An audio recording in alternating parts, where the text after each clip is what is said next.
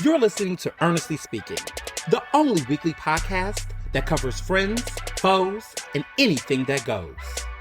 And now, for your badass host, Ernest Owens. And we're back with another episode of Ernestly Speaking with your host, Ernest Owens, myself.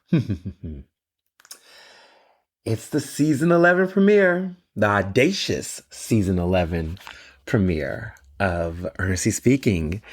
We're back, and oh my goodness, what did I miss? Did I miss anything? I mean, it seemed like it was a very chill time since we last, saw each other. My goodness. It's always something, right? In Philadelphia, it's always something going on in the world. I was supposed to take a full, 2 weeks, and then last weekend I slid in with one of the biggest special edition episodes I've done this year. But it was brief. It was brief, brief episode. And then I got right back into vacation, and then surprises came and lots of announcements and things of that nature. But my vacation period is not over because I have so much coming up in store in the next couple of weeks and months. And yeah, so while you are listening to this, I will be getting aboard my flight to go to Orlando. Mr. Johnson and I are doing a quick little cute vacation for a couple of days. We're going to be there for most of the week. We'll be back around Friday, but we're going to be gone for the week in Orlando, doing some fun things, have a cute little resort, a couple of things, It's going to be fun. It's going to be very fun. And we're going to, of course, go to the vineyard, of course, in early August. But we've made it a point to say, we're going to get out of, we're doing mini vacations throughout the summer versus these huge 3 weeks off the grid. It's impossible. At this point of our lives. I mean, we get older and stuff, we'll probably be doing all that. But I think we've realized that the secret is, we're not one of those we got to be here for 2 weeks, 3 weeks. I don't know how many people can really do that. There's some people I know that will go to Martha's Vineyard to go somewhere for 10 days. I'm can I do that long? I don't know if I want to do that long. Not that I want to get back to work, quote unquote, but I like where I live. I like my house. I like where I live. I don't necessarily want to escape reality that much. I don't know. I do believe that, there's always these important moments where you should take some time away from the work. Also to just get re-energized, get reprioritized, just, all that. I think it's important to do that. But I think everyone's definition of vacation, how one should vacation, I think is very subjective. So people are always like, do you take breaks? I do actually. But the way that I take my breaks, recharging me means different things. Sometimes for me, a recharge is, I enjoy this, but it's giving myself space to not do anything new, but to just catch up on things. And so sometimes I take what I call catch-up break, where I'm okay, I need to get grounded. I need to, check in on my schedule, just follow up on some stuff, and just have some time of stillness. So I do believe in the catch-up break. I also believe in the retreat break, meaning that sometimes it's you take time to plan ahead. So there's that. And then there's also what I call the leisure break, where you're just you know what? This isn't about work. This is about just relaxation. So I use the summer. The summer is really a series of those things for me in different types of ways. So these past 2 weeks was more of a combination between catch up and planning. So 1 week it was time away to just basically, hey, what's been, what are some things that I've kind of put on the table that I need to address? I need to look into, and just nothing new. Just like I just need to just take some time to just process those things. And what are some things in front of me that's coming up that I need to take some time to look at? Like I need to make sure, like, okay, did I do this thing, whatever. So I give myself all of that as well. I think all that's important. Um, you know, that is, it's necessary. So I always tell people that it's important to give yourself that. Orlando, that's leisure. And it's so timely. It's so funny. Every time I have like these like times for leisure breaks, I find that they come right on time. Like like every time I need to leave Philly, it be time. Take a couple of days away. So this is one of those times. A lot is going on. I mean, Philly just had I'm gonna call it a tornado. I grew up in this was like a crazy microburst, they call it, whatever they want to call it on the climate change. Child, we had a mini tornado up in here. Trees falling, heavy rain, heavy wind. This was a mini tornado. Like I grew up in the South. This was they won't say that, they want to scare people, but this was like a little mini tornado. It definitely was. It was crazy. It was crazy. Saturday was crazy. And I live in West Philly. Fortunately, there was no damage to my building. I live in a high rise. I didn't have any problems personally. There were some trees in the road that had fell, and there was areas where you can see like whole trees. Like it was wild. There was some intense flooding. My car is in a private garage. Not my car, Mr. John, our car, but like I don't drive because y'all like, you got a car? No, no, no, no. My husband has a license to drive. I don't know how to drive, but we have a car. But we have a private garage, so nothing, we were good. There was no flooding. We were safe. There was a moment of power shortage for a brief period of time, but then it came right back up. So everything was good and sound. But listen, if anything pop up this week in Philly, I will not be here. We will not be here, but we hope things will be safe and sound. But it's always, it's like, it's time. It's time to get out. Like I went to Baltimore a couple of weeks ago, which was fabulous. Saw Dr. Parks and Joe, or the Hamilton. But no, but I was we did a cute trip to Baltimore. We like I'm the king of a staycation, a little East Coast, little across the bridge type of person. I love a little trip. Sometimes sometimes you want a little escape. And sometimes you just want that real full-fledged escape to just breathe and get out of. Like a change in scenery is always refreshing. Just mentally, emotionally, if you can do it, do it. And really commit to it. Like actually commit to it. So I am going to really just enjoy. I know this week is going to have all types of things. There's always something going on. But I also recognize that so much of a lot of the crazy things that do go on, because of my presence in the media ecosystem, it's often me that spark the things. So I'm like, if I am chilling or taking it easy, things don't really pop off too much in the other news ecosystem. Like I typically break a lot of stories. There's always things, but I recognize that sometimes I'm the catalyst to news really exploding. And so when I chill, I give people a little bit of break. I release my foot off of folks, some necks, as they say. They say I keep my foot on people's necks. That's what they say.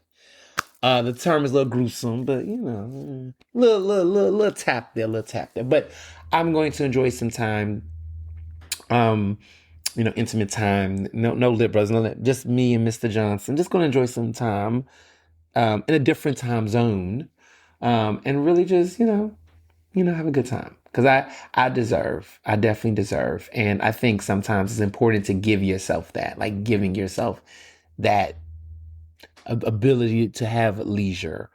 And I have a lot of leisure, like casually, but I feel like sometimes you got to really, I think the more and more you get older, and just the way things be building up, sometimes you just have to really like say, I'm doing this. It's on the calendar. If it's not a crisis, like a real crisis, leave me alone. Breaking news. But if it's, like, I'm going to enjoy myself. I'm going to give myself that. And I've done more of that in recent years, especially after the pandemic. I was like, life is too short. You can be sitting here, everything. There's always going to be something. I've realized that as I get older, there's always going to be something. And sometimes you just have to choose when you want to tap in and when you want to tap out. You don't got to do everything. I've learned that. Like, I don't have to cover every single story. I don't have to talk about every single thing. Sometimes I talk about things when I'm ready to talk about them. This episode, of course, I'm going to talk about some stuff that I haven't really talked a lot on social media or on anything I've covered because I need time to reflect. Sometimes I just like to listen, see what other people are saying. Sometimes other people are making the point. I'm like, look, you got it. Retweet, like, I'm going to share that. I don't got anything new to add to the conversation. And sometimes things develop and you're like, okay, now I have a thought. I have an actual original thought or a thought that I know how I feel about this. I have enough information that I have a real formulated opinion. I don't think we do that enough. Everybody wants quick takes, hot takes. Even when it looks like I have a hot take, it's not. It's maybe that I've been in the subject matter for a period of time, and then finally when I say something, it might be sooner than other people, but that's because I've been observing something for quite some time in ways that other people have not. And that happens. But sometimes I'm like, there's not enough information for me to have an informed opinion. I know content creators, other people that get out here on the internet and just jump on trends and jump on stuff are quick to have something to say. And people like to send me stuff out, some say thoughts. I'm like, I don't have any right now. Thank you. I do that now. I do. I don't pull it right up my ass. What are your thoughts on this? I don't have any right now. Thank you. I say that sometimes. Some people they say, oh, I want to know what your take is on. No, I don't. No, there's more to know. I'm learning like you all are. Because I don't think it's possible for anybody to have an opinion about certain things. I think about certain stuff that has happened this week, and I am definitely going to save it for Ask Ernest. But I do want to be clear that there are some things, listen, what happened to Nolan White, I have so many thoughts about that. Not even so much about him. Tragic, right? Just utter tragedy. My deepest condolences go to him and his family. I have thoughts about the way that people have talked about the situation, how people have been loud and wrong, how people have just there's a lot of projection that creates unnecessary harm to people. And I'm going to talk more about that later and Ask Ernest. But I just want to let you all know that, yeah, I saw it. But that shit is sad. And sometimes as a Black man who has a brother my youngest brother like favors Nolan White. Like they look very similar. I saw that picture of that boy and I was like, oh my goodness, that looks just like my baby brother, like my youngest, like my baby brother who's 16. I just was like, whew, that just gave me chills, the whole thing. And I just was like, when you're Black and you're young and you're a Black man, like when Black folks die, especially young Black men die, there's a level of moments where I'm like, yeah, I just need some time to process this. I need some time to understand. And I think there's people that just want to go quick into action. And it can get so fucking performative in a way that's like, we don't have to do this all the time, Black people. Like, we don't have to like the first hours I was like, what are we doing? Like, there was people that just quick to say, and here we're going to save this fast, Ernest. I got thoughts and I want to share them in full, but I want to get through season 11. My goodness. 11 seasons. 11 seasons. Over 250 something episodes, original episodes, not even counting the special edition episodes. Like, we're having fun. I'm sipping on my Olipop, the strawberry vanilla flavor, which has been on me lately. Like, I like the cream soda. I love the cream flavored Olipops. I feel like that's my thing. Like, I like Poppies too. Poppies are good, but Olipop just do it for me. Like, I feel like Olipop is like premium.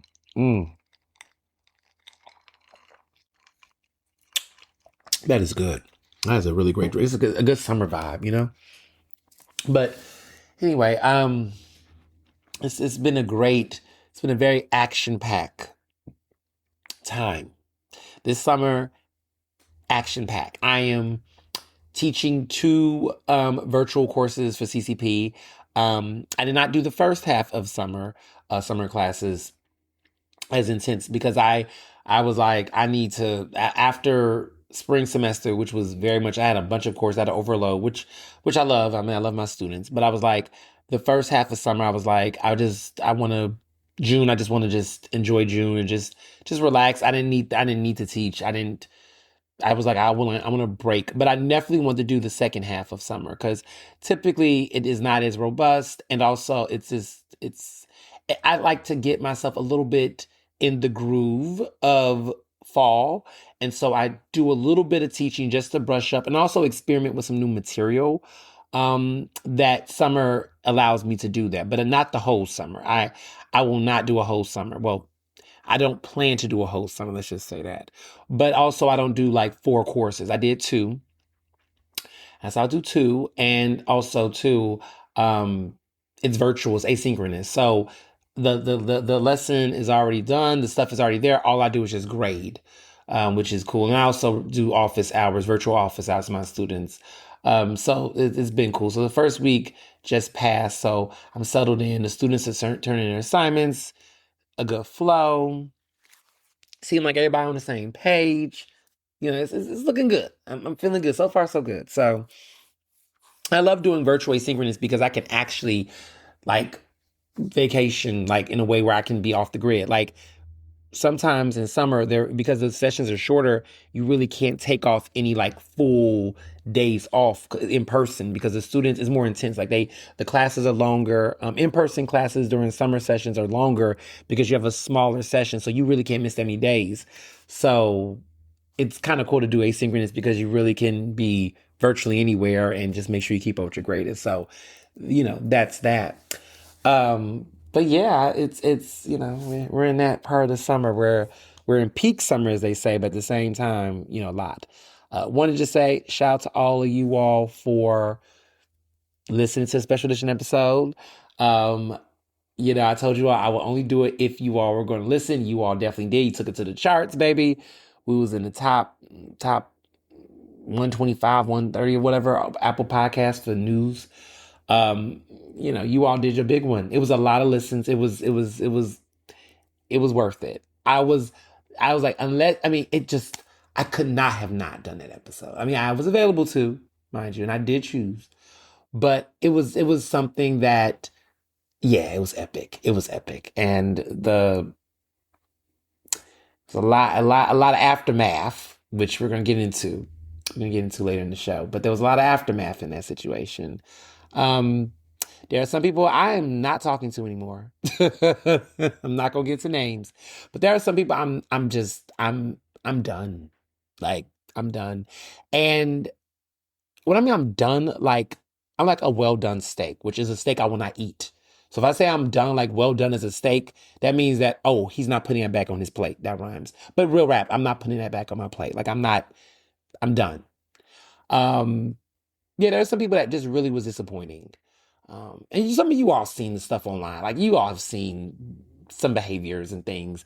I'm at a point where I'm reminded that my second book, my upcoming book, Divided We Stand, how stan culture evolved into sociopolitical chaos. Ugh, this book, every single fucking week. Like we're gonna talk about Graham Platner. We're gonna talk about him. But I'm reminded with all the shit we're seeing right now, like why this book is so necessary. Like, it's not even a shameless plug, y'all. It is just a plug. Fuck it. This book is so necessary. I, I'm so happy I wrote it. I'm so happy that when I wrote it, I didn't give any fucks about, I name names. I get into it. Like everybody's getting that work. Liberals, progressives, everybody's getting that work.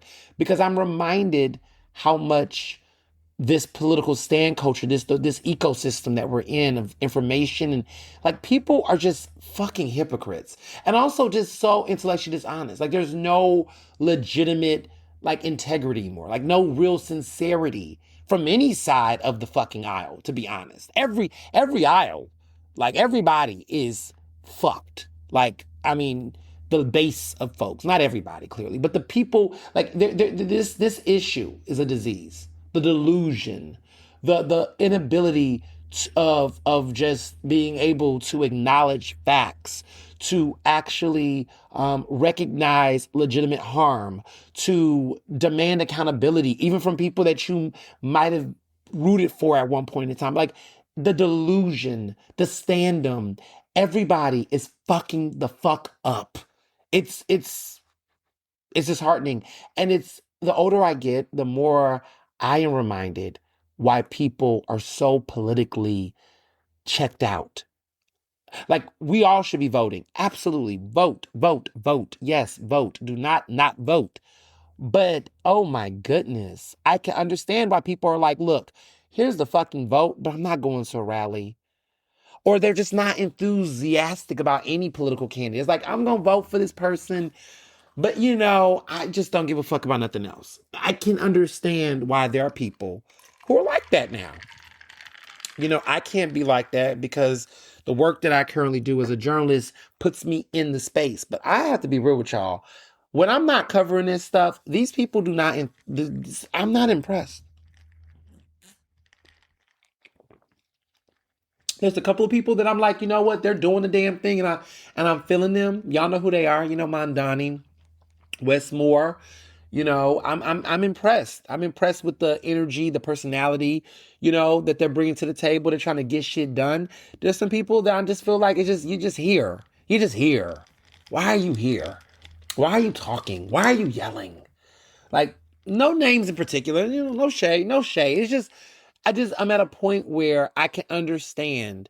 I am empathizing with people, everyday people who are in different types of socioeconomic situations, obligations and stuff that I can understand why they are like, look, I'm gonna vote, but all this other political shit, I just don't give a damn. Like I can understand why they don't because of disingenuousness. Like you can, it's just so much fake, and there's a manufactured level to it. And in my book, I talk so much about this manufacturing. One of the reference books that I read that provided me this is Manufactured Consent. It's a classic for those who don't know, Noam Chomsky's Manufactured Consent. This book, I read this book in college, and I reread it to do my research for Stand Culture. Like this manufactured consent is a mindset that was only looking at corporate media and the political interests. But this book that I'm currently writing is the social media sequel to that in so many different interesting ways that was part of the inspiration. This book was Manufactured Consent because in so many ways that's what we're dealing with in this new era. And that, like, so if you're like trying to figure out like what is the reference point to which guides my mode and what type of energy and mindset I have about my book, it is coming from that type of frame of reference. So if you've never read Manufactured Consent by Noam Chomsky, please read that book. I think it would be a complimentary contemporary read. You should read that to then understand the type of mindset I had when I wrote Divided We Stand. Look at me just spilling tea. I wasn't even planning on saying that, but like I'm in the mood right now. But no, I think, yeah, read me. If you've not read it, if you've never heard of it, I recommend that book. It came out decades ago. It's a classic. It was ahead of its time. It literally lays out the framing of like corporate media interests and how politics, like how Americans and how we consume media and how our choices and our decisions, as much as we think we own them, are skewed by those interests. I mean, it's so big, but it's very before social media. This is before the digital era. This was very much, it's relevant in its theories that are still relative, but the context to which they were talking about media is before the internet explosion, before the 21st century. This is a 20th century book and a critique about television and corporate TV stations, and when most of us was only getting most of our media on TV from like a couple of major corporations: ABC, CBS, Fox, NBC. Like it was like a handful of conglomerates. This book talks about that in that era, but it's still resonates today. There's so much of that mindset and that theory that Chomsky spoke about that is still relevant to this day. But that was where my head was at. And in so many ways, I feel like I wrote a manufactured consent-esque book for my generation in this moment. So yeah, I'm so excited. That is a great drink. It's just so good. So that being all said, I went to a great concert. Before I get into everything else that was going on, because we're gonna talk about some things. A couple of y'all, was like, so yeah, we need to bring that ass back. I'm gonna tell you all the full story about some things in Nashville. We'll talk about that. We're gonna talk about it. But I want to talk about this concert. I went to see Sarah McLachlan for the third consecutive year in Philly. This time at the Highmark Man Center. Can I just say, if anybody has not been to the Man this year, okay, or have not been to the Man, actually take that back. If you have not been to the Man in the past couple of weeks, it is beautiful. The renovations, the Highmark Man, is no longer just a man anymore. It's a new branding, Highmark Man, okay? That's that hot. Listen, whatever money they got, listen, it is beautiful. It is beautiful. Like, I had a great time. Like, that concert, first of all, Sarah McLachlan was phenomenal. The mic was on. The music was great. She's just a good time. I think I've not seen an artist, maybe Beyonce. Okay, Beyonce might be tied with Sarah McLachlan, but honestly, I could go see Sarah McLachlan every year and never be tired. I love the music, first of all. I love her music. But also, I just enjoy her as a performer. Like, she starts her concert on time. She had a artist before her that was really good. This new artist that I hadn't heard about, who opened for her on her tour. She's Black, Canadian artist, definitely queer supporting. I was very impressed with her. She's Canadian. She's like a alternative musician, like alternative music. But she was really good. She opened up for Sarah McLachlan, and yeah, it was definitely that type of energy, like giving Lilith Fair energy. Allison Russell's her name. If you never heard of her, check her out. That was the type of, like, I got put on to a new artist. She opened up for Sarah, and I didn't really know much of her. But liked what I heard, like what I saw. I was like, oh, she's dope. She has like a group, a band called the Rainbow Coalition, and that was pretty dope. Very queer adjacent, very, very good music. And it made me listen to her music afterwards. So I, like, sometimes going to a tour, go to a concert, Sarah McLachlan would literally put me onto this Allison Russell artist, and I was like, yo, she's pretty good. I listened to a couple of her music, and I'm like, I'm following it. I'm seeing what's going on. But yeah, great concert. The venue, the renovations there at the Highmark Man. First of all, Hilary Duff is performing in August. I'm irked because I will not be able to get to go see her because I'll be at the Vineyard. I love how, like, every time the good things are always overlapping. Like, couldn't she have come like next week?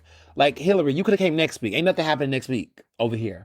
Like, I just sometimes the best things be going on. Everything's always like overlapping. It's annoying. But yeah, she is. No, she's great. Hilary Duff is there, but that space is nice. Like, they did the food court. They got a new shopping area. Everything's organized, spaced out. They got a good section for the vendors. Like, all of the things, like, the lines were not too long. Like, it was a nice row of vendors. Like, it wasn't chaos. Like, everything was very clear. Like, okay, if you want the snacks, there's a line specific for snacks. If you want the food, they had like a tequila section for these tequila cocktails. If you want the regular bar, everything was just spread out in a way where it was not long ass lines. So I really appreciate it. Then they had the separate food court that did like the real heavy hot food. And the menu was nice too. They had a real nice menu. Like, everything. I mean, concession food prices, were confession. Not bad. It wasn't that bad. They had a lot of stuff under $20. I'll say that. And they had several meal items that came with fries, like combos. and everything was like under $20. Most of the things there were under $20. Now the bar drink situation, okay, they were doing the most. They had this one drink. The drinks were like $26, but then $19 refills. Y'all, I was like, my husband's a bartender. I'm good. I was annoyed with that, but I did get something to eat. The food was good. Yeah, the food was good. I should have. The drink. I was just like, I don't need a drink that bad. I don't.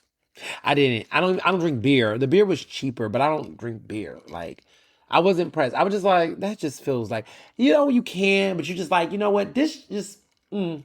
But everything else, everything else was cool. The food was cool. The space was good. Everybody was well behaved. Seats were fine. I was up at the front. Like, I just had a really good seat. Like, yeah, the concert was just great. It was a good time. I just went with myself and I just enjoyed Sarah McLachlan in all her glory. That's the kind of concert where I go. Like, sometimes going to concerts by yourself, sometimes it is good. Like, I will go, look, I don't need any friends. I will go to a Sarah McLachlan concert by myself. I went last year at the Met, and it's funny because Mr. Johnson will be like, oh, he's so sweet. He bought me. He got me like the last time I went to the one at the Met, and I bumped into some of you all listeners. Shout out to y'all that was there. But I got like front row seats, and because it was just me, he just went ham because it was just me. But if it was like two of us and my friends, whatever, we more manageable. But like, it was just me, so he was like, I just got you tickets. And also, her tickets are not like Beyonce tickets, y'all. Like, front row tickets to go see Sarah McLachlan is like front row is like 300, maybe like 300 something, but everything included. And like, it's a very reasonable price ticket. It's not like this is not like, oh, Beyonce 1,000. Like, no. Which is why I can be committed to seeing her every summer. Because if that front row was 300, y'all know that you could get a good seat and have to do the most. Yeah, very reasonable, very reasonable. So yeah, it was a nice experience. Yeah, I love me some Sarah McLachlan. Okay, because I'm like, you're like, okay, we'll get into tea. No, I had a lot of fun while I was going, as some of y'all could see. I had a lot of fun. I went to some great restaurants. I went back I circled the block to Stina in South Philly. Shout out to Stina. Mediterranean restaurant, BYOB. Reminder, BYOB. Me and my good friend, my bestie Chris, we went there because he lives in South Philly. So we went to Stina. I hadn't been in a while, and I went back, y'all. It is phenomenal. It's great. Oh, here I go. So I have a joke. So this weekend I was also out with Dr. Parks and Joe. And Joe was talking about how in Baltimore, every Baltimore food influencer says the word flavorful. It's like that's their word for everything. Everything's flavorful. And I was like, in Philly, everyone says phenomenal. And I don't know why we say this, but like everything is like phenomenal, phenomenal. And the white folks be saying epic, which is like, okay. But he was just saying, like, in Baltimore, the the content creators in Baltimore says everything is flavorful. I'm like, that's such a, but anywho, Stina was great. It was impeccable. And great servings. We did the chef's tasting, like whatever the chef wanted to bring out. So it was like a smorgasbord of like all types of wonderful things off the grill, a great a feta dip set. It was just a feast. And I think it was like 65 per person or something, very inexpensive. Because like when I go to restaurants, I'm like very indecisive. Like I like everything. I'm just like, just give me a bunch of things. And so it was like everything. And the dessert, oh my God, there's like this chocolate black and white cake they have that like has the nini or something in it. It was good. It was so good. Like a very remarkable dessert. Like if I was the editor of Eater, if I was back at Eater Philly, I did a list of the Philly desserts, I would have put that damn cake on that dessert list. That's how good it was. But no, it was a great time. It was a very great time, great dinner. And so if you've not been to Stina, I highly recommend it. It was a great time. It was great food, and also bring wine. If you like a BYOB girl, bring you some good ass wine. I highly recommend that. Went to May May, in Old City, and I need to continue to tell you all that it is not the same May May from over a year ago. The owner is the same, but they have a whole new culinary team. The executive chef is my good friend Montana Houston, who used to be the executive chef at the Avery before it closed down. And prior to that, Restaurant Alexander, which by the way has not been the same since he's left. I haven't been to Restaurant Alexander since he left. I just he was, talk about a 180, like transformed that restaurant. And then he went to the Avery and they just wouldn't let him be great at the Avery. To ways that I think they should have let him be. This is a man who's been classically trained. This is a man who's been to several top end restaurants across the East Coast. Like he's been at the James Beard Foundation, has done dinners. Like this man knows his shit. And young talent, like he's like 30 and he's so freaking talented. So he's at May May. I don't know if I'm gonna give y'all some tea. I'm gonna give y'all some tea. They're about to open, the owner, and then they're gonna open a new restaurant in Fishtown, and I think he's gonna also be involved, a part of that journey. You didn't hear that from me, and I guess now the news is out, but it's gonna be in Fishtown very soon. They're gonna put it at the old sushi. Is it not Royal Izakaya? It's Sushi Izakaya by Kevin Yanga. Remember that spot in Fishtown? Um, they've been changed that name so many times, but it was a sushi spot that was like not Royal Sushi. I don't think it was called, because Royal Sushi Izakaya is Jesse Ito. I'm talking about this izakaya, this other sushi. I think it was called Fishtown Izakaya, something like that. But it was over there at Fishtown, and Kevin Yanga used to be there. By Yanga, I think that's what it was called, mixed with it. And he used to be the sushi whisperer. He had that spot right there. Now he's left and did the 637 Club, or whatever that club is over there in South Philly, that sushi club spot. That's his thing now. So he's over there now.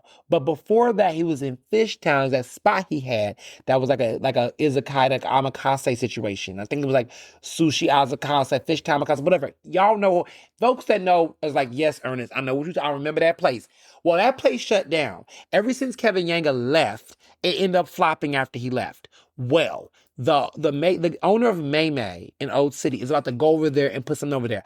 I don't think it's another May May. I think it's something in the same vein, but they're going to do something over there. So when this news comes out, you ain't got to hear from anybody else, baby. I'm telling you this tea right here. They're going to do something. He owns the property. They're already designing it or whatever. And when that opens, you'll get a review. You'll hear from me about it because, of course, I'm going to be there. So back to May May in Old City. A lot of you all talk about May May a year ago. The food wasn't good. The vibe, blah, blah, blah, blah, blah. Y'all, if you have not been in the past, since October, because they reopened in October with the new chef, the new menu, the new vision. So they reopened like last fall. No, actually, scratch that. It was, no. It was early this spring. Yeah, it was early because it was with Charnay and the Lib Brothers. So this was earlier this spring that this reopened. So it's been months, actually. Take that back. If you have not been to May May this year, if you have not been this year, please go. It does not look the same as the old place. It's more spacious. They got a downstairs speakeasy vibe. Upstairs is beautiful. Of course, newly decorated, new bar menu, new food, new menu. The flow is beautiful. The menu is pared down in a very smart way. There's something for everybody. I really like it. I really do. My goodness. So I went twice this past week and I got invited to a party by Hennessy. And y'all know I don't drink Hennessy, but I did. I went there. A good friend of mine, and his lovely wife, DJ Boogie. So he partners with Hennessy. DJ, A Boogie, if y'all been to Philly scene, he's the guy. Now I know him as Aaron, but A Boogie is how he's known, DJ A Boogie.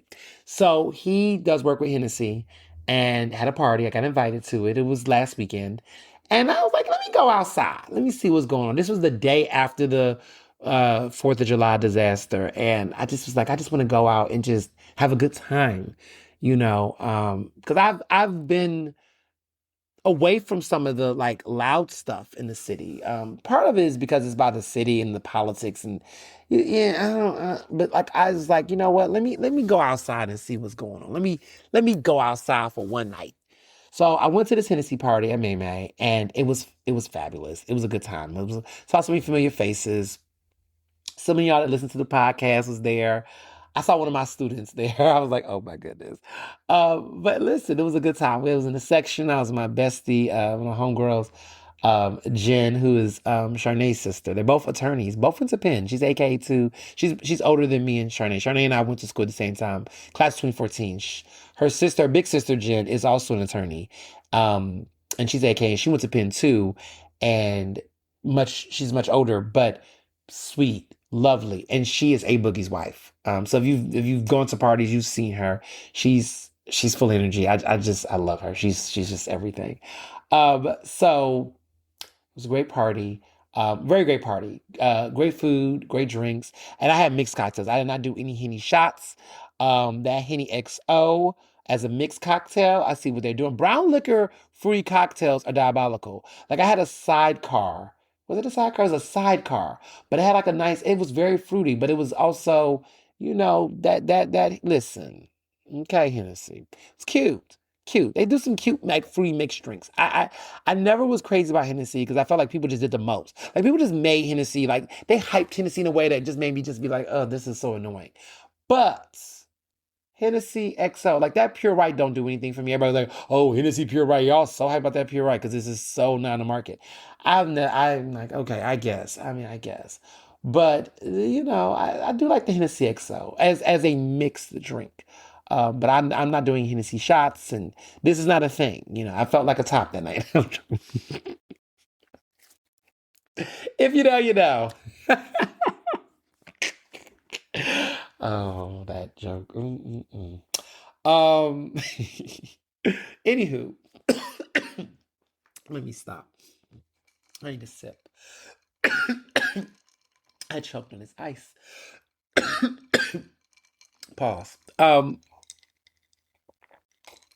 So, you could sometimes crack yourself up or gag yourself, depending on the situation. But anyway, back to top-notch reporting. All right. I went to Del Fresco's, which was fabulous. It was a great time. We went with Dr. Parks and Joe. They came into town. There was a very momentous special occasion, and they stayed in Philly. They had like a cute little staycation in Philly. Great time. And we had a great dinner. Oh my goodness. Del Frisco's. Ooh. Like I'm just going to the classics. I don't know. Like I don't like oh no, this summer has been like, I feel like I'm thinking about this lately. I was like, like I've gone to places that are more commercial this summer because I do feel like some of the, bigger restaurants, I feel like during the summer they don't really do too much with their menu or their menu gets pared down a way that I'm like, I want to like this is a time to like do leisure things. So like I was like, oh, why didn't go to Alpen Rose? We should have went to Alpen Rose. I'm like, I feel like when the fall comes, it's like fashion. A lot of the heavy hitting restaurants, I feel like in the fall really turns up. New menus, new chef changes, like it's different. But summer is a time to go back to some of your faves or your classics. And I think Del Frisco's, I hadn't done like a full fledged dinner in Del Frisco's in a minute. And so it's just fun to just go. It's a chain. It's a chain, but it's a good chain. I like the Del Frisco's. Then we go in Philly. I mean, if you're just trying to go out and you want to go somewhere that's just like, you're gonna get treated top tier. Um, and you're gonna just be, you're gonna have a good time, and you with people, that also are just like, look, we want to be razzle dazzled. It was nice, and so we had a really great dinner. We had appetizer. They had sushi on the menu, which I didn't even realize, and we had sushi, oysters. We did that. Then we had the steaks, and then we had the desserts. And I have to say that butter cake, baby, with that ice cream, Mr. Johnson's favorite. His all-time favorite dessert is butter cake, but he likes that butter cake specifically because not all butter cake is the same, for those who know. But that butter cake with that ice cream tore that up. Then we had that 6-layer lemon cake. Listen, Del Frisco desserts do not miss. We was gonna fuck around and get that creme brulee pudding, but I was like, okay, we're doing too much, y'all. But we had a good time. We got a bottle of wine. I had a filet mignon. It was a great dinner. Just that crab lobster. Was it that lobster mac and cheese? Oh, the broccolini. And we had the Dell salad that we shared amongst ourselves. Oh, that Dell salad was so good. It's very good. Like, it's just like sometimes you just want to go to something that just comfort. Okay, this is a little, maybe I'm showing myself. Del Frisco's is comfort food for me. It's like you're not doing the most, but you're damn sure not doing the least. It's comfort food. It's like, don't put too much thought into it, okay? The salad may have not had arugula, and that's fine. But that beautiful iceberg lettuce with that crispy bacon, sometimes you just want what works.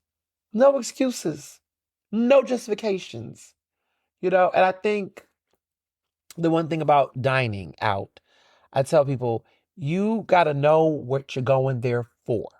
Don't oversell it. Don't. And what's ironic is that Dr. Parks and Joe had never been to Del Frisco's. All these years. They never been to Del Frisco's for dinner. They never been. So they were like in awe of it, actually. They were like, oh my God, this is good. Like they were impressed. Like we was very happy. And it was a very special day. We had a lot to celebrate this week, and it was a lot. And they definitely had a great time. They had a great time. And then we did breakfast the next day. Like did brunch at Middle Child Clubhouse. Cute, was it they've been before, they like it, and so we went. I went. It was cute. They don't do wrong. I had the breakfast sandwich with bacon this time, which was good. I normally use sausage, but I was like, I want to do bacon. The night before was heavy. We did the pancake, which we split amongst ourselves because that pancake, anybody who's had the pancake, no, it's big, it's syrupy, it's all the things. It's like a dessert pretty much. We did the latkes, the potato latkes. I went in with trout roe, and that was good. And I did the strawberry pina colada cocktail, which was cute. I didn't want to do like any heavy drinking like at brunch, but that pina colada snapped. But it was cute. It was a nice breakfast and like brunch actually. And the crazy part was we left around 2, right when the storm was happening. I was like, wait, it's lightning out here. It is crazy, and we driving right through. And I talked my way through the car, and then was able to make it to my house safely. It was all good. Like it was a great time. It was a very, very good time. So yeah, I really enjoyed it. Yeah, that was all my restaurants. There was a lot of indoor cooking. Mr. Johnson made all types of variations of salads. Not like lettuce salads. I'm talking like he made a seafood salad, like a seafood pasta salad. He made this really fun turkey club salad. And these are not like, when I mean salads, I'm like cold salads, like meat-based salads, not like what you would eat on a cracker kind of salads, not like chopped lettuce salads. But like we were just in salad season, like this, like he experimented with so many different ones. And it was like the perfect like lunch dinner thing. And then we did tacos. Like we did a lot of eating at home in addition to some of the restaurants, but it was cute. And now we're about to be going for the whole week. So it was just like, yeah, yeah. It was fun. It was very, summer fun. I want to say this. I have to do an in memoriam because my heart is broken. I have to share this news. Not somebody. Let me not say somebody. Let me relax. An institution, a restaurant, a beloved restaurant that is closing and it's been around for over 20 years. And if you have not heard the news, I'm going to break it to you. And it broke my heart. I am in shambles. It is sad. Like when a good restaurant goes away, you feel some type of way. Mixto, y'all. After over 20 something years, Mixto is no more. No more Mixto. Mixto is closing down. It's not because sales were not coming in. I just think the owners, well, they're ready to move on. They then sold the property. There will be a new restaurant there. I don't think it'll be anything like Mixto. But for those who know Mixto, that was that Cuban Latin fusion restaurant, baby. That the iconic happy hours, the mojitos, like that was a spot. I have memories at Mixto. Y'all understand? I've had memories at Mixto. Mixto, there are some things that went down at Mixto that I am still thinking about and I'm processing. Um, and it's heavy. It's heavy. But I am going to I'm going to miss Mixto. Mixto has many, many, many good times I've had over the years. Over the years. If you ain't been to Mixto, where have you been? If you're Philadelphia. If you've been in Philly, if you've been around for a couple years, you don't know about Mixto. But those who know about Mixto, Mixto, baby, we've all had a moment. We've all had a happy hour, a lunch, a dinner, something. It's just, yeah, that when I heard that news, I was very sad. But the owners are ready to move on, and it's crazy because they wanted to do like their final thing over the weekend, but the weather and everything got crazy. And yeah, it's been a lot. It's been a lot. So, it's yeah, it's crazy. It's crazy. So,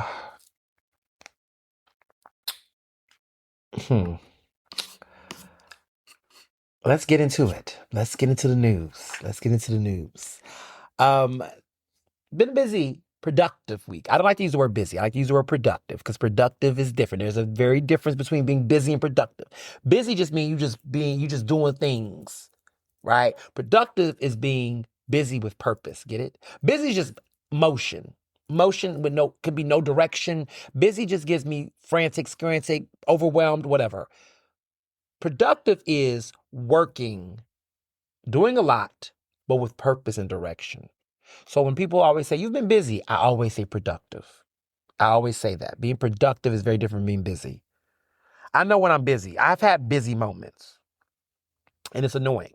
Because it's like nonstop. You scatter. You're like, fuck, I just got to get this pushed through. That's busy. And I don't like busy. But sometimes busy just be busy. You know what I mean? In the South, we say busybody.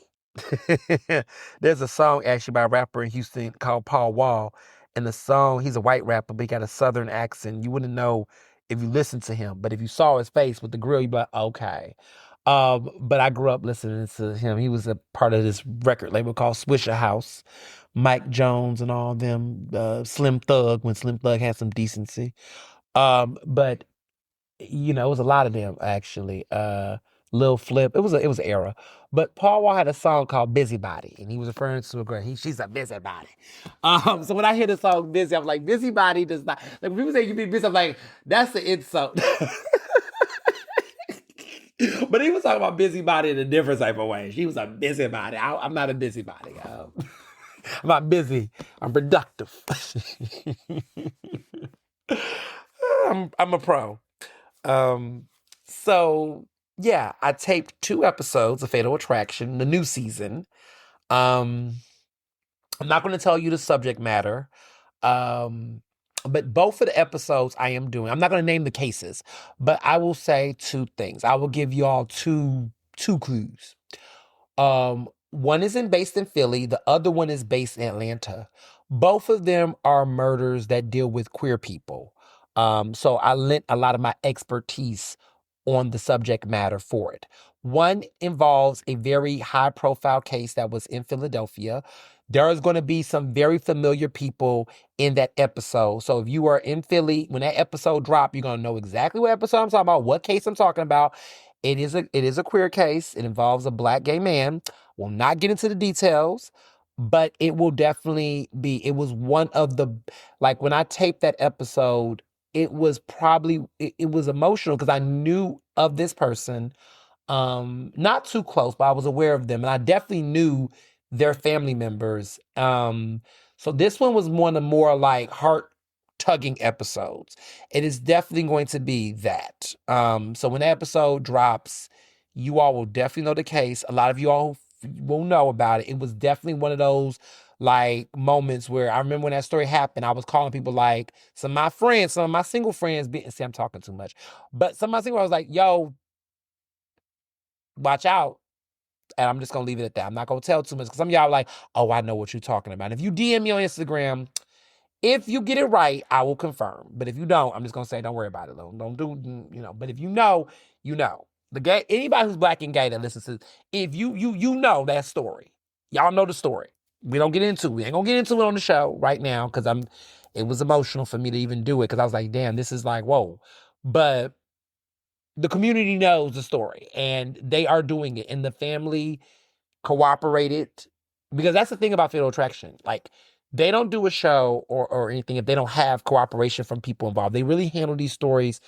They don't really do it. They don't make them scandalous and salacious. Like these, and that's why I'm also have always liked being on the show and participating. Like, they love them some me. I love them. Like, listen, the money, the bag, listen, but they take care of me. I appreciate them because they do this show. The episodes do have a grounding to them.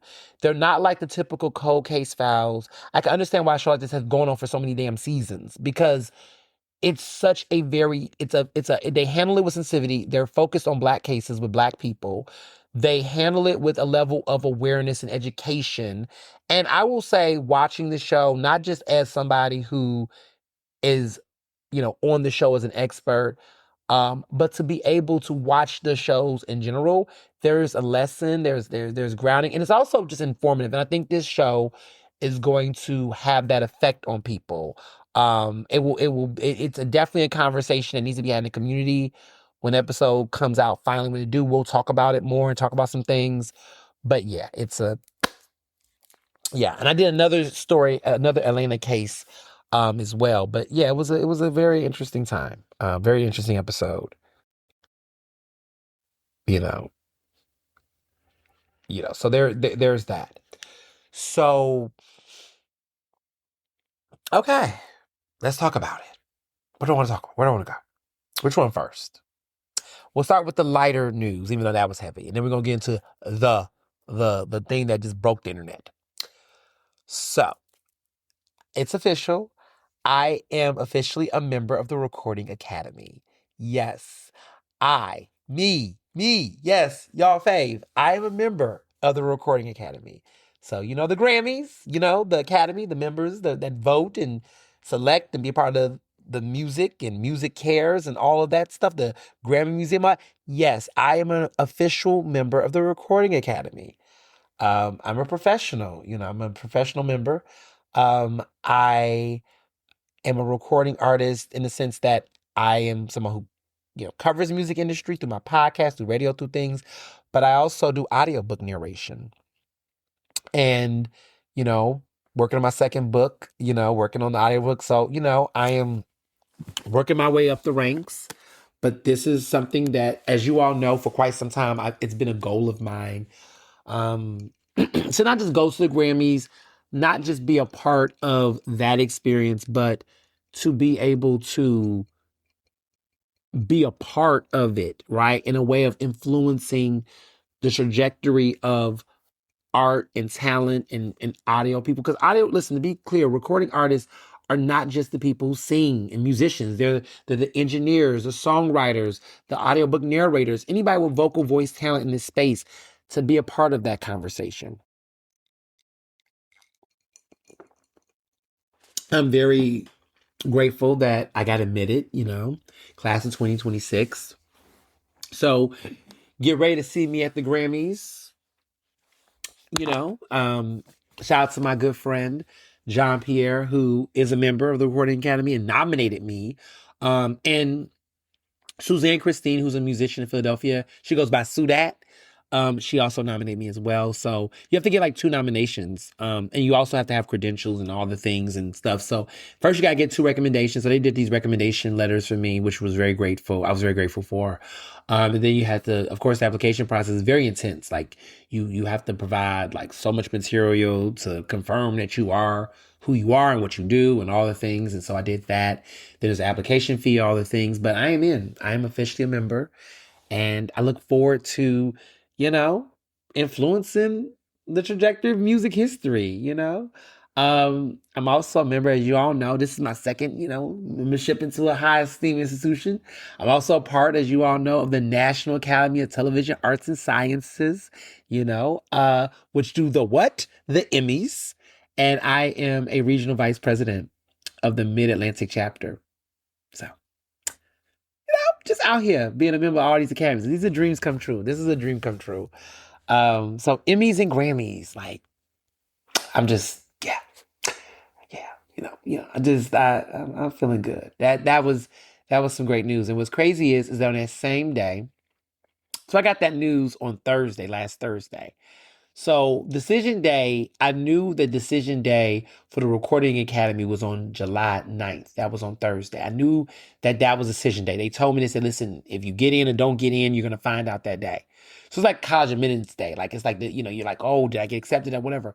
So I was like, I would say nervous, but it was definitely like on my mind, like, oh, I'm anxious. I'm a little excited. Like, what if it do whatever? So I was like thinking about that the whole day. Then I got a phone call from my recruiter at Vanderbilt University. And I got some news that was a big damn deal, that I got accepted. I got accepted into their Doctor of Education, EDD, in Leadership and Learning in Organizations. I'm pursuing a Doctor of Education in Leadership and Learning in Organizations. I'm going for my doctorate at the prestigious Vanderbilt University's Peabody College of Education and Human Development. So Peabody College is nothing to play with, okay? Yes. A lot of y'all gonna say, but wait a minute, bitch. I swear you said, didn't you just say a month ago that the only doctorate you was gonna get was an honorary doctorate? I know. You're right. You said, didn't you say you done with school? I swear you said you was done with school. I thought you said, did you say that you was just like, we was telling you to go do this. I swear, bitch, we was telling you. I told you. Why not go get a doctor? And you kept saying, nah, you good. You said, oh, don't put no more on your plate. What the fuck is this, bitch? A snack? What the fuck are you doing? I know. I know y'all said this. This is true. Doth thou protest too much, she said in Shakespeare. Doth thou protest too much, the lady said. And now y'all, I know y'all thoughts. You're like, okay, then we're gonna put that peer pressure for him to run for office. Now that's a no. Let me tell you actually why that's a no. Because my husband will not allow me to. And also Mr. Johnson knows best when it comes to that. And also I don't want to do it. Like, I don't want to do it. I don't. Y'all say, but let me be very clear. Just because you can do something, I mean you want to do something. I can do it. And I'm gonna get a little cocky for 5 seconds. I probably will never say this again because people will kill me for it. But I'm going to say it. Because I think I've said this around one people. If I decided to seriously run against Cheryl Parker for mayor of Philadelphia and ran against her, I would win. I would beat her. I would win. Yep. Y'all can say I'm delusional. I believe it. I'm delusional. I know that's crazy to say. I'm only going to say it one time. I'm not going to make this a thing. We're not going to make this a thing. But I sincerely believe that. I do. Because you know what I will say? Just about me knowing me, and I've come to accept this. Anything I put my mind to that I really want, I eventually get. I have no interest to run the city. Let me be very clear. I would run as a candidate and win. But I don't want to run the city of Philadelphia. I don't want that job. And honestly, it's a tough job. And the fact that her ego, and anybody who runs to be mayor, anybody who wants to be mayor has an ego. Anybody who wants to be a politician has an immense ego. And I'm not saying that that's a bad thing. I mean, we all have ambitions. I'm one not to say anything of that. But to be an actual politician, that's a level of ego that is a different level of ego. And if it's unchecked, my God, anybody who wants to be a politician, I don't give a fuck what they say. You have to have a massive ego to want to be responsible of governing a large body of people. And I'm not saying that you shouldn't do it. I'm not saying that people should not do it. But there's a certain type of psychological, like, confidence to do. And I'm not shaming people that do. I'm just saying that I have confidence. I do have an ego, clearly, but not to that level. Not to that desire. No. Like, kudos to those people who strive to do it. Who can do it. But my God. No. That's different. I don't have that. Not now, at least. I don't know. Make me a billionaire. Oh no, don't make me a billionaire because I'm just getting all my money. But if I was a multi-millionaire, I don't know. I just don't. I don't. I think that's a certain type of mindset, and I just am like, no, that's different for me. I don't desire that. Like I don't. Right? There's things that people desire and they're but then they have their other things, right? They logic explain it. They can sometimes overanalyze something, and so that's a whole nother conversation. But I don't have an actual personal desire to be a politician. I can understand why people think I can because I'm smart, I'm attractive, I'm strategic, I fit all the bill. And people say because you don't want it is why you should do it. You're right, but that's why I don't want to do it. I don't have a desire. But let me be very clear. if I had, if I was to be that egotistical and I had a desire to run against Mayor Sherrill Parker and challenge her, um, I could do it and I would win. Would it be easy? No. But would I get the money? I would know how to get the money. I would know where to go. I would know where to fundraise that money. I would know what type of coalitions to support myself with. I would know what the platform would be, and I would know how to win. I would win. But the problem for me is the win would be all I would be excited for. The actual running the city and governing it, that part, that part I would not be excited for. I would be like, no, I wouldn't. That would be the scary part for me. And also, I just don't want that responsibility.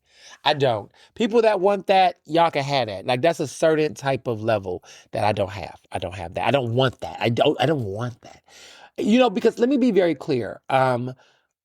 This conversation went in a different direction. Well, we'll get back on topic, but let's just address this now because too many of y'all have said things, and I'm just like, cut this out. We're going to shut this down right here. We're not going to go further with this. We're not doing it. The thing about it is, as a journalist, journalists have a lot in common with politicians. We have a lot.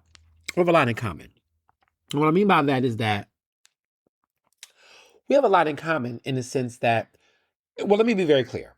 High profile journalists, not every journalist. Let me put that disclaimer. High profile journalists. So people like myself and other like reporters like Yuki Washington. Shout out to Yuki, right? 40 years at CBS 3 Philadelphia. 40 years as an anchor in that role. 40 years a legend.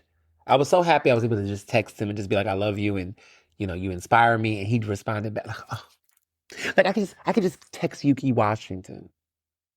And Yuki is his own man. He's cousins with Denzel Washington. Y'all know that he's cousins with Academy Award winning actor, director, Denzel Washington. Like, that's his cousin. But Yuki is Yuki in Philly, okay? Ulysses Washington is incredible. And I'm just so happy to say he's a mentor to me. That he is somebody who I've had the pleasure to get to know, to grow, who's been encouraging and supporting of me and my work. Like, that is... that's irreplaceable. That's irreplaceable. Some things you just cannot replicate. You can't replicate. And sometimes people will try. People will, it's just, he's one of one, unique. And so I just love the fact that I'm able to be in an industry with good men like him who are thoughtful, inclusive, affirming, wise, non-judgmental. Like this man's been in business for such a long time, and yeah. But but like I was saying, I just admire him. Shout out to him in his 40th anniversary. Just goals. But people like him, people like me, people like other reporters and journalists that you all see that are very high profile, very around, right? There is an excessive demand of our energy, our time.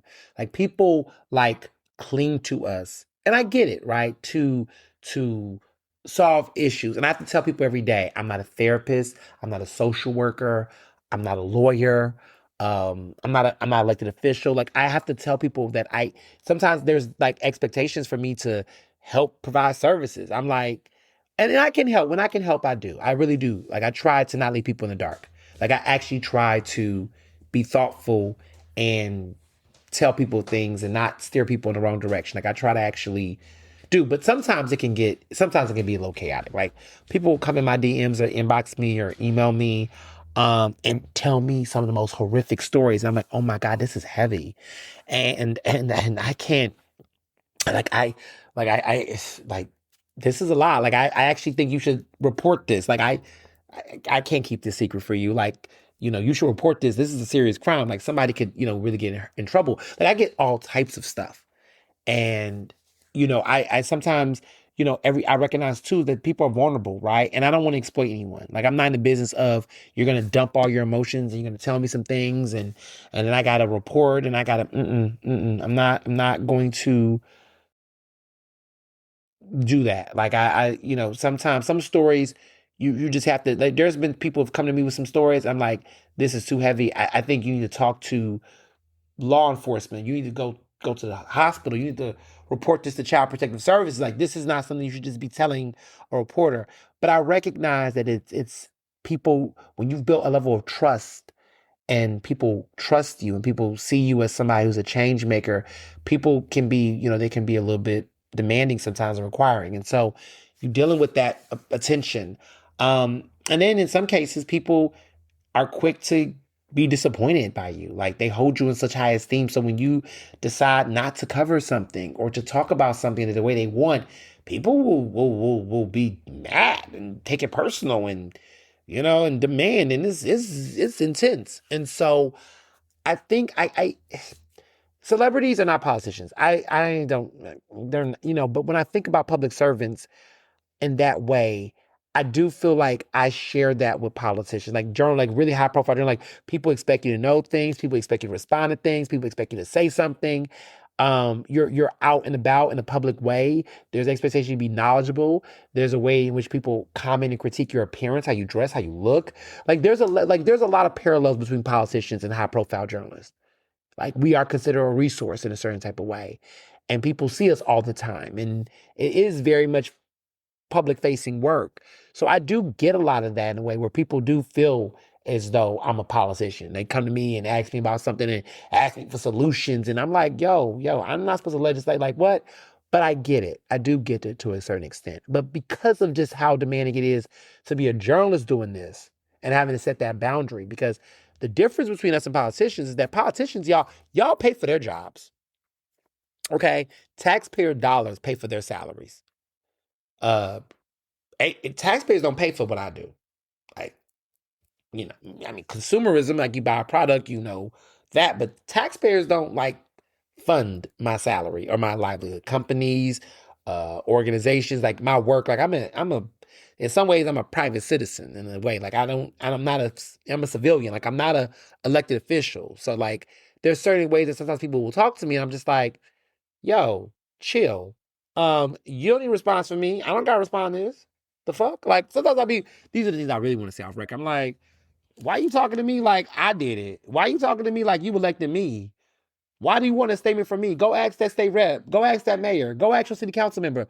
Why are you expecting me to be the one to say something about something? But I understand. I do understand. But sometimes it can be annoying because I'm like, we still gotta respect the humanness. And even with elected officials, like, they're not your guys, not your saviors, but they do hold a little bit more accountability because they get paid to do that. Like, that's their job. My job is to inform. My job is not to legislate. My job is not to mediate crises. Like, that's not what I do. Like, I don't legislate. I know I'm influential. I know that what I say does have an impact. I do. I'm aware of my power and I've come to understand it.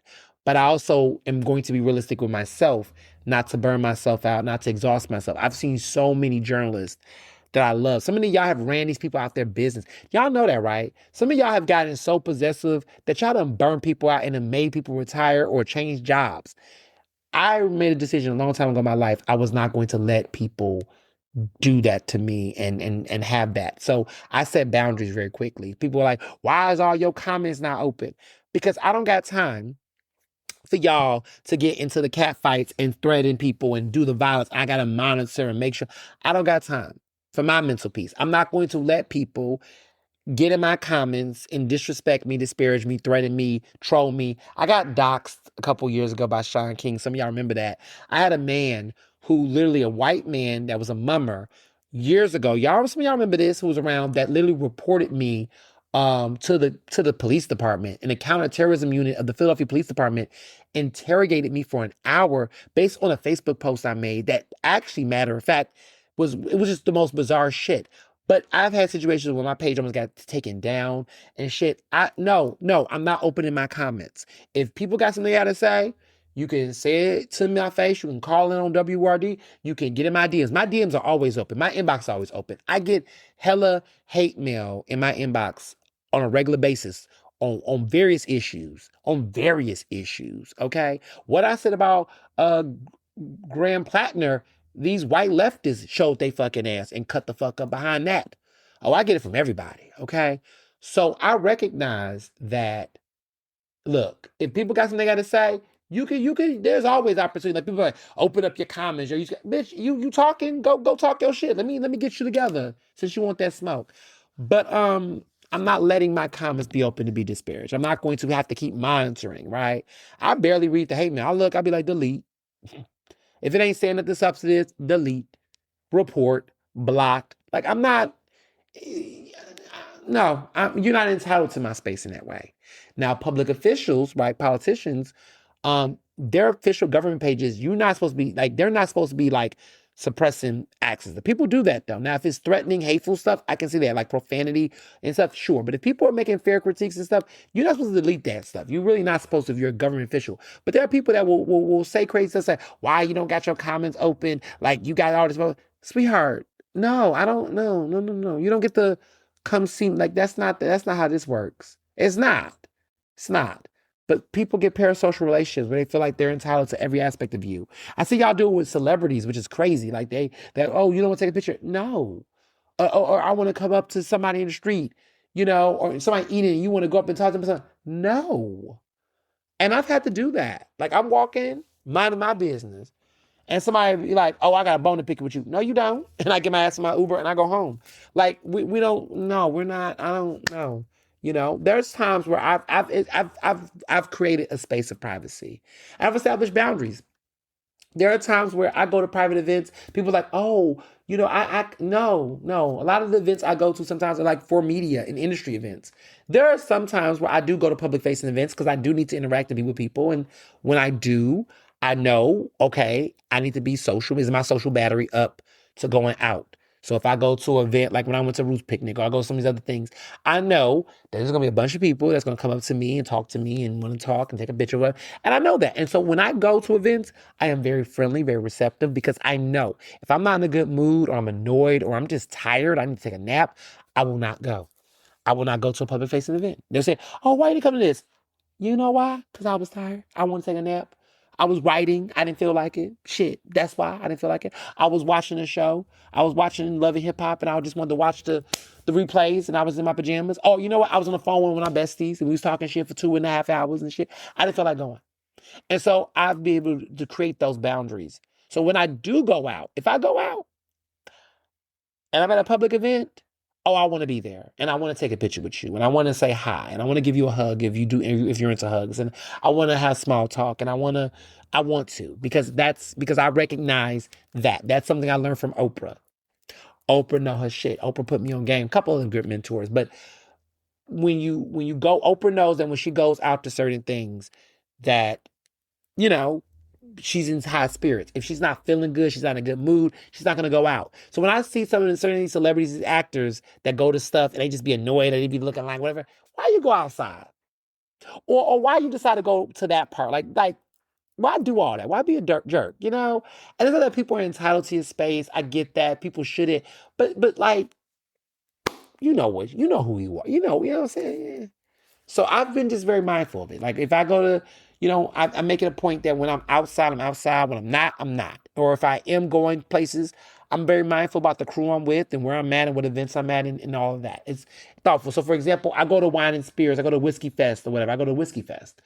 When I go to Whiskey Fest, if I'm in a mood, I'm with my friends, with my people. We go out, but people come up and stuff, and I say hi. I'm not Hollywood people because I know where I'm at. I get it because if I see somebody I admire out at an event, like look, when I go to the Grammys, I'm like y'all. I'm like I get it. Like I go, I see. Oh my goodness, is that Lizzo? Is that so and so, is that Adam Lambert? Like what? Oh my God, is that Paris Hilton? My God. Like I get it. But those people though, a lot of them, I will say, they know they outside.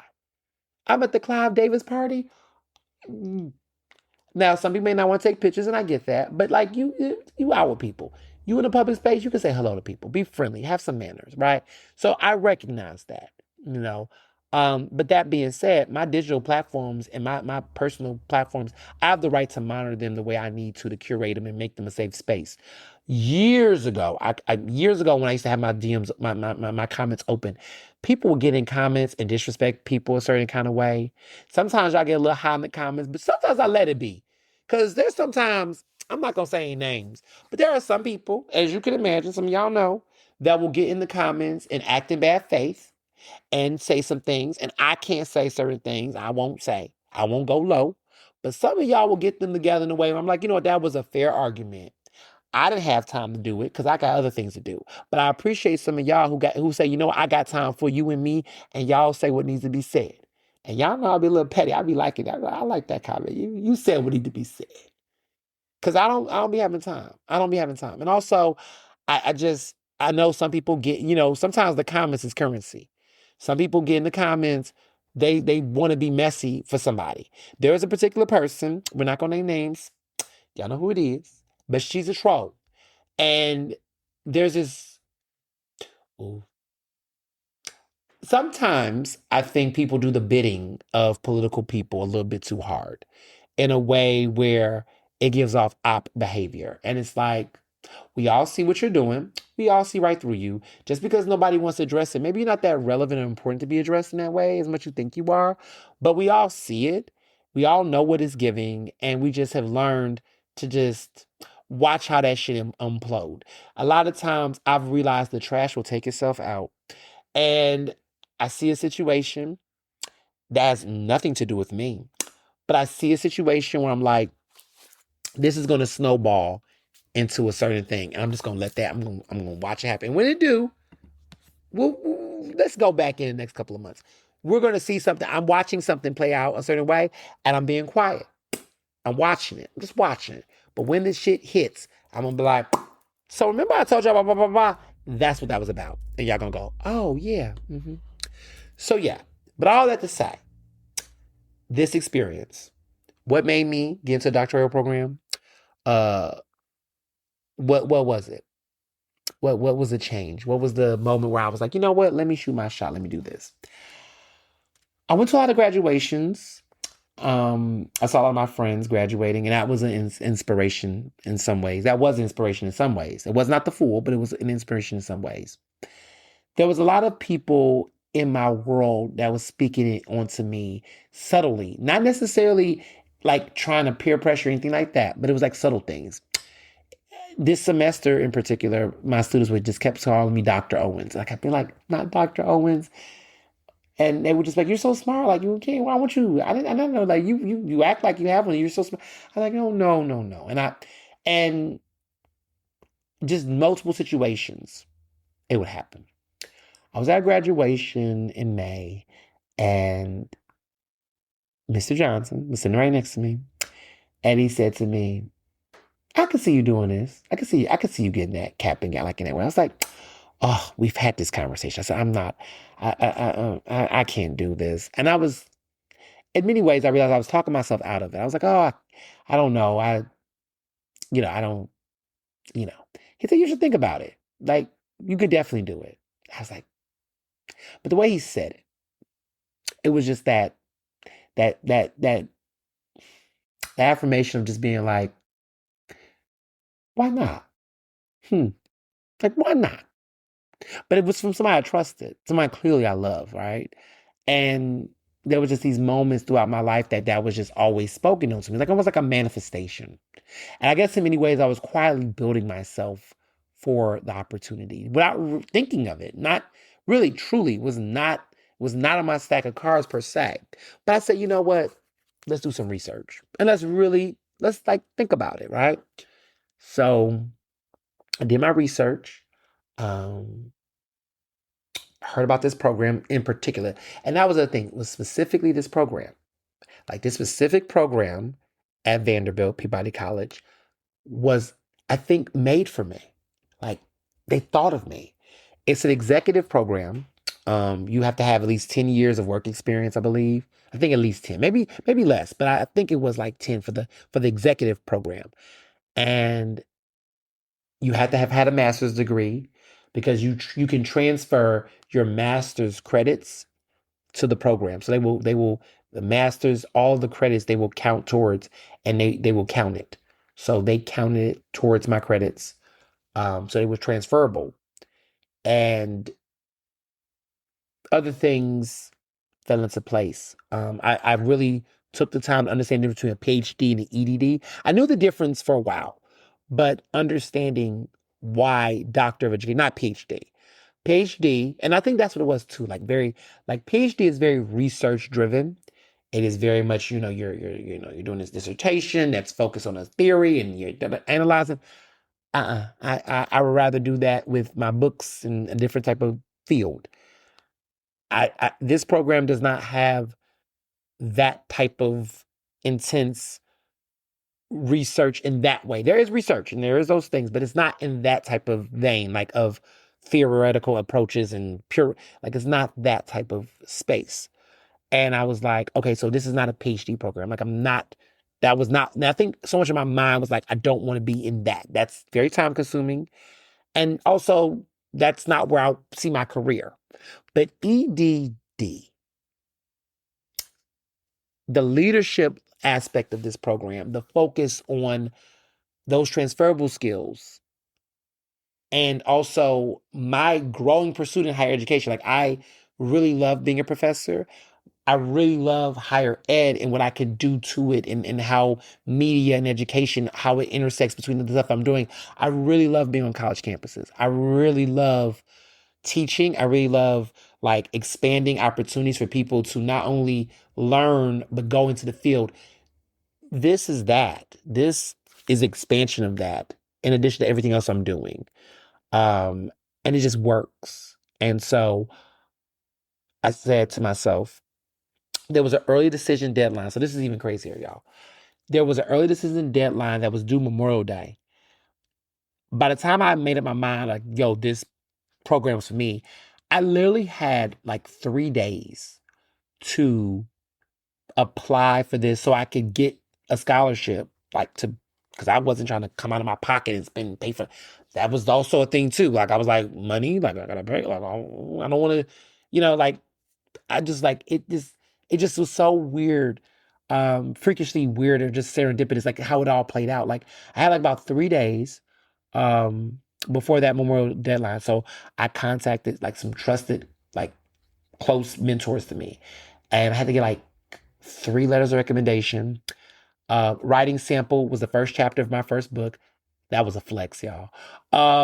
I had to have the updated resume, all this stuff, had all that stuff, transcripts, had all that, got all that stuff sent. And what did I do? I called these 3 people that has known me throughout my life, like in different ways. And somebody from CCP, somebody from Cheney, someone that I work with at Philly Mac for over 10 years. And I was like, I'm applying for this. Can you turn this around? They were like, anything for you. Did it for me in a heartbeat. I was like, and I felt so, like, I initially felt bad, but this is what it means to like be in community. Like, when you show up for people, people will show up for you. Like, they will do it for you. And I was just like, because I'm very thoughtful like that. I was like, oh my goodness, I'm asking them to give me a letter of recommendation. And they were like, of course, they were honored. They said they were honored. I was like, oh, because I'm very mindful that, like, I don't like to inconvenience people. But then I realized how many people have inconvenienced me over the years and I showed up. So this was my moment. This was my cashing in on good faith. So they did the letters, submit the application, and I did an early decision because the actual application, the regular decision was due July 4th weekend. Like, the application was due like last week. So here I am, early decisioning it, sending everything early because I wanted to be qualified for whatever support I could get, everything. I was like, and this was the only program I applied to.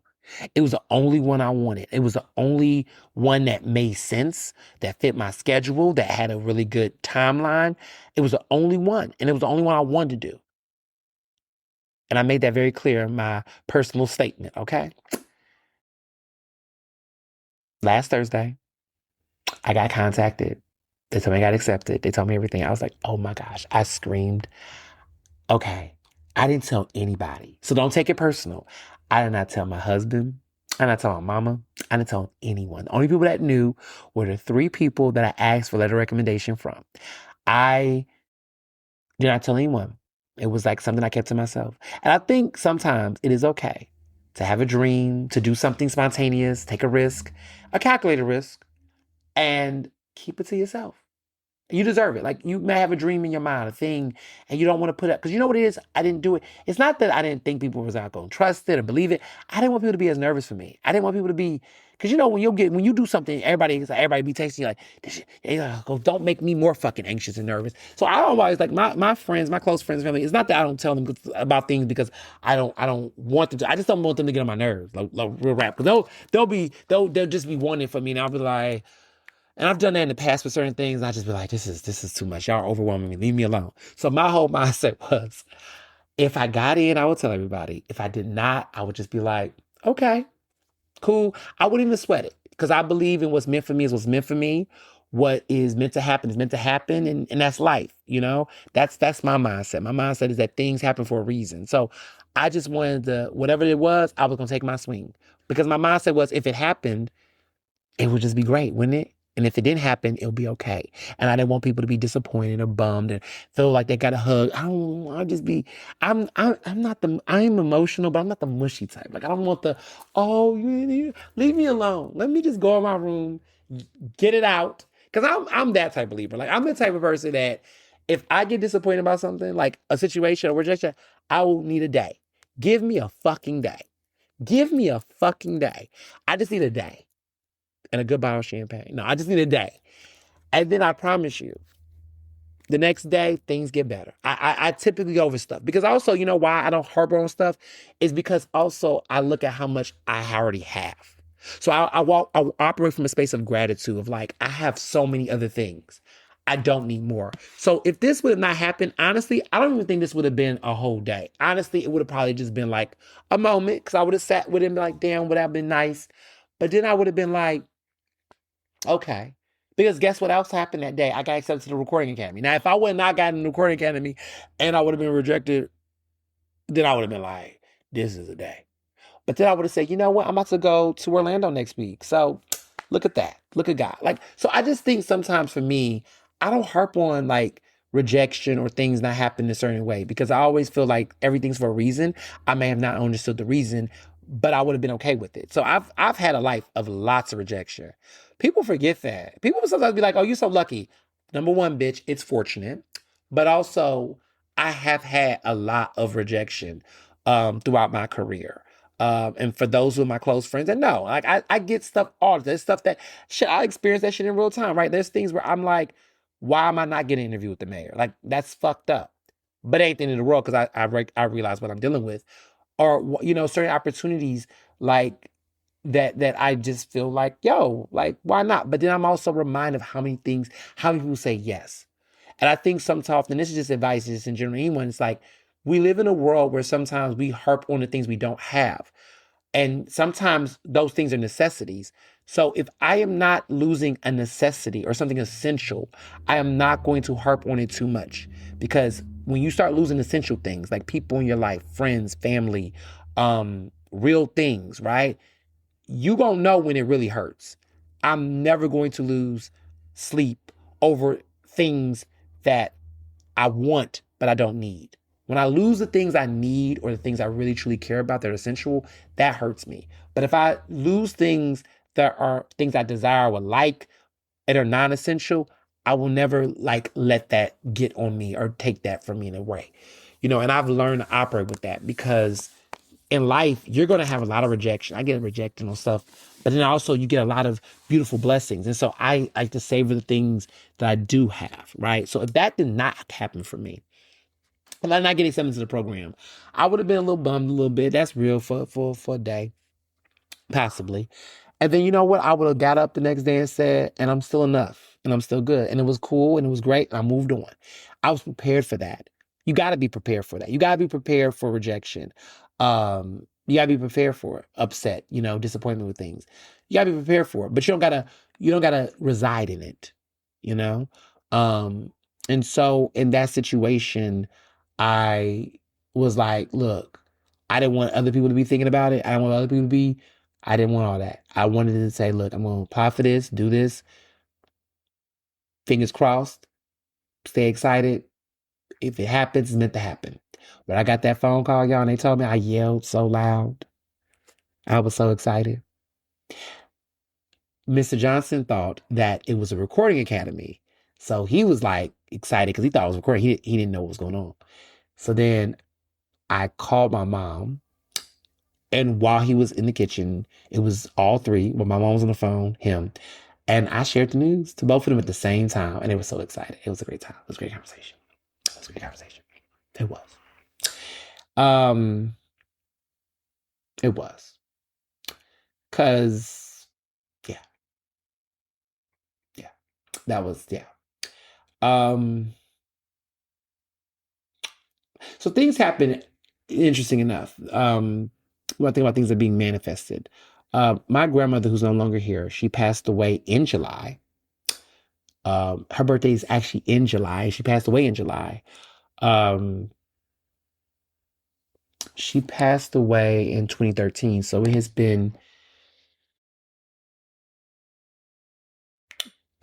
13 years. It's been 13 years, yeah. 2013 has been 13 years. Um, the number seven is just symbolic in my life. It's very interesting. I think about the number seven. I always have said this throughout the show, but I've made some linkages. So many of the biggest announcements in my life is on the seventh month of the year. So many. For example, I legally got married on July 17th. My grandmother, who's one of the most influential people in my life, was born in July. And she also passed away in July, the seventh month of the year. I think I've shared this, but I got married to Mr. Johnson in the seventh year of our relationship. He proposed to me on the seventh anniversary of my coming out, which I came out Christmas Eve of 2012. He proposed to me Christmas Eve of 2019. I got accepted into my master's program 7 years ago in July of 2019. 7 years later, I got accepted into my doctoral program. What's also interesting about this too, just putting these numbers together, is that USC program was the same experience that I had with this doctoral program. Like, I only applied to that master's program for USC. That was the only program I applied to. And I had the same experience, same setup, same situation, flexibility. Like, I didn't apply to any other program. I didn't want to do anything else. That program and that master's in communication management from USC Annenberg, the top communications master's program in that, like, period. Like, that was only one. It was online. It worked for me. It was virtual. Like, everything about that. Like, that was all I wanted to do, that program. And if I didn't get accepted to it, I was like, okay, it wasn't meant to happen, but I did. And this was the same situation 7 years later on the seventh month. Yeah. My ring, interesting enough, has 7 jewels, 7 stones, seven diamonds. Seven. 7 is the biblical number for completion. Interesting enough, my husband's name, I think whatever the birth date is, it equals to 7. And my best friend, also their birthday number equals to 7 as well. Just so many parallels. My best friend's birthday is in July. Like, my best friend in the world, my child best friend's birthday in July. Like, it's just 7 July, like all these different things. There's so many different, I can go into a whole list. Like, people have their numbers, but the number is 7. 7 is my number. Yeah, like Beyonce has four. Like every Beyonce's four, it's like four. It has a lot of connections with four. Beyonce has a lot of connections with four. But yeah, numbers, you know, they're fun. They're interesting. You just learn a lot. Um, yeah. hmm Very interesting. So the cool thing, so this program and what it means and all the things, and then of course, we'll get to hot topics. But podcasts, you get to say a lot more than what everybody else is saying on the internet. You get to get intense because I know y'all like to be in my business. And I like y'all to be in the good business, in the business. So so basically the program, I'll be like class of 2029. Um, yeah, I'll be like class of 2029. It'll be spring of 2029 when I will graduate. So not too long, not too far ahead, not too far ahead. I'll be taking two courses a semester. I don't have to leave Philadelphia. It is asynchronous and virtual and whatnot. So it'll be two classes a semester, which is manageable. I don't have to leave. I will be going to Nashville to Vanderbilt's campus. Like there's like these quarterly visits. So I'll be going actually this November. I'm trying to see exactly the time because it's going to land on a certain luminary gala I have. But I'm on the host committee. I'm hoping that I can be able to do both, but we'll see. Taib's probably listening like, but I gotta, but y'all got my money. I did make my contribution to the host committee. I already paid my generous contribution to the gala. So if I'm not there, I'm trying to be there. I don't know what time zone differences. Maybe I think I might be able to pull it off, but I don't know. But there's a chance I won't be able to be at the Luminary Gala this year because I think my trip to Nashville for that gathering is going to be the same date. But you never know. You never know. They might reschedule it. You never know. But yeah, but yeah. So there'll be there's trips that will be like weekend trips or whatever they'll do like once a semester, I believe. And so they give us a time in advance so we can plan our travels around it. So I'll get to go to Nashville, Tennessee, check it out. I used to go when I was younger. It was a while since I've been down there, but I used to go when I was younger. And so I look forward to being able to see everybody, catch up, and meet all these new people. The love from Vanderbilt has been immense. Oh my goodness, social media in general, y'all have just been all over, whether it was Facebook, Instagram, LinkedIn. Huh. Let me tell you something. This has probably been the most viral post I've had on LinkedIn. I mean, LinkedIn is interesting. I've been talking about LinkedIn a little bit on the show. Like LinkedIn is like the new spot, okay? Because baby, LinkedIn is lit. Like everybody, I say, why is LinkedIn is lit? Because a lot of people are unemployed. Yeah, one of my friends said this, like because everybody unemployed, he said something else with a comma, but I ain't gonna repeat that other part. I was like, oh, that makes so much sense. I didn't even think it, but like LinkedIn is lit now because a lot of people are looking for jobs. Um and that's nothing that it's life. So I think a lot of people are spending less time on the TikTok and everywhere else. They on that LinkedIn trying to network and get a job. So I get it. Because I was always wondering, like, why is a lot of people like why does it feel like LinkedIn is just so it's just a lot of engagement. Like it's different than what it used to be years ago. I don't know. Maybe I don't know. I'm on there often because I do wanna just let people know what I got going on professionally. I don't get on there. I don't talk about my politics. I don't talk about news. I don't do any of that. Like mostly all I do is just share like new job opportunities, professional things. Like I really keep my LinkedIn is very clean. I keep it very cute and classy. Like I don't get ratchet on LinkedIn. That's the one place I don't show my ass. Cause I do believe in a little bit of decorum, okay? I do. I do believe in a little bit of decorum. I do. I do. But no, LinkedIn is very much like, oh, I won this award. I got this opportunity. I had a good time. Just like I keep it very fun. Like and it's for because my mama on there. Like now she on my other social, but she is it's very different. I feel like LinkedIn is just very different. Um, it's true. But it was just a lot of love. I think over 1,200 people on there reacted and all these comments. But there's a lot of people from Vanderbilt. And I like LinkedIn because people do keep it professional. Like at least on what I see, no one is on there being rude and doing all that because everybody know how to act. So my comments be over. Like people keep it real professional. People don't show their ass on LinkedIn. Now not on LinkedIn I've seen. Now if there's some LinkedIn street action going on, I don't see it on my page. Um, they get professional a different way down there, but it was a lot of people saying anchor down with this with the because I'm a Commodore, or door as they say, door is for short, a door.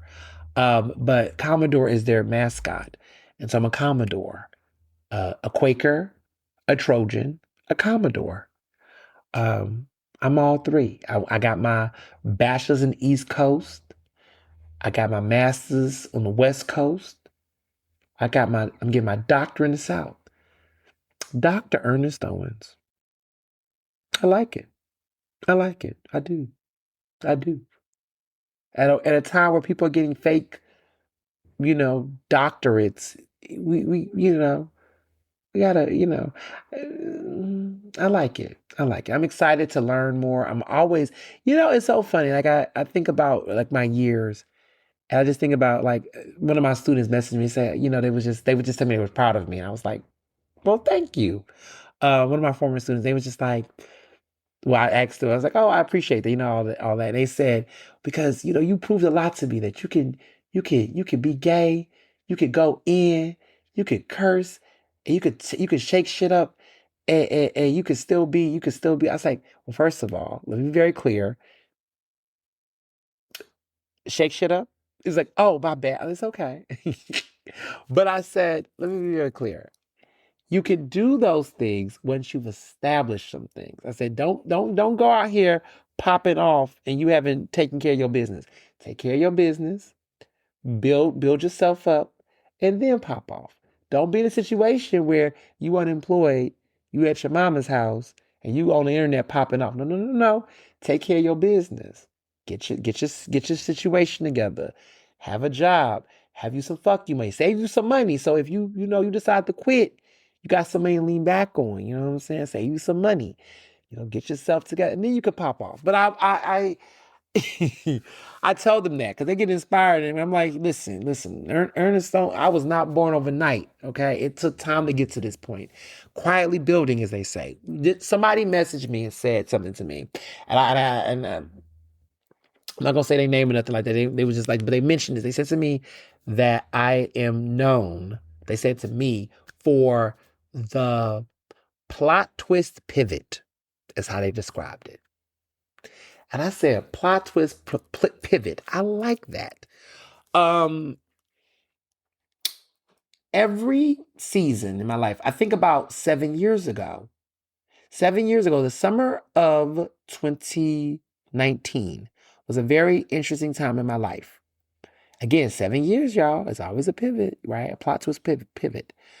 But where I was in my life at that time was in a crossroads. And it was a point in which I was a journalist, and I said, I see the way the industry is going. I see the way my career is going. I need to expand and evolve, and I need to shake some shit up. And so in that year, 7 years ago, in the summer of 2019, which is interesting because right before the pandemic, so my whole manifestation of that was interesting. But what I decided to do was I said, I need to switch some shit up. And I had things I just wanted to do, and I just dealt with it privately. I wasn't going to put it out there. And so I got a book agent. I got a book agent.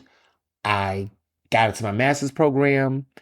I began to really shape my next future for my next years. This year specifically, you all have been seeing what's going on in the industry, just in general with the world we're in, that something in me was like, I need to shake some shit up. Like, I just need to do some different things. I need to create opportunities. I'm not going to wait for things to quickly evolve and change. Let me, like I always tell people, when things are good and you're in a groove and you're comfortable, that is when you should do it. You shouldn't do it when things are chaotic. You should never pivot or do or do a plot twist or do whatever they like. You should never do it when you are forced to do it, because therefore it's not really a pivot. Like, are you pivoting once you're forced to? Because what are you pivoting from? If you're laid off or you are not doing something, or you completely gutted out of a situation, whatever the case may be, you're not pivoting at that point because there's nothing to, the pivot is to switch direction from some place to another. If you're no longer there, you're not pivoting. At this point, you're in survival mode, right? I never, as much as possible, want to be in survival mode. I never want to be in a situation where I have to be forced to make a decision or have to be forced to change route or whatever. I want to be able to have the agency to control as much as I can, or at least be proactive in creating opportunities for myself before I have to be forced to. And so I look at the state of the journalism industry and how it is. I am still a journalist. I'm still going to be a journalist as long as democracy and the free press allows it to be. But I also don't want to do journalism or be in the industry exactly the way I currently am, doing it exactly the same way. And that was how I was 7 years ago. I saw a different industry and I said, I need to pivot slowly out of print media. Not to say that print media is not good. I do enjoy newspapers, magazines. I love them. Okay. They birthed me. But I told myself, I need to be a little bit more entrepreneurial. I need to evolve on what type of journalism I'm doing. I need to test different things. And that was something I told myself. That was a thing I recognized, that the industry was changing in a way that I needed to evolve with it and create opportunities for myself that allowed me to do that. And so that was what happened in 2019. 2026, here I am. The industry, the world has changed in so many different ways. This is the time for me to get ahead, to start planning that blueprint, to start putting myself in position to be a part of what that change looks like and be at the helm of it, to lead, not just to be looking for scraps, but to be a part of wherever that's going and to put myself in expertise space. That is what the plot twist pivot looks like. The plot twist pivot is changing shit up sporadically, disrupting your space, flipping the table on your own terms so that you can transition to something that continues to build. And I quietly build. I've learned not to build out loud as much because there are people that will sabotage. There are people who don't have your best intentions. There are spies. Not everybody like it. Well, no, not everybody on your page is trying to be inspired. They're trying to sometimes scheme. Some people are there to hate, sadly. Some people are there to, compete, sadly. Some people don't have their best intentions in mind. And I've learned that over the years, as you all have witnessed in real time. Like as I tried to grow in PABJ and you saw people, because they saw my ambitions, what I was trying to do, they outwardly backstab. They outwardly try to do whatever. And look at me and look at them. They're going somewhere to a Ricky Dean convention next month. At this point, trying to maintain something that is slowly struggling. I would say rapidly struggling at this point. And guess what I'll be doing in August? I will be at the Vineyard. And then shortly after that, about to start my doctoral program. There's a beauty that ever since I was banned from NABJ, which has now been 3 years, I got 2 more years of my sentence, but I'm not going back. Nah, I'm good. Ever since that summer that I've been banned, the weekend or the week of NABJ convention, I've been preoccupied doing something completely different. Every summer since. And it's interesting, no matter when they change it. Like they used to do it in July, now they're doing it in August now. No matter how many times they change the schedule, for whatever situation reason, I am not available. Like I wouldn't be able to go even if the option was on the table. And that's the universe telling me that you can grow up out of something. That when it's time for you to pivot or you to evolve, everybody has that moment when they know it's time to change it up, to let go of certain relationships, let go of certain deals, when it's time to transition leadership positions. Sometimes you've done something for quite some time and you're like, you know what?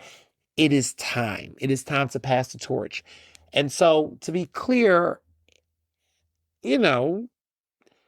as I begin to open up new doors, some doors will close. Not be shut, but they will close. There will be things that things I've done for quite some time that I'm like ready to create a succession plan for. To say it's time for a new leader and I want to groom that leader. And you create those succession plans, you create those things because it's not to say all good things come to an end, but all good things continue in beautiful succession. And so as I open new doors and opportunities that are calling for me, I am also in a position to create a strategy to evolve and to groom other people into those things. I will share those details in the next couple of months, but I am very happy and proud of myself. I'm just going to give myself a pound back that I have created a blueprint and an opportunity for me to be able to open up new doors, open up doors for other people to walk into spaces, create a vacuum and create a pipeline, hint, hint, to that, because that's important. And yeah, I believe in that because so many people who I see in Philly leadership and other places, they hoard power, influence in certain ways.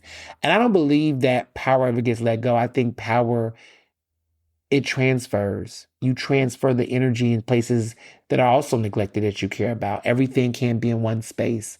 If you're only powerful in one industry or one space, do you maximize your full potential? And I recognize I have so many things to say, so many ways I can inspire and influence people. And you just got to know when it's time to create that space and open it. Oh, y'all in. This is the season 11 premiere, child. So y'all in for a treat.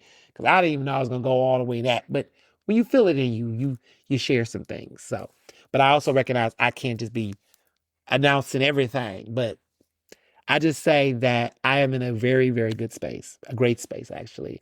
And I'm also in a place where I recognize the importance of expanding and succeeding and creating space and opportunity to expand and grow. Um, yeah, it is important. And you know when you get to a point where you do something, sometimes when you do something so good, you're like, okay, you like that player where you won a championship and so many things. That's the part when you should actually transition out of something. You don't wait for stuff to flop or fail or collapse. No, you leave on a high note.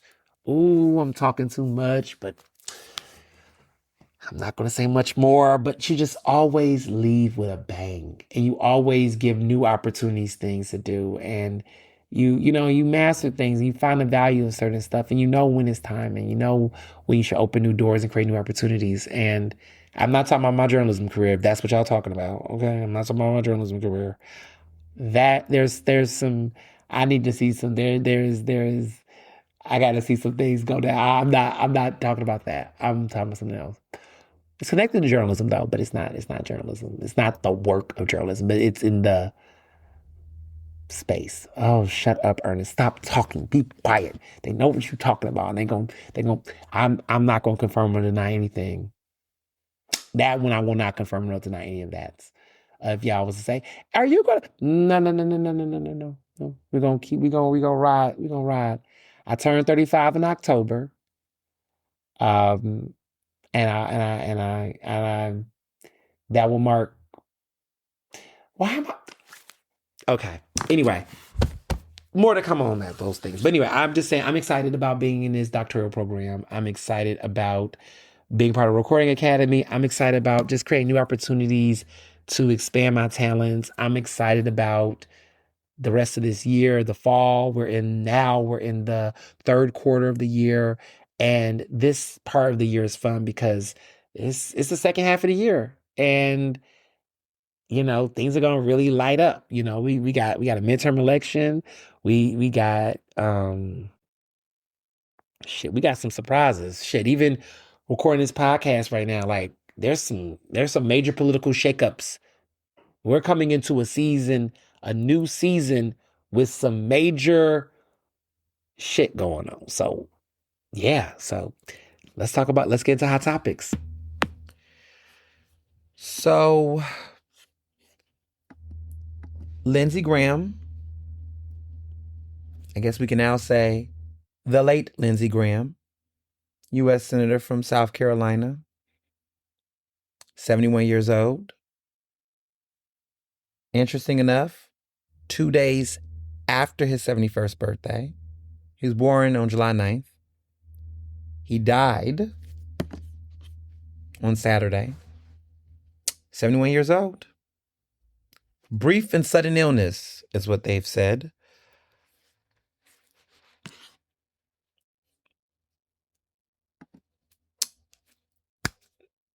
You know, that's what it is.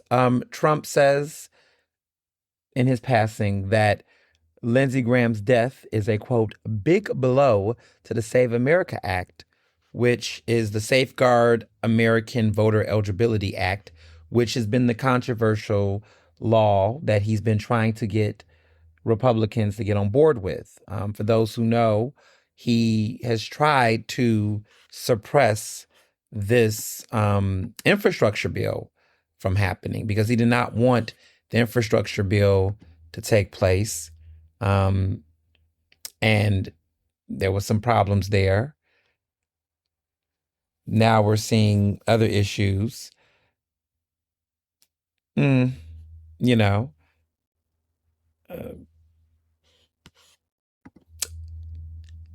listen, I come from the world of if you don't have anything nice to say, don't say anything at all.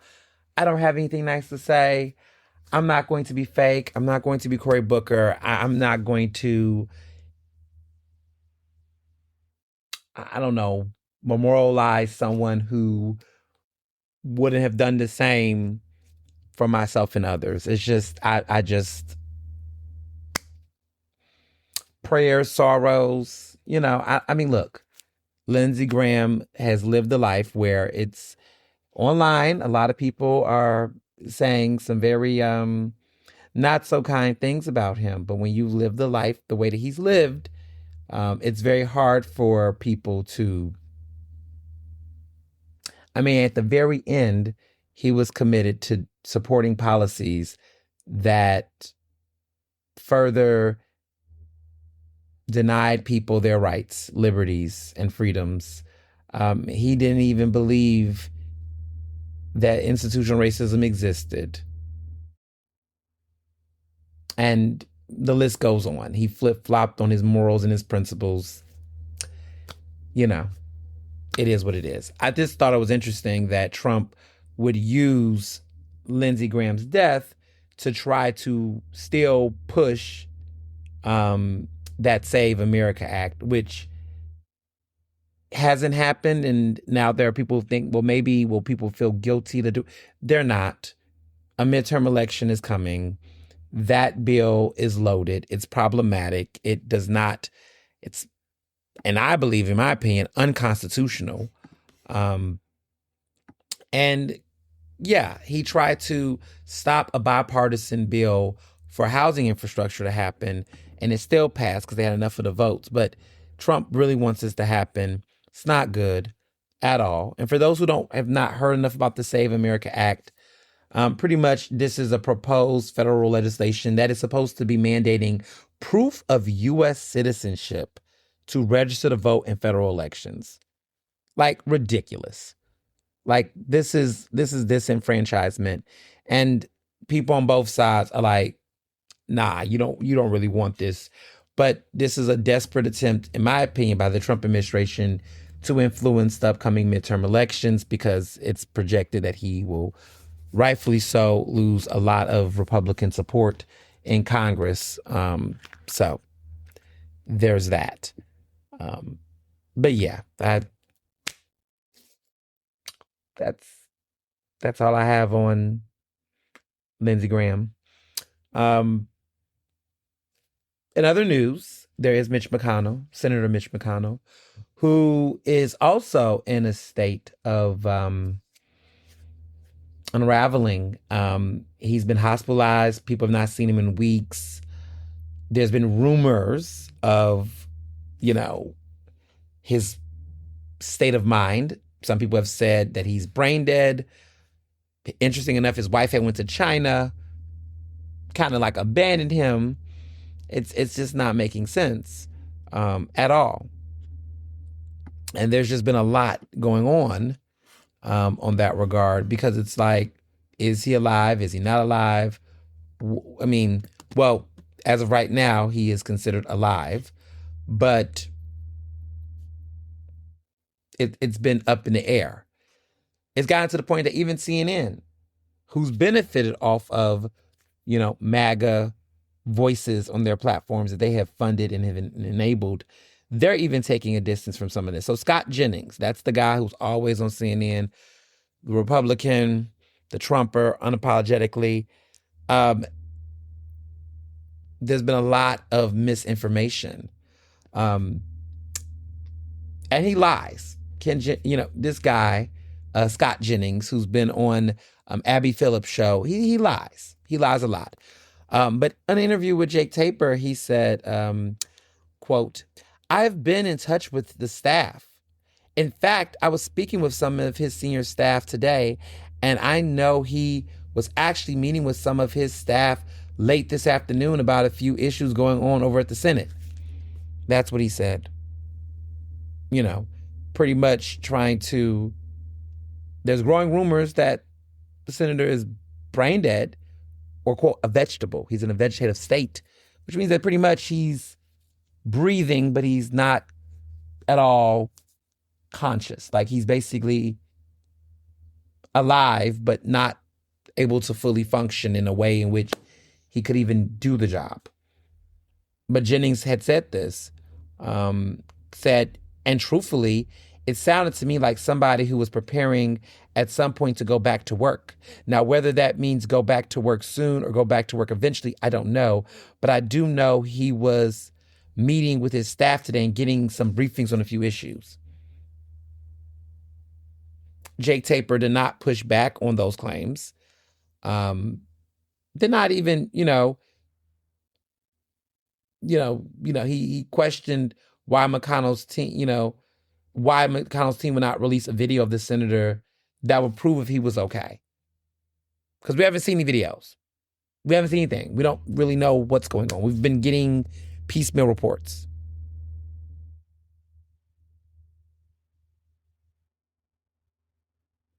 It's interesting.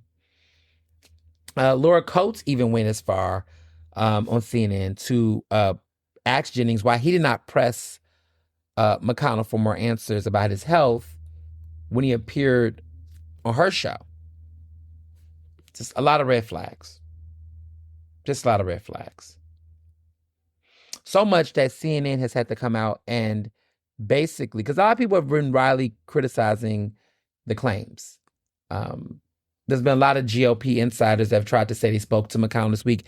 It's become a huge running joke, actually.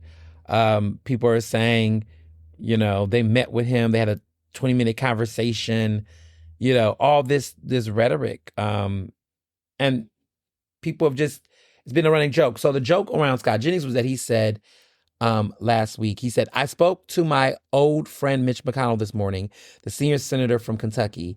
He's still recovering in the hospital. We talked for just shy of 20 minutes about Iran, or Ukraine, the unfolding situation in Maine, my visit to the TR Presidential Library, and even a little bit of Senate history. I told him we want to see him back at work as soon as possible." People are like saying that doesn't make sense, that they don't believe that. Like, what kind of conversation? What did he say back? Like, what's going on? It's getting bizarre, because everybody's claiming they had these conversations. Where's some photos? Like, if this is true, right? A video would shut this down. Like, if I was a part of the McConnell, press team, comms team, I would have him doing an interview and, play that song by Elton John, "I'm Still Standing," and call it a wrap. We're not seeing that. There's been footage of him being put in an ambulance, and we ain't seen anything since. It's been very telling. Of course, people are speculating, death comes in threes. So, Graham gone, which was a impromptu situation no one saw coming. McConnell looks like he's 84 years old, by the way. McConnell's 84. Lindsey Graham is 71 years old. It's getting grim. It's getting grim. But CNN made it a point to separate themselves from these claims. Basically, they told the Daily Beast specifically, that Jennings, quote, is not a full-time employee or journalist at CNN, and referred to his reporting as reflects his experience and does not represent the network. So the way they said in the statement was, as a CNN political commentator, Scott Jennings is not a full-time employee or journalist for the network. His account of a personal conversation with Senator McConnell reflects his experience and is not CNN reporting. Okay. But the problem is with this is that Jennings' major platform to which he gives his information is through CNN. And CNN plays, this. Like, for example, like myself, right? I am a CBS News Philadelphia contributor, not commentator, okay? Difference. But that's one outlet. I have a show on WRD Radio, but I also have my own podcast, my own social media accounts, and I am on a variety of different other platforms. So no one would, if anybody was being intellectually sound and reasonable, no one would ever take something that I'm saying on my platform as a reflection automatically of any of the various media companies that I report for, unless I report it on their platforms or I'm on their programming. The issue with Scott Jennings is that Scott Jennings' identity, as far as in media or any of this, is connected to CNN. That is the only place that he is prominently featured in a way that would suggest that there is a connection there, right? Like you can't separate. You can't say, so for CNN to really make this huge distinction, it's like, okay, so you all done let the batshit crazy person in the room, and now they done went a little bit too batshit. I guess the racism wasn't enough, the sexism wasn't enough. Oh, but this right here, you all don't want to look foolish, because even some Republicans are like, nah, come on, right? So, this is a guy who's in the past has been willing to stand on principle around bullshit. And now the chickens have come to roost. So, we'll see. We'll see. I don't believe it. I think that we're closer to the end from McConnell rather than the beginning. I mean, he's 84. He should have been out of office, in my opinion. All these individuals, they've been in office for so long. But here we are. So we'll see.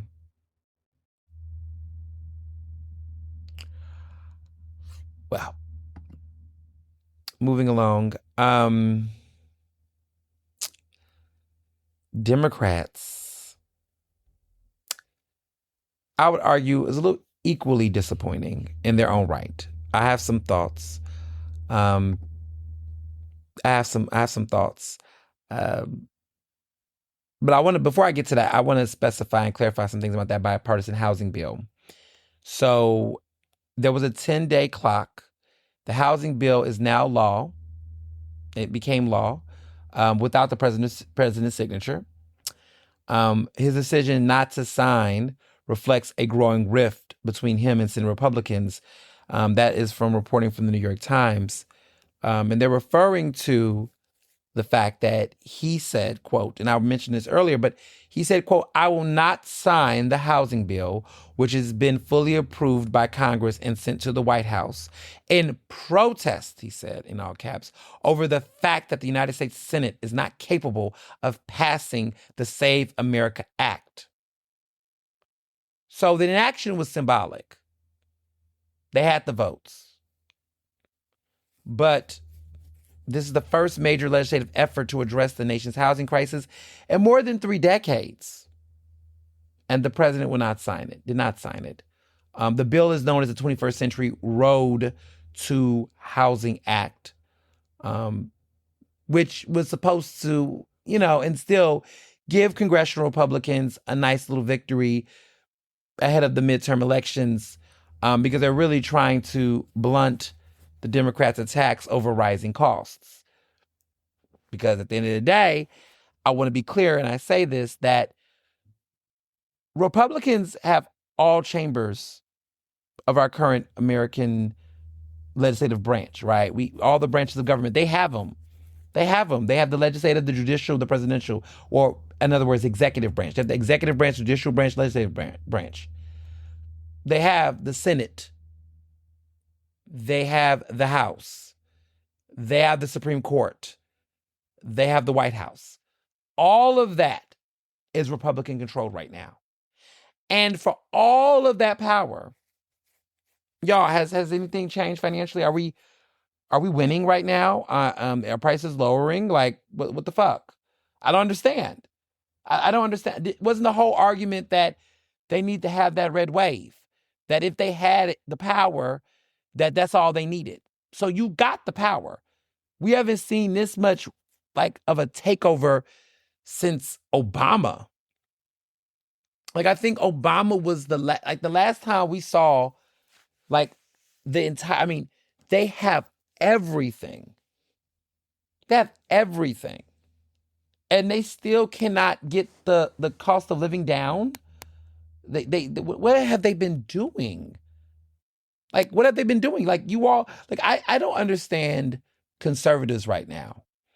I do. It's called political stand culture, y'all. Like, I don't understand at this point how you can be a congressional Republican, a senatorial Republican. Like, I can't understand at this point how you can blame anyone but yourselves for the fuckery that we're dealing with right now in this country. Like, literally, you have everything.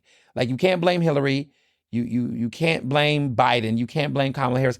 Like, what are we talking about? You can't blame the Democratic Socialists. They're not taking over anything. Like, why are we talking about everything other than? Like, you all literally have. You're the cat with the cream. Stop licking yourselves. Like, you have the power. You have the power. And you have not done shit.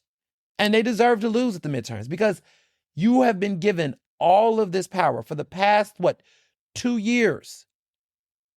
You've had all the legislative ability to make changes. And what the fuck have y'all done? Like, the cost of living is high. Unemployment is high. Like, no one's winning right now. Except the billionaires. Like, the very wealthy people are benefiting. But what was this? We're going to bring the factories back. We're going to make America great again. Like, what happened? Like, I don't want to hear about Democratic mayors. I don't want to hear about Democratic governors. I don't want to hear about any of these.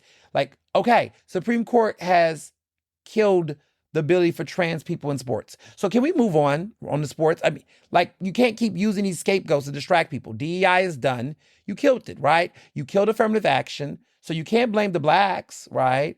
Who are you blaming now? You can't blame trans people in sports. Like, we're past that. You got what you want. The Supreme Court has gutted it. Transgender youth cannot participate in sports. It was less than 1% of them. It was less than 10 of them actually in college sports to begin with.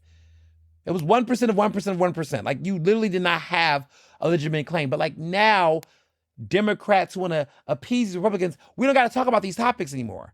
You've won. You've won. Like, you've got what you want. Like, I don't want to hear anything about transgender people in sports at this point.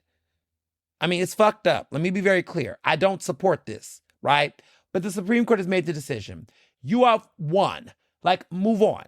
Why harp on something that you've won? You look like you all are losers right now. Like, you're still replaying little shit that has no material actual impact. You literally have, let me repeat, the White House, the Supreme Court, the Senate, and the House. You have all of the branches.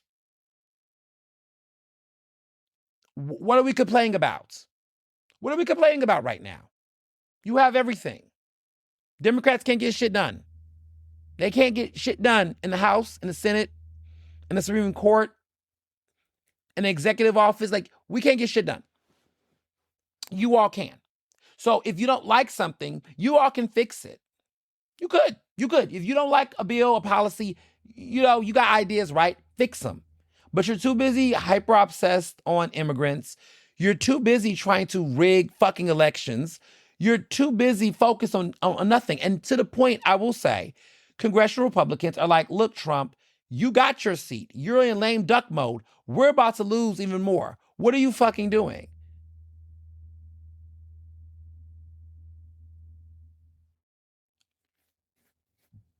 Like I said, the trash will take itself out. The trash will take itself out. They can't blame anybody but themselves. You can't blame anybody. Like, who are you blaming at this point? You gotta blame yourself. You gotta look in the mirror. Take the L. Take the L. Now, these Democrats. So before I get into, Platner, because we're gonna have some things to say. I have so many thoughts about Platner. But let's talk about Andrew Gillum. For starters, I want to say that his situation is tragic. He is clearly suffering from addiction. It's obvious he has a drug problem. After so much time away, you would think recovery, but he's going through it. And my thoughts and prayers go out to his family, his wife, his children. He's a father. He's a husband. It's a very unfortunate situation. I think we should all look at this with a level of compassion and empathy. He's not hurting and endangering other people. He's not grifting or scamming. He's dealing with internal demons, and he needs the support and love of his family.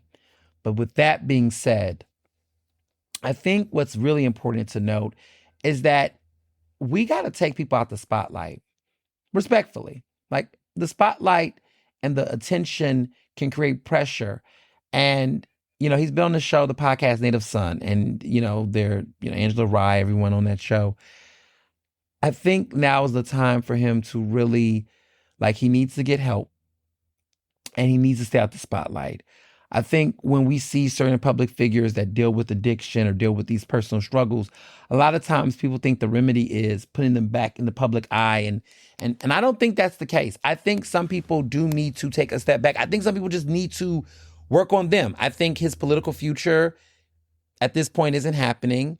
And listen, him being alive, still being able to get a chance to breathe, because he's in situations that are very dire, and there's situations that can lead to some serious harm. I think what's more important is for him to focus on his health, his wellness, his family. And I think that we don't need a book. We don't need more interviews. We need you to get well. And so to those who are very close to Andrew Gillum, I would recommend that you all seriously do not keep putting him out in the spotlight. I don't think that's a good response to that. As somebody who's been in the public eye for my entire adult life, it can be gruesome. And I haven't gone through any of the things this man is going through. But even with the minor, slights and difficulties I've had, it is tough to be under the microscope of people.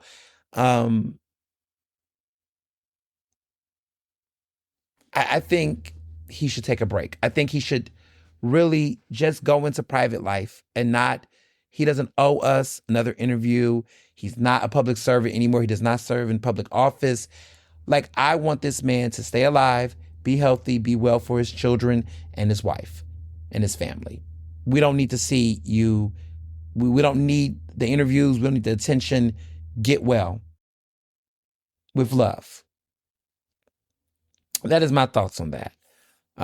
That seriously, I just think the man is going through a lot, and I just think people want, come back on it. No, y'all. These people are not products. These individuals don't belong to us. I think people have such a parasocial relationship with public figures in ways that has been concerning. No, he does not need to be back on the podcast. No, he does not need to be around. He needs to be guarded and grounded with love, protection, and safety. That's what matters. Yeah, that's how I feel about it. So when recording this podcast, there's always surprises that come up while I'm recording the show. And this is one of those moments. Mitch McConnell has finally arrived or appeared. Um, hmm. So there's a photo, an explanation into 1 month since his hospital stay. And he has revealed that he's taken the fall. He took a fall and had to deal with a mild case of pneumonia. And he says he's been in the hospital for nearly a month. And we didn't even know, right? We did not know this. It's interesting because all of a sudden, he's got something he's got to say. People will still be skeptical, of all this. It's kind of been weird, interesting because I literally said if they could easily resolve this by just simply, telling us what's going on. So this is, I guess, their attempt to do that in a very upfront way. So pretty much what we're finding out is that this is connected to his fall, is connected to mobility challenges because he had childhood polio. Had a child polio diagnosis. I mean, he's 84 years old, so he comes from that generation. He gave a statement with his constituents via email. Okay. Emphasis on email. And we got this picture. And it's a picture with him and his wife, but he's kind of got a smile. Is the photo we see. He's dressed up. I think, he should resign. The photo,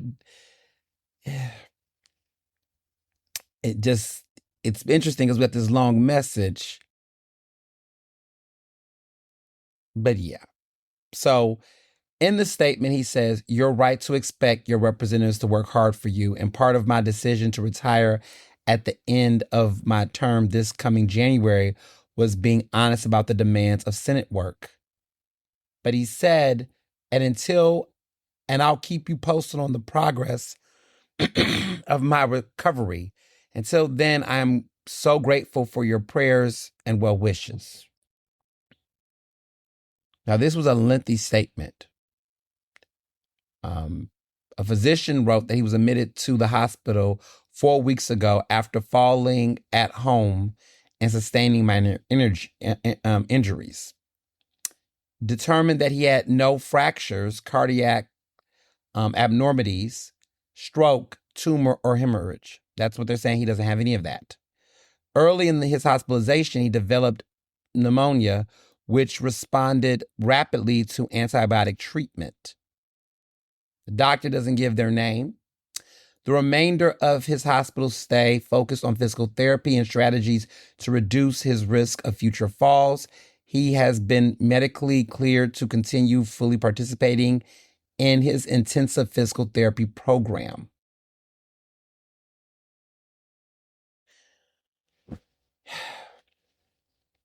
Can we is there a fear that if he drops out, there's going to have to be a situation, kind of what happened to Graham Platner situation? Like, is there a situation in which there could be a special election, a recall? Like, what's going on here? I mean, technically, I guess, I don't think he says he's going to end his term, but I'm like, what's going on here? Because there could be a vacancy right now.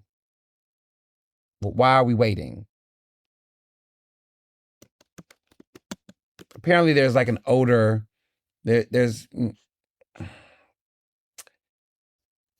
I'm left with more questions than answers. I don't want to project. I don't want to.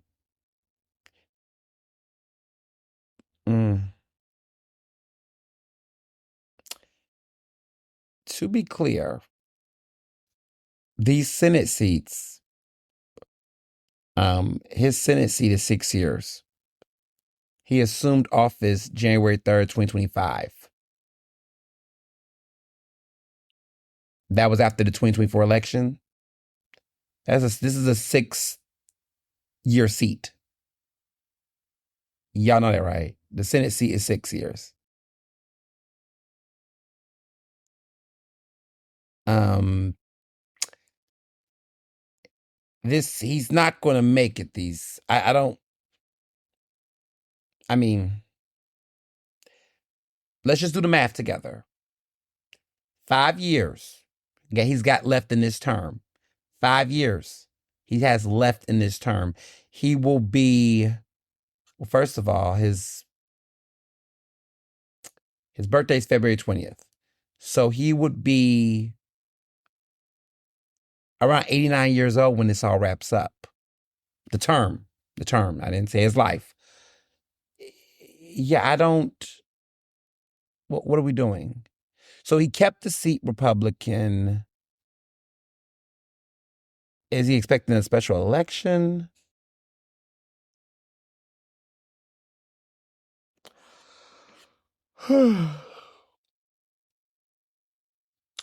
So he announced that he would not run for an 8th Senate term earlier this year. This was actually interesting enough on his birthday, his 84th birthday, which is February 20th.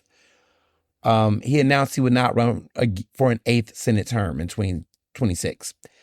That was actually on April 20th, 2025. So when he was 83. Said he will retire from politics. But, sir, you're not going to finish. I don't know how do you come back.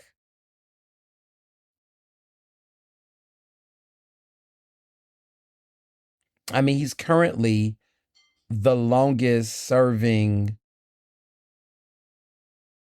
Senate party leader in U.S. history.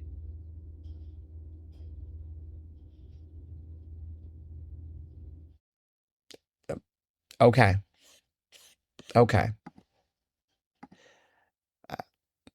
These are choices. I'm just providing the context. Context here. Shit happens. But that is the update. Y'all. On that. Also, just in case we want to talk about Lindsey, there is updates on his situation. He died of erotic, I forget the term. I want to make sure I say it correctly. Erotic dissertation, a dissection. I'm sorry, erotic dissection. And that was hours after his trip from the Ukraine.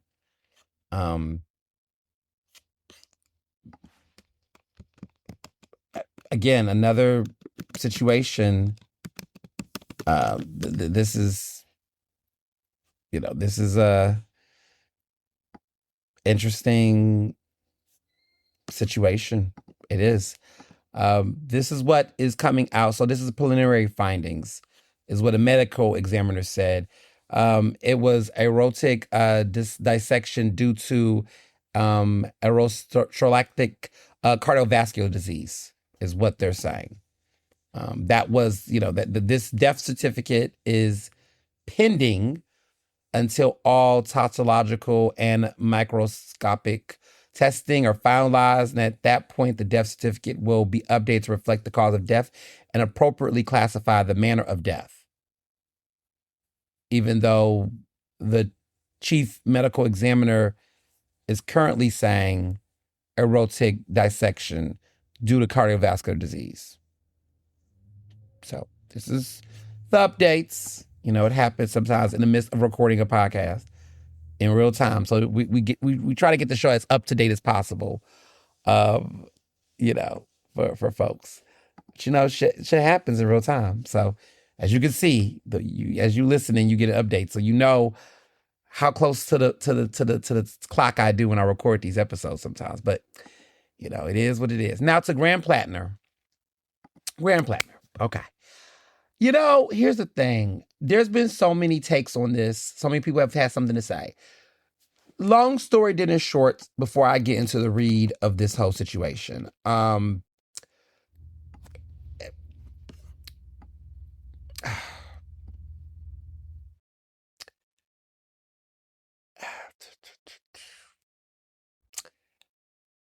he dropped out of the Senate race before the deadline. So there will be a new Democratic primary candidate to run for the Senate seat representing the Democratic Party against Republican Susan Collins in the upcoming Senate primary in November for that Senate seat. You know, Susan Collins is very vulnerable for the seat. Graham Platner won the primary, the Democratic primary. He dropped out before the July 13th deadline required because of the fact that he was accused of sexual assault. And the shame led to several people, numerous people, rescinding their nomination for him. A lot of people, you know, have begun, right? Look, there were several things. You heard my read about this a couple of episodes ago in season 10. I have not talked a lot about Graham Platner. I just, you know, I mean, what was there to say? The man had a Nazi tattoo. The man had been accused of, you know, relationship problems and, you know, being problematic and toxic in previous relationships. The man had said racial slurs or things of that nature. I mean, I don't know. The list goes on and on with what was problematic about Graham Platner. But because he was a white, straight man with electability that appealed to the left in a certain type of way, he had great politics per se, but as a politician, he was trash. Everything about him was a red flag, okay? But the people wanted what they wanted, and he was up for it, and people just let it slide. They let it slide. A lot of people let it slide. A lot of the vetting was not really there, but, you know, people just wanted to win. And now we're in this clusterfuck. The Democrats are in a clusterfuck now. And there's so much finger pointing and blaming. Normally in a city, if the city was predominantly Democrat and we were in Philly or we were in Philly and we had something like this, oh, you can mudsling all day. But here's what I'm going to say.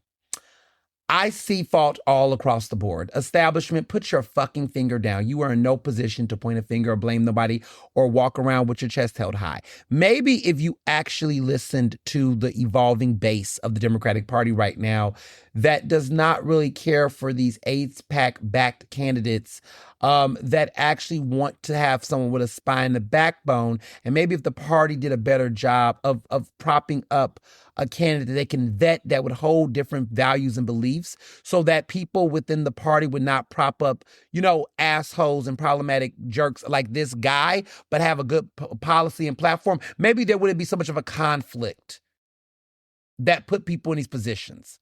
Because what I'm seeing right now are people like Cory Booker, who has no fucking spine, jump up to say, yeah, we should renounce this. You just want to renounce him because he doesn't align with your politics. And so you think the answer is another you. No, Maine is not going to elect a Cory Booker, okay? Clearly, Maine wants a Graham Platner's policies without a Graham Platner. The answer isn't go away with the platform. It's to go away with people and candidates with his fucking background. So in other words, get me, okay, the next guy. Can you get me somebody who is electable with that platform? Because the Maine voters want the platform, okay? Because the platform was popping. And I can understand slightly why, I mean, clearly why people were like, I want this platform because I need this issue.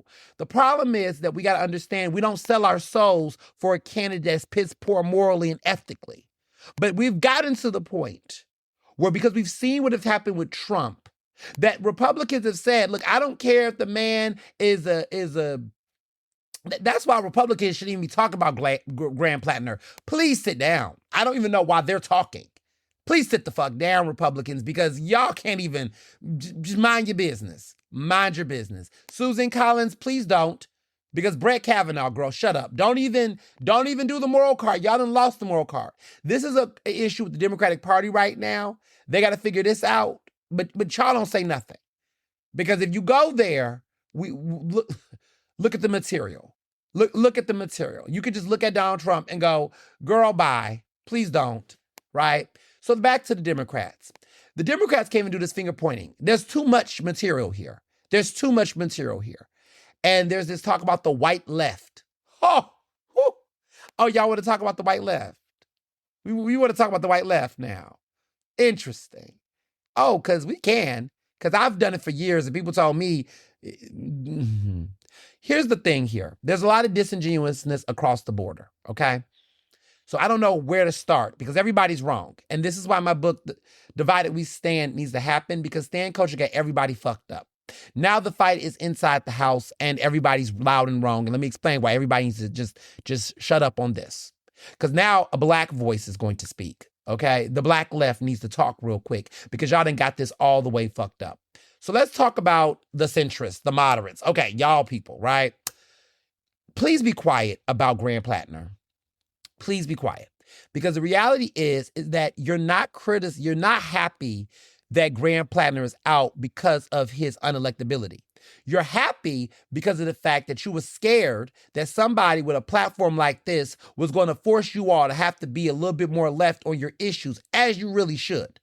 And so you don't really like Graham Platner because Graham Platner was speaking that shit. He was the white guy, the white straight guy that had a politic that looked like the type of white guy you would want to elect. See, he's not James Tallarico, but you all have been putting these types of white male candidates up. And normally they are more aligned with your politics as a collective, right? So normally the electable white moderate is what you all want. You want the white straight man that carries these types of moderate centrist politics. You want another Josh Shapiro, right? And so normally you want to elect the white guy like that.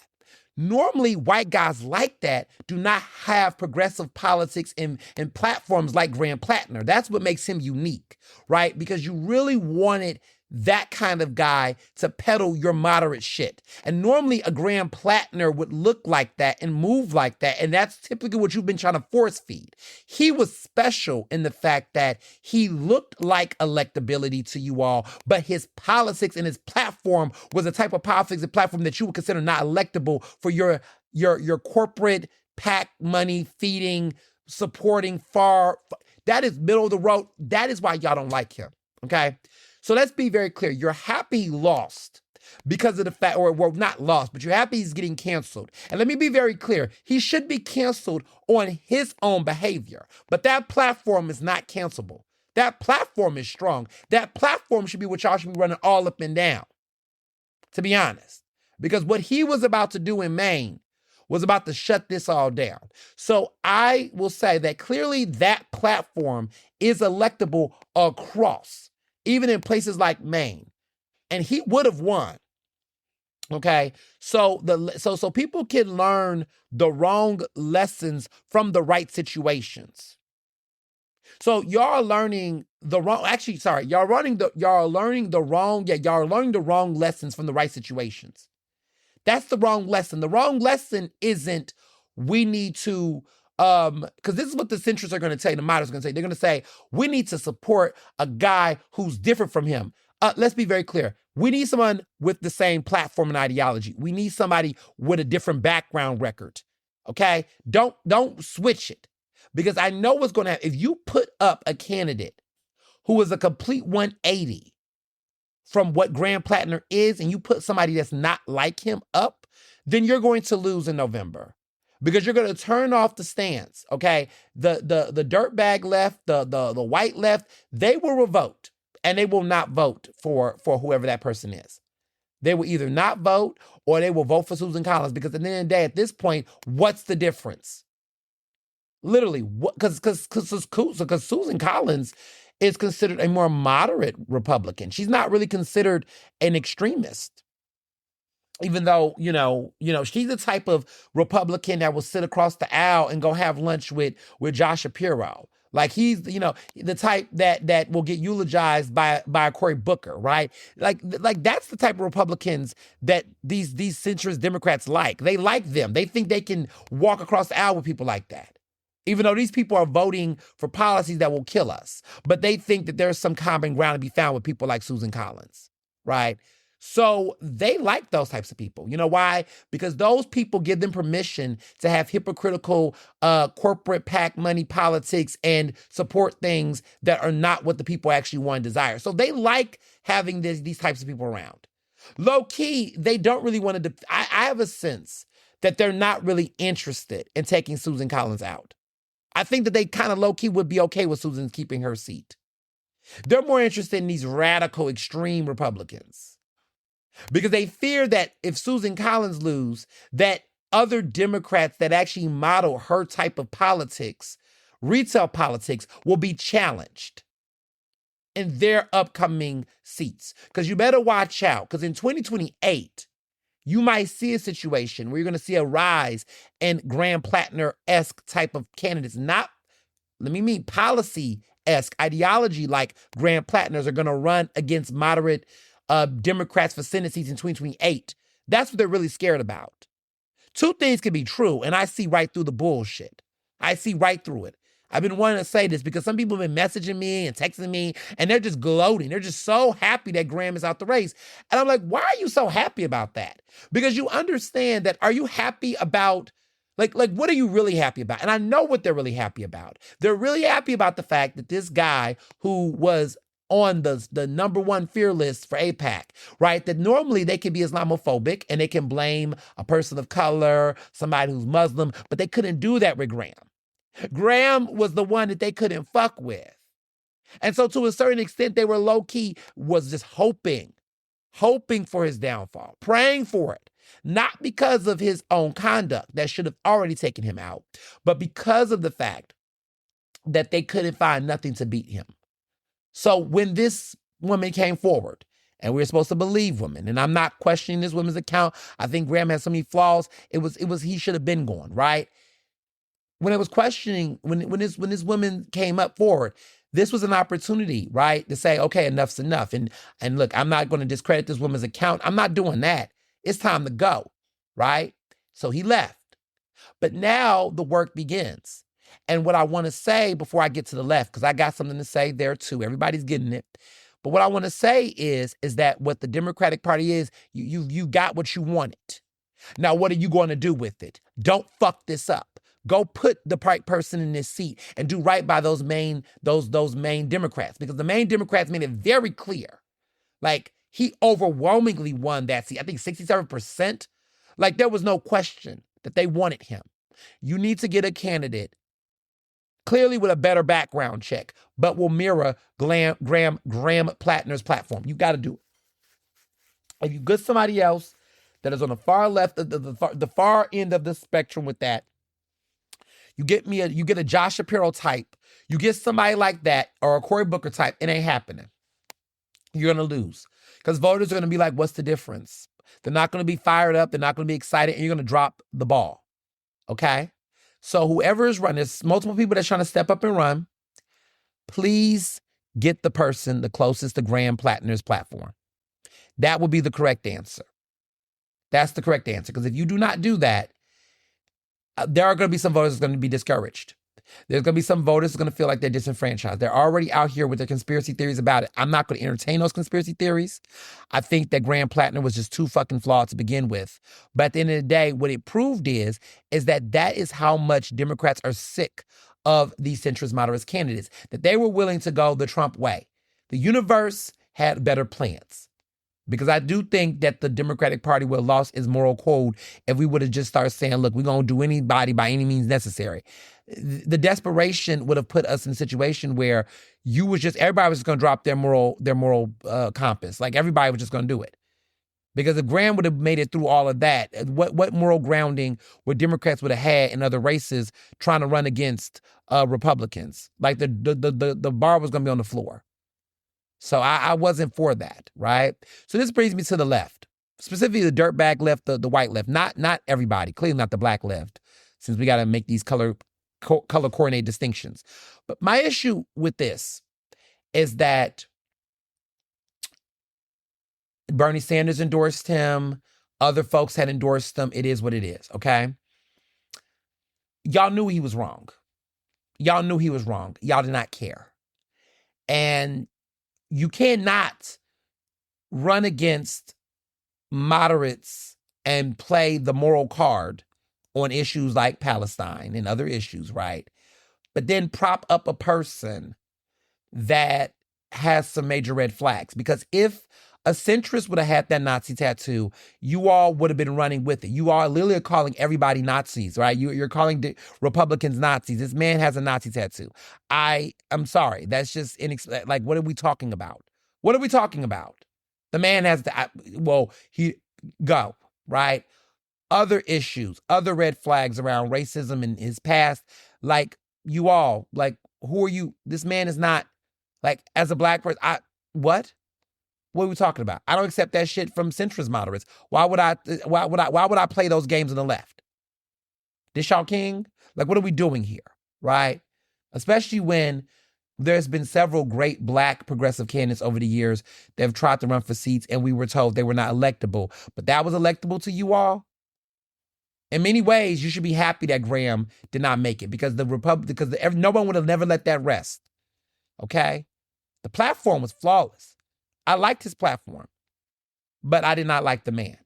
And in the Democratic Party, one thing I will say is that we are fighting for a reality, which I am here for the fight, to say, can we go back to decency?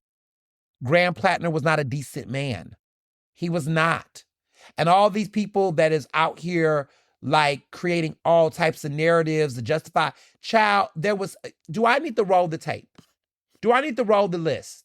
Okay, because I know that, number one, I know the miles and centrists that are dogpiling on him, they have no position to talk. They don't. Okay? They don't. Ro Khanna already said he regrets endorsing Graham Platner. He said, I got that call wrong. I appreciate that. I do. That's what integrity looks like. Some of you centrists and moderates don't want to own up to none of y'all shit. But I appreciate the fact that that has happened, that he owned that. Ro Khanna just simply said, look, he got it wrong. And that's okay. And everybody that want to dogpile, don't do that. Because early, like I said, accountability is to be able to say, you know what? We grow and we evolve. Right? Because I know some of y'all want to do that with John Fetterman. Let me tell y'all something. Connor Lamb, let me just say this. No one knew that John Fetterman was going to be John Fetterman the way he turned out. I don't regret supporting or believing in John Fetterman's race at the time in which he ran. Because when you know what you know, you know what you know. I didn't see that many issues with him that spelled out what we was going to see now. Was he perfect? No. We interviewed him. This podcast, he actually came to my show and took an interview. Unlike the other candidates, okay? He came on the show. We did the interview. And we talked about some of those issues he's had in his past. And I thought that this was a man who showed growth, maturity, acknowledgement, and had the ability to lead. And so far, in the beginning, it was promising. Something happened. Something went off. Ever since he had that stroke, ever since there was those medical issues and the depression, something went wrong. He is battling some mental health issues, some other things. That is not excusing his behavior. I don't think he should be reelected. I definitely think in 2028, he should have a challenger. And I think that someone else needs to get the seat. What I will say is that there are Democrats, moderate Democrats, who like to retroactively say, see, he should have been, shut up. Because you all, I mean, let's not talk about all of the people. Like Cory Booker, like, go away. Like, where do I begin? Like, look at some of the people that have, like, most of this city, most of politics in America, in Democratic Party politics, are ran by moderates who literally do not stand on anything, who literally are pimping themselves out for the corporate dollar. Like Hakeem Jeffries, come on. Like, what a mediocre leader. But he's going to lead the state party. When the Democrats win back the House, he will be the next Speaker of the House. And you know what? It's going to be so underwhelming. Ooh, Black history. You know, a Black Speaker of the House. Ooh, progress. Representational progress. Moderate Democrats lean on representational politics and identity politics to justify the fact that they have no excitement in their actual platforms. So instead, we get the first black this, the first that, but we don't have anybody who actually stands on things that actually help people. Yeah, I'm ready to go there. And so the progressive movement, however, right, do not listen oftentimes to their fellow black Democrats. Black folks don't get listened to by both sides of the aisle. So some of y'all want to sit up here and do that. Democrats, y'all don't listen. Moderates, y'all don't listen to black people at all. You treat your black staffers like shit. Shut the fuck up. Please shut the fuck up. Like, don't even get me started. Moderates, y'all don't treat black voters like anything. How many black people are in Shapiro's cabinet? How many black staffers do Shapiro have? How many black people does Shapiro listen to that is not Marshall Mitchell? Because if y'all keep bringing up Larry, and those who know who Larry is, bless his heart, not Larry Krasner. Y'all know who I'm talking about. And if you don't know what I'm talking about, that's how white Shapiro's team is, right? Please. Shapiro, he ain't the answer either when it comes to this type of talk that I'm talking about. The Democratic Party, this is why we're in the shit that we're in. But the left also do not listen to black voters, like actual black progressives. Y'all beginning to a little bit because y'all starting to see us make some moves, but y'all don't listen to black progressives either. Everybody thinks they know more than black voters on both sides of the issue. I had concerns about Graham Platner. Ben had them. Ben was like, yo, that's what y'all doing? Okay. But it was a crash waiting to happen. I mean, that man had a bunch of red flags. With Fetterman did not have a bunch of red flags that told us that this man was going to be. No one could have predicted that Fetterman was going to sell out like this. No one predicted that, okay? But don't use that as the litmus test. Like somebody was trying to compare Fetterman to the Graham Platner. Child, that was not Platner's issue. Platner's issue was that he just was not the kind of guy that should be in public office. Like, that's not the kind of guy you actually elect for public office, right? I think the platform was there, but who he was going to be a problem. Like, that's just not who you elect. He should have never been a candidate. But we know that there are people that carry the same ideologies and views of Graham Platner that should actually run. So I don't need anybody right now. At this point, the Democratic Party, y'all, we got a problem. Get a candidate. Let Graham go. Let it go. He dropped out. We're in the middle of a situation where you can still win this thing. Focus on that. But walking around, pumping your chest, for what? This doesn't look good for anybody. No, you know what annoys me about moderate Democrats is that when the problem y'all fail to realize is that this is not a third party candidate. This person is a representation of the Democratic Party, right? So like touting and gloating that he lost is like not reading the room. 67% of Maine Democrats wanted him. So what does that say about Democratic voters in that area? You got to be careful not to sit around here and go, we don't, because you're actually touting the 2/3 of your voters in Maine that wanted him. So you got to be very careful not to piss those voters off. And that means honoring their best wishes, right? Yes, Graham is bad. But at the end of the day, people are so fed up with these party politics that they was willing to put this man through. So that tells you something about the state of the Democratic Party. It isn't that we want more Josh Shapiro's or people like that. It's that we actually want people who have a moral spine in more ways than one. So the guy who doesn't have a bunch of sexual assault allegations, but also the guy who is not about to be, out here allowing corporate PACs and interests to dictate the way in which they talk about issues in the Middle East and also around. And it's not to say, and let me also say this, because I want to be very clear about this as well. On both sides, actually, because I want to be very clear, there's been a hyperfixation on AIPAC on both sides, in different ways. One is that the left is so hyperfixated on being blinded by anybody who says, fuck AIPAC. And while I don't support AIPAC and the way they've been moving, let me be very clear. I do think that we need to demand a candidate that speaks to various issues and not just let it be, oh, you don't like AIPAC as the dog whistle to support them. Okay? We can't do that. The same way that Republicans are hell-bent, well, actually, moderate Democrats are hell-bent on ignoring what's happening in the Middle East and what's happening in Israel, and basically just acting like, because everybody, what's funny is that for years, moderate centrist Democrats used to tap dance and like do whatever for Israel, and literally did not know what that was going on in the Middle East, but said it because they thought that was going to get them a check, which it did get them a check. So they would just sit up here and just be shucking and jiving on Israel without no actual pure understanding of what was going on, did not care, but said, oh, AIPAC got money, so let me just say whatever I want. Like, they were just saying dumb shit just to get the money, okay? Enter the room, Cory Booker. Cory Booker does have no real understanding about the Middle East. Cory Booker is just shelling himself. He's a shrill. He's just doing whatever to get the money. And people like him because he'll say whatever because he supports. Like, he doesn't really have a backbone. Like, Cory Booker is such a fucking disappointment, right?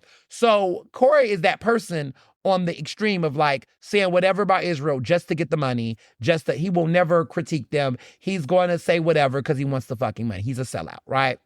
The issue now on the left is that you got people who don't have any other imagination or thoughts about anything, but just run around saying fuck AIPAC. And people go, oh my God, yes, let's vote for the person that says fuck AIPAC. Okay, cool. So they don't like AIPAC. That's great. But can you tell me more about your platform? Can you tell me more about yourself? Like, that's just not enough.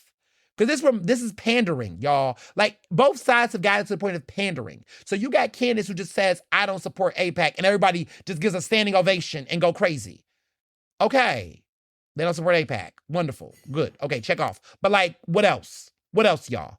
Because that can't just be the only answer. That can't be the only answer. That really cannot be the only answer. Because I'm not about to sit up and vote for candidates that just simply say, I don't like AIPAC. Okay, you don't like AIPAC, check off. Okay, but what about other things? What is your thoughts on race? What is your thoughts on sexuality? What are your thoughts on gender? What are your thoughts on, do you have anything more to say? Because that's not enough. I'm not impressed. I'm not impressed. But some of y'all just so impressed by that's your obsession. And then that's a red flag to me. Because if that's the only thing that you care about, that's the only issue you care about, that's the only thing you keep talking about, and you're gonna bypass the Nazi tattoo, if fuck AIPAC got you bypassing the Nazi tattoo, bypassing the race issues, focusing on class issues without intersectionality, if that's all you care about, I'm a little concerned. I'm a little concerned because I can't rock with that. I can't rock with a man that's been accused of sexual assault multiple times and abuse. I can't rock with a man who got race issues. I can't rock with a man that has a Nazi tattoo. I can't rock with all of that shit. I can't. Just because he don't like AIPAC. Okay. Because there's other people who don't like AIPAC but also have other policies. Enter the chat, Mondani. Come in the chat, Mondani. Step forward, AOC. Can the members of the squad come forward? Can I get some of them? Right, because they got more to say. Right? Chris Rabb, yeah. Come here, Chris Rabb. They got more to say than just fuck AIPAC. Right? Like, fuck AIPAC, sure, great. But they got more to say than just that. And I think some people have fallen and bit the apple because now anybody, shit. The way that there are certain people that's just pandering. Y'all don't feel like y'all being pandered? Because I see what pandering look like on both sides. Like, when I see these Democrats, these moderates come up in here talking about some, the relationship between Israel and the U.S. is so intertwined. What? That's your answer? You can't acknowledge bloodshed? You can't, what? That's all you got to say on the topic? So I see both sides. I see flaws on both ends. I think the way that this has been handled in the media and everybody's talking about it, I don't like any of it. I just think we should just move the fuck on. I think we need to get a better candidate. And I think we need to move on because because no one's winning on this. The left, Graham Platner should have been gone. The moderate base, you moderates, let it go. Because you don't have nothing to say. You don't have a moral fiber either on this. Because the kind of person that you would have put up for the seat would have not been the one to win either. So I'm not feeling nobody's stances on this. I'm not. So I just wanted to put that on the table. You know, I wanted to put that on the table because I know a lot of people had some strong opinions. And yeah, I want to be mindful of that. So I'm going to put that there. All right. Moving along. A lot's going on in media. So in media, Trump is out here, very telling. Trump is out here subpoenaing journalists, you know, because there are some red flags. And yeah, there's some red flags here. And people are like, oh, you know, what do I do? What do I, Let me explain some things to y'all. And let me make this very plain and clear. This is a way to suppress free speech. Okay? The Justice Department is seeking to compel testimony from reporters who wrote about the new Air Force One. And he subpoenaed Times journalists, New York Times reporters who talked about it. And this is not okay. Like, this is a form of retaliation, intimidation. I experienced that type of behavior when I covered the Mummers a couple years ago, many, many years ago, actually. And so when I see stuff like that, I'm like, no, we can't do that. We're not going to do that. Absolutely not. But yeah, just wanted to bring that to you all. But I want to talk about Meta. You know, Facebook, Instagram, and WhatsApp. So Meta abruptly discontinued this controversial feature. They had in its Muse image AI tool that allowed users to generate artificial intelligence images by mentioning public Instagram accounts. This is very disgusting, right? And they pulled this AI image feature away because basically they could use people. Now, they said in a statement that it was no longer available, this feature, and that they missed the mark. Well, that's because everybody and their mother dragged it. So basically, they canceled this tool because several people, they got backlash from everyday creators, Hollywood talent agencies like CAA and labor unions, because over privacy violations and non-consensual likeness usage. There was an automatic opt-in, which raised flags. All public accounts were automatically opted in to have their photos used as reference material. Users were not directly notified and had to manually dig into app settings to prevent this shit from happening. So there were several articles that came out in the press that was trying to tell people how to opt out. Like, they didn't give us the option to do it, y'all. It was fucked up. There were this likeness concerns. Basically, strangers could easily generate AI images or deep fakes referencing people's personal photos. So SAG-AFTRA actually condemned this opt-out structure. They said it was a, quote, utter miscalculation of public sentiment. And then Meta, of course, this was only available for 3 days. I'd already changed my account and swapped out before this shit even happened. They pulled the tags. Now, there are other tools remaining. So the at mention tagging functionality has been completely scrubbed off of Instagram. Meta's underlying image generation tech is still accessible via the Meta AI app, WhatsApp, and certain AI-powered photo fillers. So what you need to do is go in and just turn off any features. Go into your settings, okay? I think y'all should go into y'all settings. I will actually tell you, like, Instagram and stuff like that, like, this is real. Because I don't want nobody getting caught up. You know, I don't want anybody getting caught up. Because this is a real situation. But I want people to know. So you go to the area where the 3 bars are at. This is on the upper right. Okay. Now this is when you're on Instagram. So then you're looking at settings and activity, right? You're scrolling down. You're really scrolling because it's deep, right? So when there is more info and support, like, you got to scroll down, there is Meta AI assistance. So there's Meta AI assistance. You don't want to use that. There's also let me see. Let me see, because I'm looking at where to go, because I want y'all to know where to go.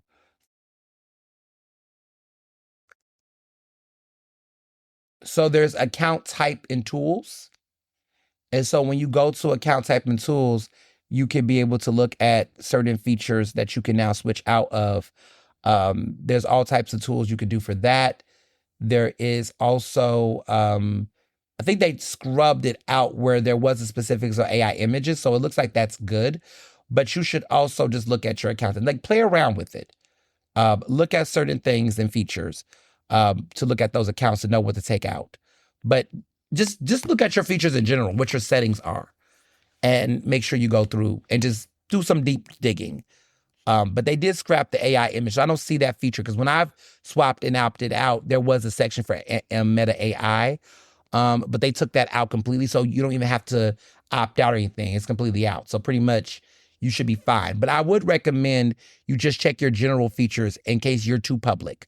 Maybe you don't want everybody commenting on your page and things like that. But just might be an opportunity to just look at what your features are allowing and allowing to happen on your page in general. So I recommend that. But yes, I also want to take a moment before we get into local politics to give a shout out to 6ABC and other local affiliates who's been speaking up. This happened during the This happened during my break, during a break. But pretty much what happened is that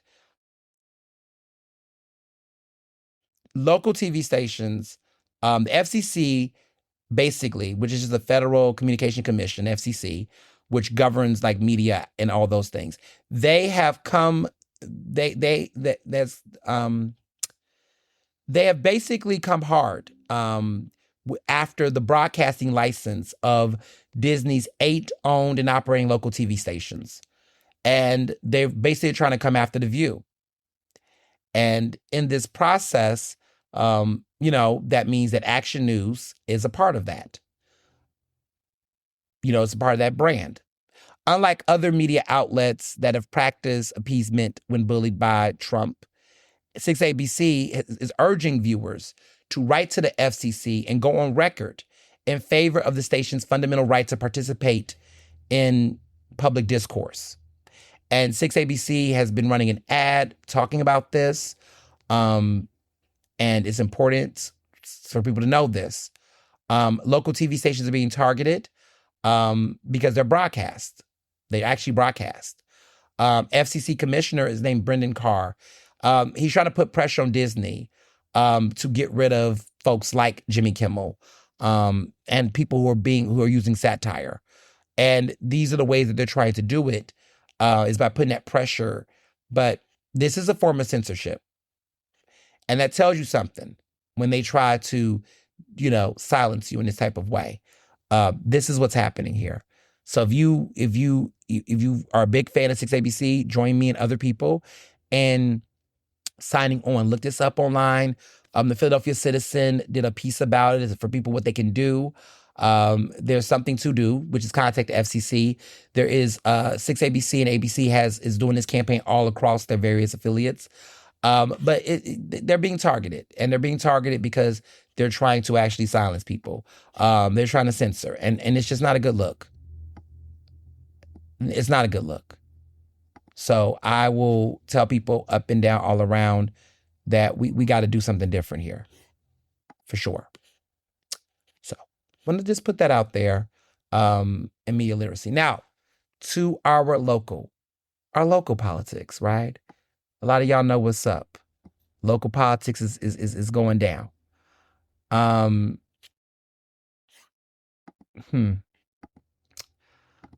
will say this. There's been a lot going on in Philadelphia. A lot going on. But before we get to Philadelphia, I want to say Pennsylvania has passed the budget. The Pennsylvania State House, Harrisburg, senators, they done passed the damn budget. What will come of this budget? Only time will tell. Okay? Because there's a lot of conversations to be had. There are a lot of people who have different opinions and thoughts about the climate. For example, people are continuing to reduce the corporate net income tax rate and increasing the net operating loss deduction limits. are important reforms that send the right message, is according to the Pennsylvania Chamber of Business and Industry. People are liking that.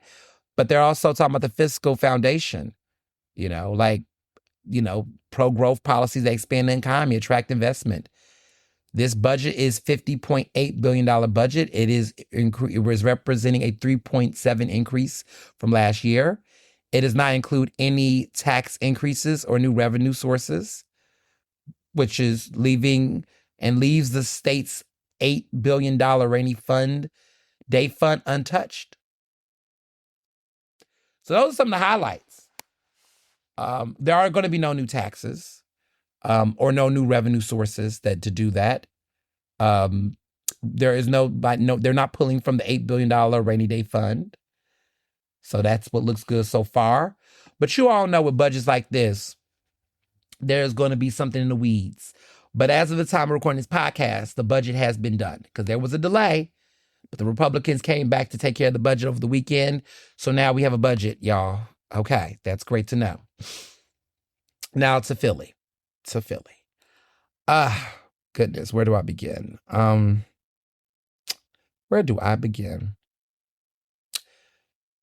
Let's start with the July 4th concert, shall we? Now, a week ago, I did that episode. Y'all listen to the special edition, so I don't want to do too much recapping. But the aftermath from that concert has continued. They're not going to talk about it now because of the big, huge storm.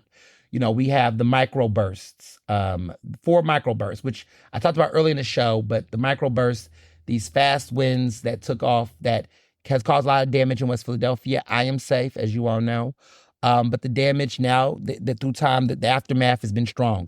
Huge trees. I mean, Malcolm X Park, other areas are completely devastated.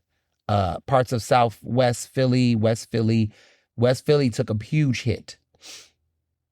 I mean, there's a lot of trees falling, lots of damage, lots of car damage, property damage, all the things. It's time for the city to respond, right? Now there's time to do the work, the cleanup, the repair. That's where we're at right now with it. The park administration, I think, they're going to put their energy into this.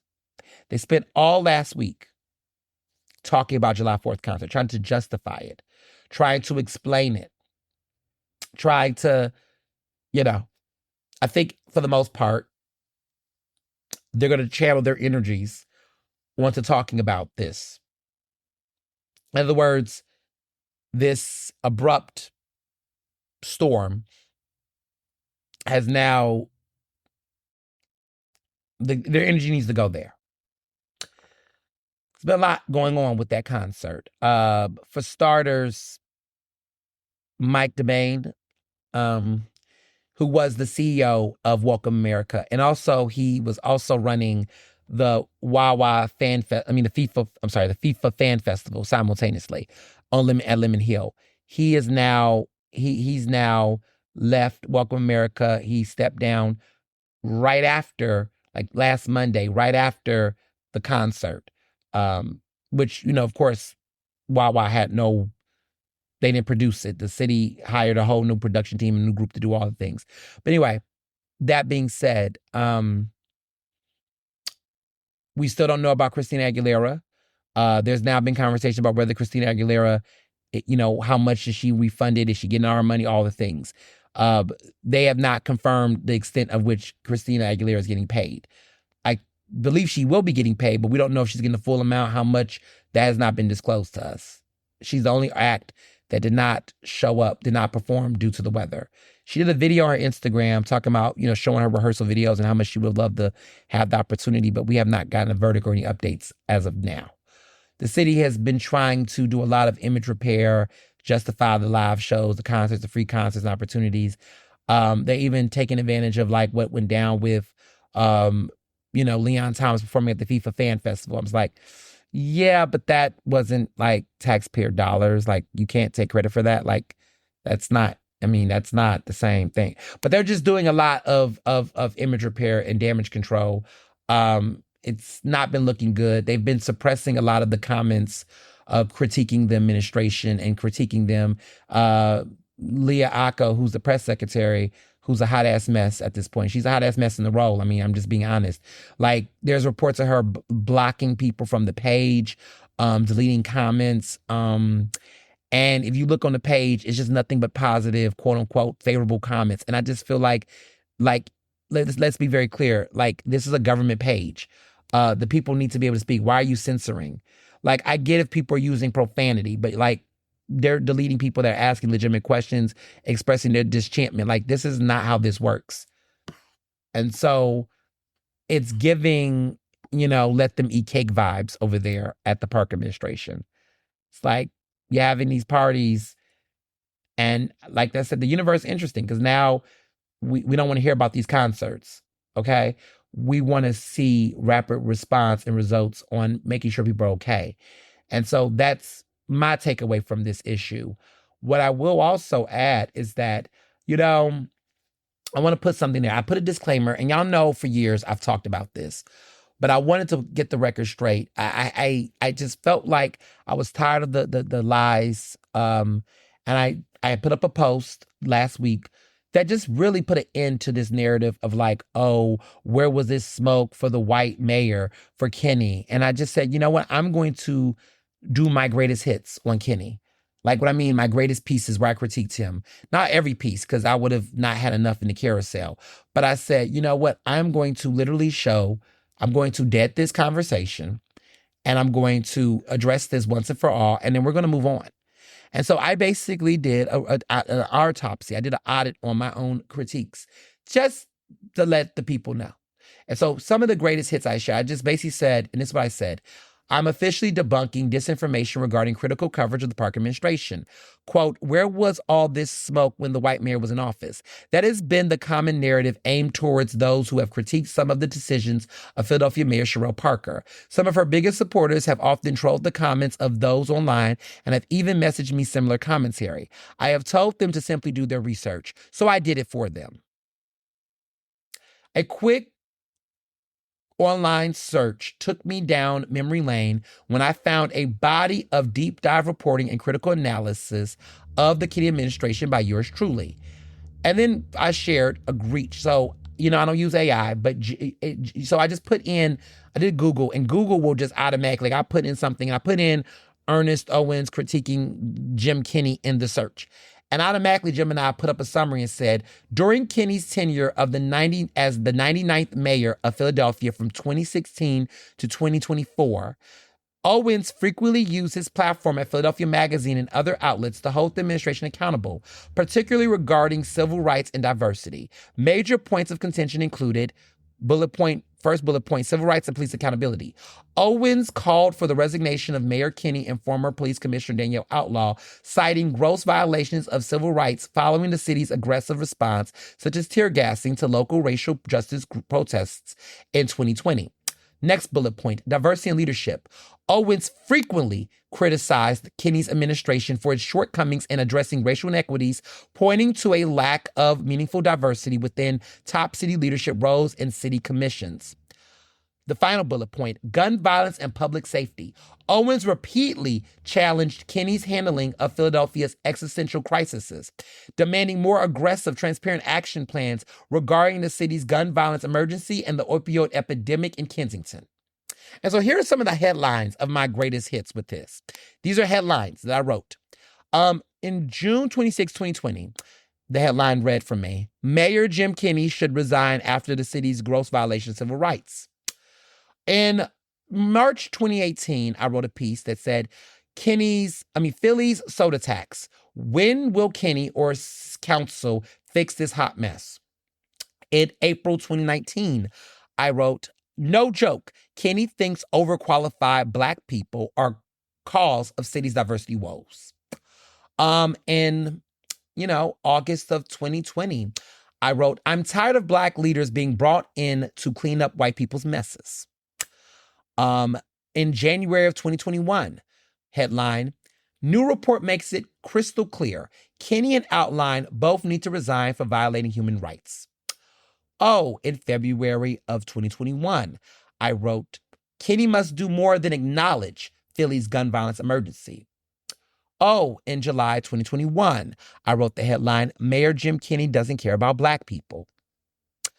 Oh, in August 2020, I did the headline, with indoor dining faux pas, it's official, Jim Kenney can't read the room. In March of 2020, I wrote the headline, Kenney was a coward in letting Philly's safe injection site fail.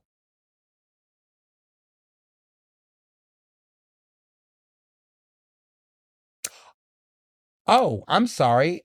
In June of 2020, I wrote the headline, Mayor Jim Kenney should resign after the city's gross violation of civil rights.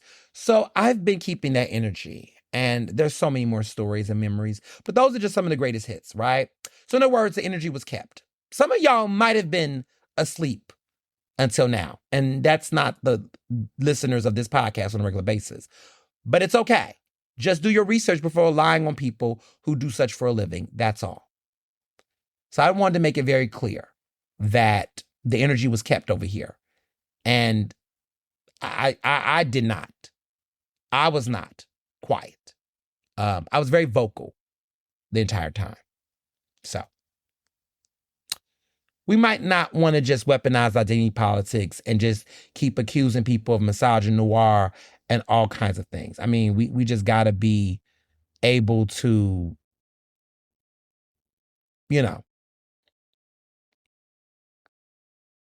yeah, we just got to be, we just got to stop lying. I'm just tired of the lies, So now that we addressed that, I think people now decide to shut up on that issue. But I broke a story. Where do I want to go? Well, let me stay on this too. So Parker is very visible, for better or for worse, whether you agree or disagree with her politics. One thing about Cheryl Parker, she's going to be at a press conference. She's declaring emergencies right now in regards to the situation, which is a smart move. She's very vocal. But what's been very missing in all this? And I've been noting this. And I think this is something that is a critique of the Parker administration. But where the hell is the managing director, Adam Thiel? Where is he? Do anyone know where he's been? Well, I heard from Philadelphia Philadelphia City Hall sources that are close to the Parker administration. They claim, all right, that it is only a matter of time before managing director Adam Thiel will be soon exiting the role. There's been several recent departures from the managing director's office. I believe a chief of staff left. Other people have left essential personnel there. And there's been so much scrutiny surrounding Thiel's tenure. Over the years, y'all, noticeable absences. And he's been holding multiple positions simultaneously outside of government. And technically, the managing director is the number 2 of the city. Now, let's break it down. Adam Thiel gets paid $316,000 a year. That is exponentially more than what Mayor Parker makes. Mayor Parker makes less than the managing director, Adam Thiel. Okay, she makes around $260,000 a year, like nearly $260,000 a year she makes. She makes a substantial amount of money less, like less than 50. She makes less than $50,000 at most, or a little bit more than $50,000 less than him. And she's the mayor. He makes more than her. And the thing is that almost half of his $316,000 taxpayer-funded salary was for paid off time last year. In 2024, he made more than $300,000 in consulting. He's a part of the Army Reserve. He is an adjunct. He's a professor at 2 colleges. Like, this man is getting multiple jobs and multiple bags. And the Park administration is defending him by saying that it's not ethical, it's not conflict of interest. Okay, I guess, but why is this man able to have multiple jobs and not show up to this job that's taxpayer funded? Look, at least Giselle Jones she took drop, which was problematic as hell, but at least she's willing to show up to work, and she wants to work even after retirement, interesting enough. But this guy is literally able to do this. I don't know. I don't know. I don't know. That's just a red flag for me. For me, I just don't get why you would do that. unless you are allowed to. So it's looking like he was allowed to. And yeah, I'm. So yeah, that really stood out to me. In a time of a natural disaster and crisis like this, the managing director should be at the press conference. He should be actually speaking. Where has he been? Well, it seems like he may not be here for that long. It looks like, he's quietly quitting. I don't know. I don't know what's going on. But you heard it here. There's a strong chance that you're not going to see the managing director in this position very soon. And rightfully so. I don't know who's going to get the position, but I think everything is coming to a head privately. People are getting a little fed up. And I think the park administration, privately, there's people in that administration that's taking on a lot of heat right now. And I don't think they like the fact that the white guy who's getting $300,000, making more than them, has been skating because he hasn't been put into any scrutiny. But that's also, my grandmother used to tell me, and I live with this quote, accept what you expect. Accept what you expect. Accept what you expect. If you accept greatness, you can expect it. If you accept bullshit, you can expect it. This administration has accepted the mediocrity of this job performance. What could you expect? You accepted a man that was willing to have multiple streams of income. What did you expect was going to happen is where I'm getting at here. So this is a leadership issue on so many different fronts. Why does this administration not have the discernment to demand better from this man? So, look, people are always like, where's Mayor Parker on this? That? Yeah, that's true. But I always have said largely the Parker administration.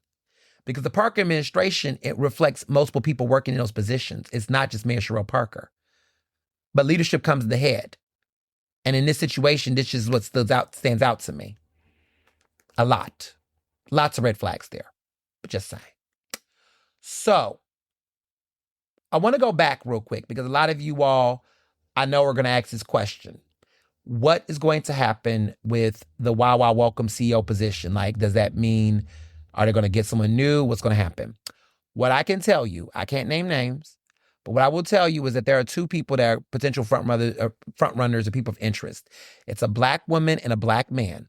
Both of them are known in hospitality, and they were closely connected to the 250th celebration in some capacity whatsoever. Those two names have been floating around in consideration for the position. Now, I know one of them. I think I know one person in particular who I think definitely are going to take the position. I know one is not. I'm not going to tell the gender because that's going to tell too much.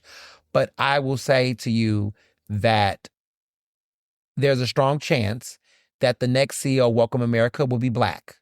It will either be a Black woman or a Black man. They will be an older millennial. I will say that much. They're older millennials. So they're going to be like, well, I'm not going to say the age because that's a little too much. But they're older millennials. They do have some experience in this particular space. So they're not going to fall from the sky and be random. And when they do be announced, you can go, oh, that makes sense.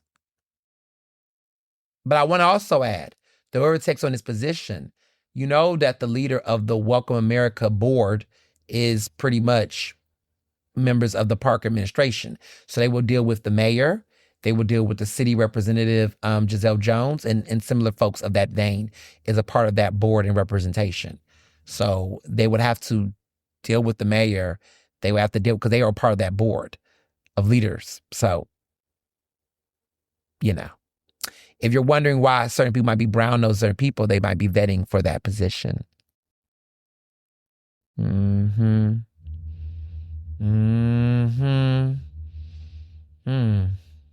name names, but y'all can pick up what I'm putting out. If you're in the loop, then you already know who I'm talking. You already know the two people I'm talking about.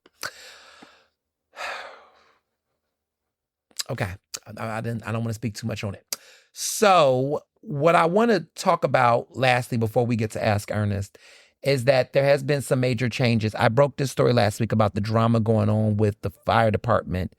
The Local 22, this is the union for Philadelphia's firefighters, paramedics, and EMTs. They are officially accusing the Park administration of violating a decades-long wage parity agreement between their union and the FOP, the FOP Lodge 5, in their recent contract negotiations.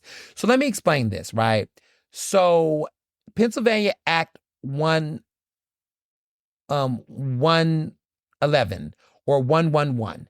This is a state law that authorizes cops and firefighters collective bargaining rights and enforced binding arbitration to settle contract disputes. So for decades, this particular law allows firefighters and police officers to have a special type of process to which they get their contracts, right?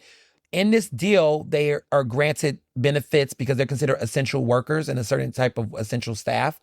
And they're huge staffs and there's millions of dollars in play. They can't strike because because the argument is that they're so essential that if police officers strike, I mean, my God, right? And firefighters, if they strike, it would be, so because of how essential their work is, that there needs to be a process, right? That does not create a situation where we can go out. People will argue that a city cannot be without police officers and firefighters.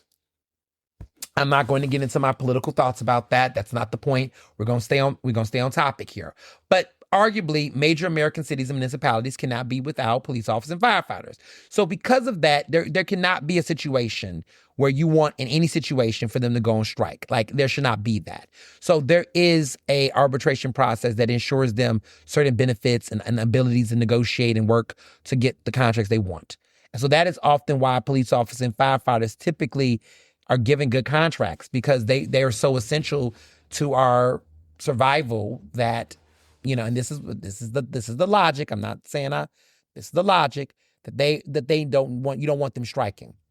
However, culturally and historically, they have had what is called wage parity, meaning that if the police officers get a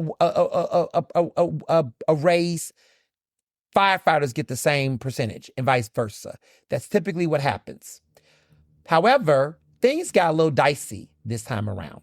On June 26, after over a year without a contract, the Local 22, the firefighters union, did not have a contract for over a year, y'all. Okay? Yes, they went without a year. They finally, though, on June 26 last month, reached an agreement with the city of Philadelphia, one that now reveals a noticeable pay disparity between the firefighters and the police officers. So new contract details that was provided by Local 22's leadership show that fire department workers will now get a 3.5% raise in comparison to the police department getting a 4.5% increase. So let me back up a little bit on what happened here. This dispute started last summer in 2025, when Local 22's contract expired on June 30th, 2025. This is the same date as the FOPs. Their contract expired in the same time before the new fiscal year starts, which is always July 1st. So on August 15th, 2025, the Park administration reached a 2-year contract negotiation with the FOP, which was worth $343 million. It was around the same time, in the same summer, a little bit before then, that the city also reached a 3-year contract negotiation with District Council DC 33 workers for $115 million. And then there was a 3-year contract negotiation with District Council 47, DC 47 workers for $92 million shortly after. Now, the city only had a labor reserve budget for the municipal employees at $550 million. Okay, they'd already reached that amount with the FOP, DC 33, and DC 47 before actually reaching a deal with Local 22. So in other words, what I'm trying to tell you is they ran out of the money to actually work out a deal with Local 22. So Local 22 has been without a contract, y'all, for literally the entire year. Now, here's the thing. They did not get a new deal until June 26, 2026, nearly a year later. Now, according to Local 22 leadership, I spoke to the president of Local 22. Back and forth between them and the park administration over pay disparity with their union and FOP's contract was at the root of the dispute. Because basically, they saw the FOP contract, okay? The FOP had their contract, okay, done August 15th of last year. So when them numbers came, Local 22 was like, okay, we now got a benchmark. We now know what we need to go for, okay? And so due to PA Act 111, like we talked about, firefighters are not allowed to go on strike. So they had to have arbitrators intervene in this dispute. Now, in the FOP's 2-year contract, there is a general 3% wage increase, but there's also an additional 1.5% economic adjustment increase based on speculative civilization. So there is this other increase that show up in the work. So there's this big, huge 3% wage increase, but there's also another one hidden in the numbers. So according to Local 22 leadership, the park administration was only trying to honor them with that 3% wage increase, honoring that parity, but they did not want to recognize the additional 1.5% given to the FOP elsewhere. So in the end, Local 22 was able to settle with a 3.5% increase, which is 1% less than the overall increase for the FOP. So what does this mean? Local 22 has publicly criticized the park administration on what they describe as a violation of the good faith wage parity that was the precedent for decades in the city. They're now speaking with current members of city council on possible policy changes to the city charter and are exploring options to consider candidates interested in challenging certain elected officials.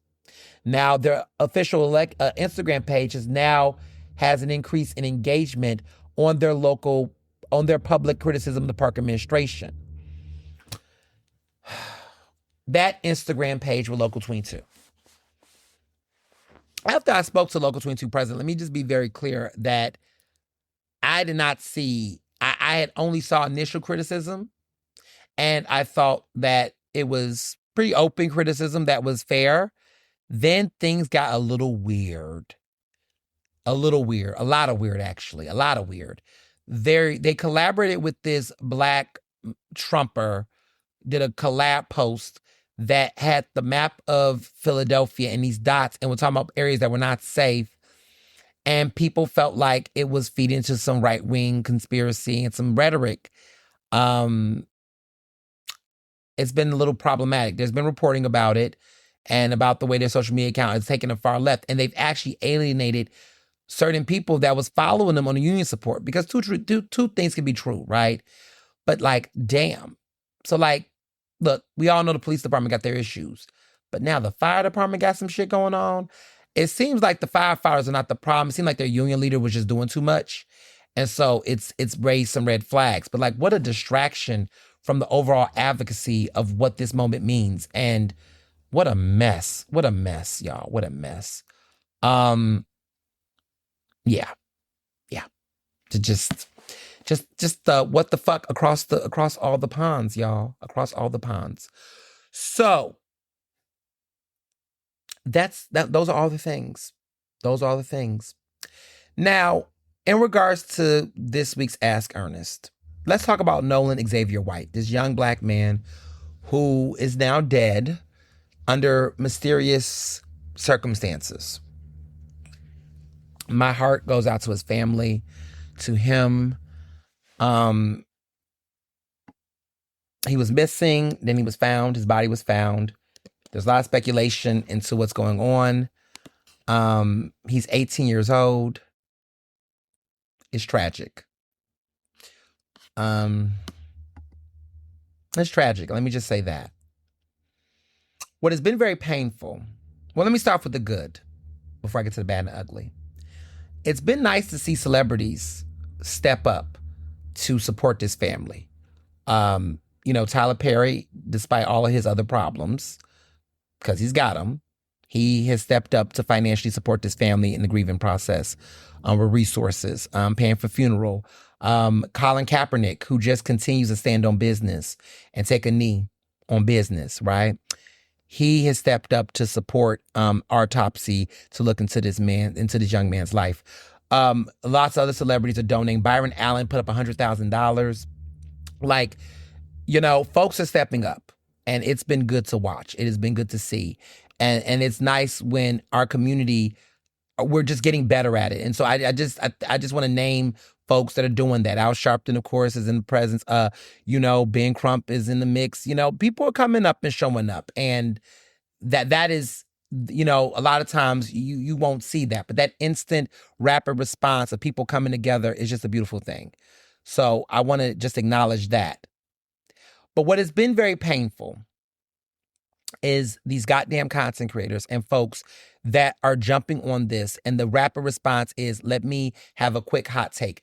You all are seeing what I'm seeing now, right? Can we let the journalists do what the journalists need to do?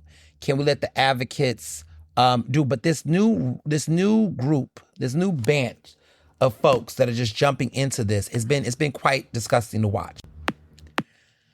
It's been people having just the most ridiculous assumptions, like just not anything productive, just wanting to just jump in the conversation in ways that's been very harmful to watch. Some of the stuff that has been frustrating to watch is that, first of all, just speculating about the death and who did what and how, like, you're not detectives. Like, wanting to treat this like some, crime whodunit mystery. And it's like, a kid has lost his life. A young Black life has been taken.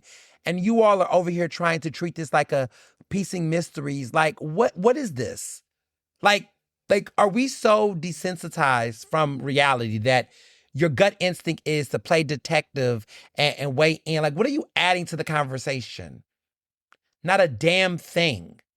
Like, and I'm sick of these people. Like, I've unfollowed so many accounts, y'all. Like, I'm tired of folks using our deaths, even if they look like us, using our deaths as opportunities to have a comeuppance. So you just out here engagement farming. Like, you see Black people dying and you think engagement. Like, everybody, can we just, like, the internet was never meant for everybody to have a bunch of opinions at the same time. I swear it was not. Like, it disgusts me, y'all. It just do.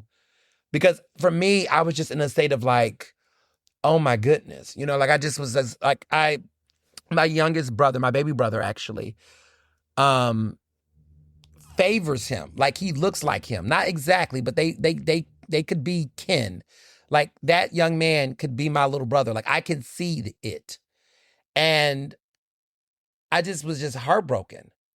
And what was the most disturbing thing that really pissed me off was people projecting. Like, they made assumptions because he went on a trip with these white boys that somehow, these are his friends. And he don't have any Black friends. And this is what I'm saying, Black parents, make your kids be like this whole lecture and shaming of like the parents. Like, these are the parents' fault. Like, why would they have their kid go out with a bunch of white kids? And this is what happens when you don't have, you like projecting like, oh, this is all he had. He didn't have any Black friends and he didn't have this, he didn't have that. Child. I was so happy and I was sad.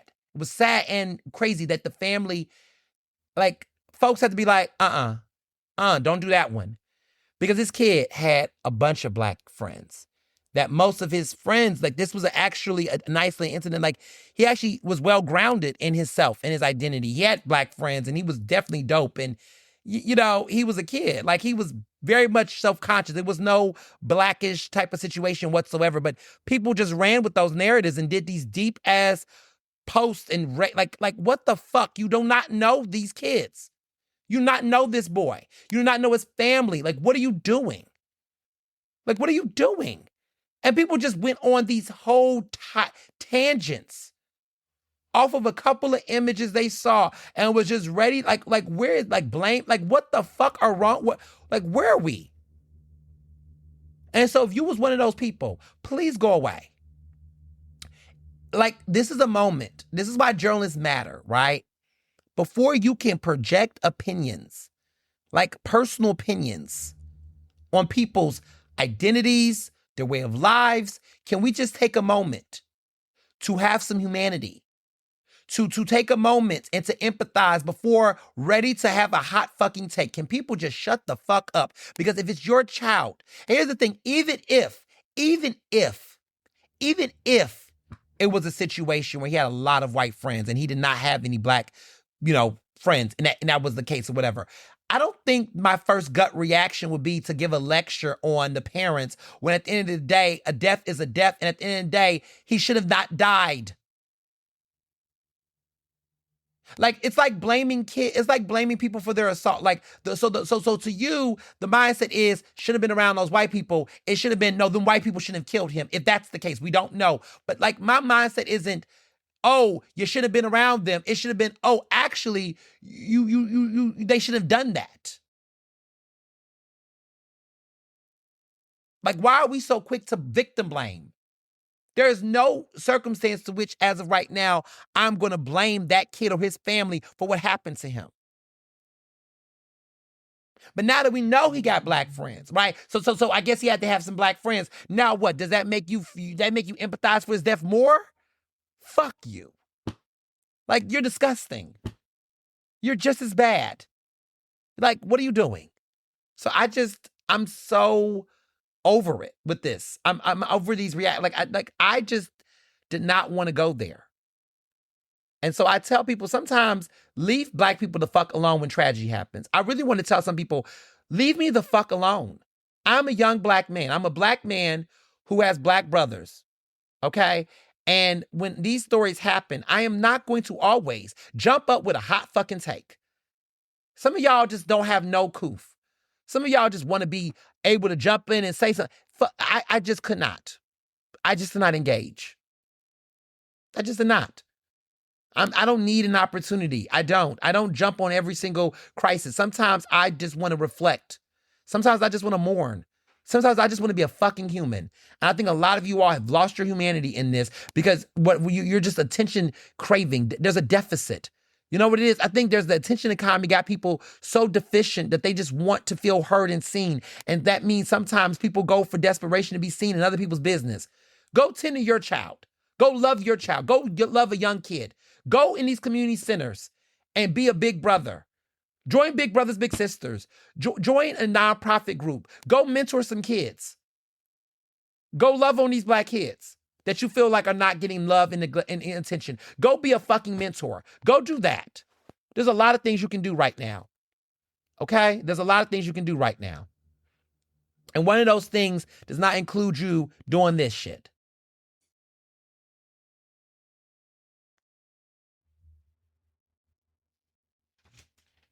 Seriously. We just need to be better people. I'm just tired of us losing our humanity all the time when it comes to these issues. So that's what I got to say. That's what I got to say. If the lesson is show up for black youth, continue to love them, continue to be present with them. Don't wait for them to die for you to blame their parents and talk about other things. Don't wait for them to die before you speak up about them. Show up for them. Show up for the kids that are still here with us. Be present. Mentor them. Speak to them. Speak life into them. Speak success into them. And do it without a camera. Do it without a camera, please. You don't know how many. I don't even need, what's understood to be said, but I will say this. I don't think y'all know how many young people that I talk to every week, just randomly, will hit me up in the DMs. Some queer kid that is thinking about their life.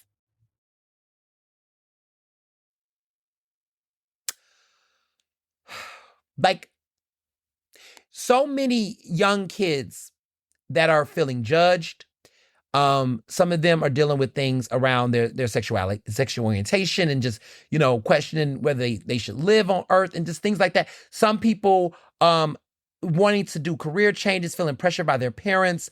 Folks that are just having all types of worry about, their abilities and where they are, and they just want to be heard. Or they're inspired. They see something I do and they say, I appreciate it. They is somebody that they can look up to that's not a celebrity, that's not out here in Hollywood or whatever, right? That they just want to be heard. And I will take a Zoom call with a young person, a young college student, somebody who's just trying to figure it out. And they will email me. Someone will text me, and I will just give them an hour and I've got extra time, I'll do it. And I'll just say, look, I'll do a Zoom call and just talk to them. They just want a different voice, just somebody that they feel like will just listen. And I'll take that time if I have it. And I just think we need to just make ourselves more available in different ways to just show up for people, for young people. It's not always about giving money. Sometimes it's your time. Sometimes it's your presence. Sometimes it's just being there and cheering them on. You just don't know how much of an impact those things make. And some of y'all should know that, because weren't we young? I can't tell you how much it meant to me when I had certain mentors and people that would just show up to my plays when I was in theater arts. Like, my parents was present, but it was just nice that other people that I looked up to would show up to my plays, would encourage me, in school, would, just nice, just nice. We need more of that, since you all care about our kids, right? Don't care about them when they're dead. Care about them when they're alive. Show up for them.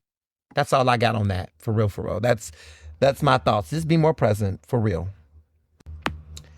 So on to movies. There's a lot going on in Hollywood right now. For starters, that Michael Jackson movie has hit $1 billion. It is probably the worst biopic I have ever seen. And yet now it's the highest grossing biopic of all time. Stan culture, y'all. Stan culture. Stan culture. Like, what? How? Michael Jackson, y'all. It's Lee Michael Jackson. He's like Spotify, which I don't listen to, but I heard he is in the top 5 of artists right now, top artists, like, being streamed.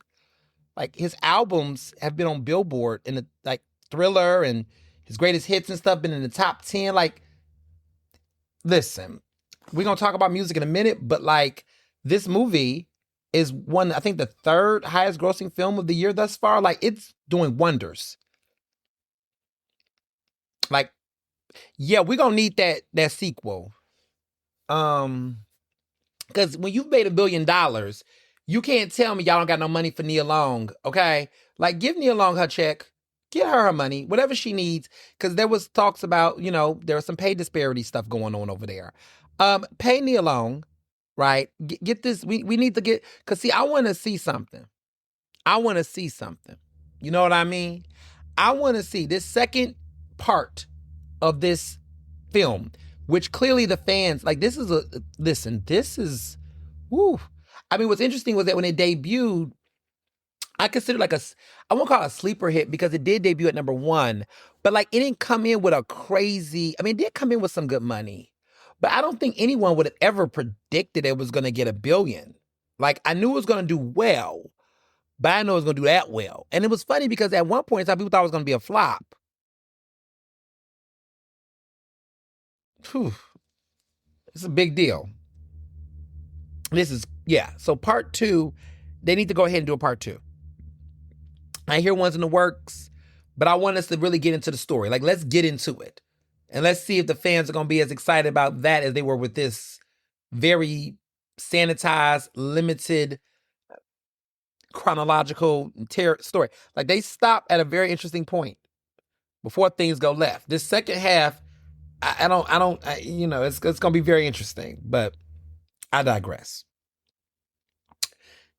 In the order of things. So Moana came out. It came out this past weekend. It was number 1 at the box office. Only $40 million, around $40 million at the box office for this live action film starring The Rock, a Disney live action film, opening at the box office at $40 million. That is not good. That is not good. Okay?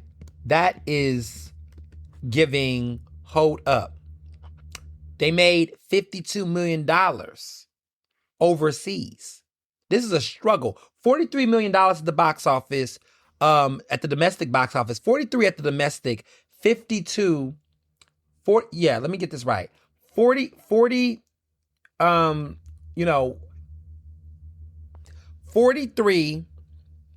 at the domestic box office, 43 at the domestic box office, 52 overseas. It's a bomb. Like 95 million worldwide opening for a Disney movie? Like what? So now it's projected, possibly. Like Moana 2 made $1 billion 2 years ago. Less than 2 years ago, it made $1 billion. Moana 2 did. And that wasn't even all that good. The first one was stellar.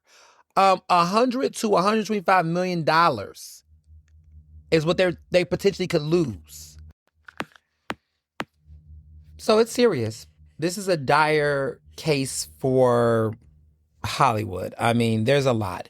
I'm trying to figure out like what went wrong here. I mean, there's so many things that went wrong here. I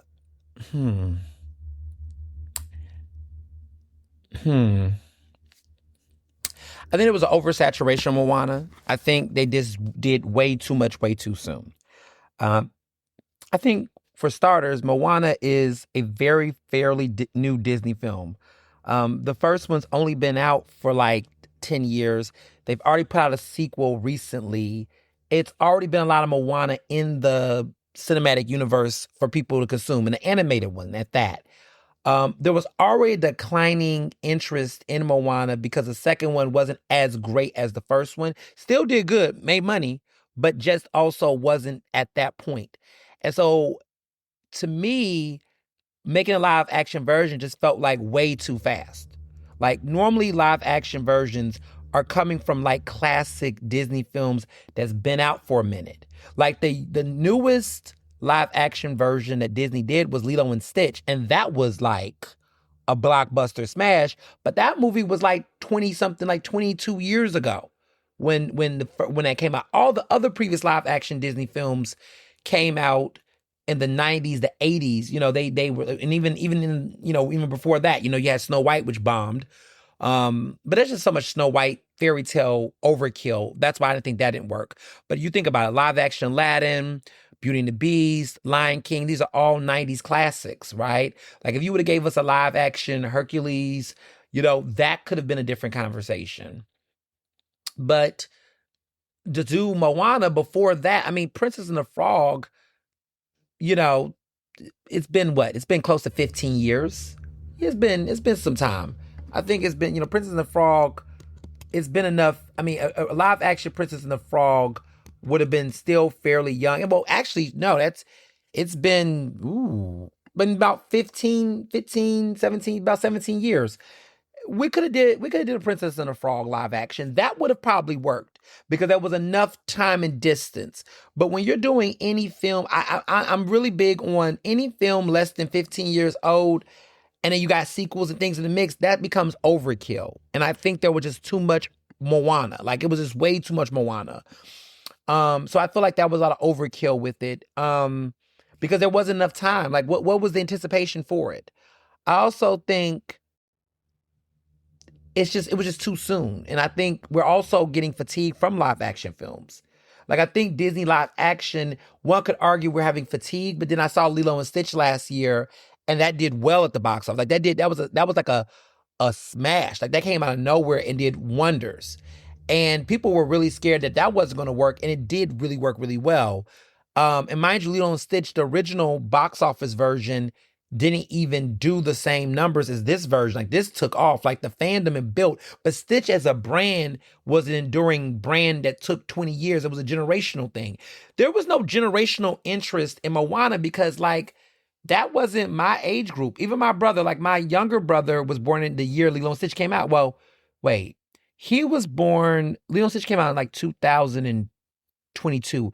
2002. He was born in 2000 and he was born in 2003. So that's a generational thing. Like me and my younger brother can both watch it. Now the baby brother, like he's 16. Lilo and Stitch was still around because they were still doing like the sequels and the cartoon stuff. But that was like a cross-generational experience.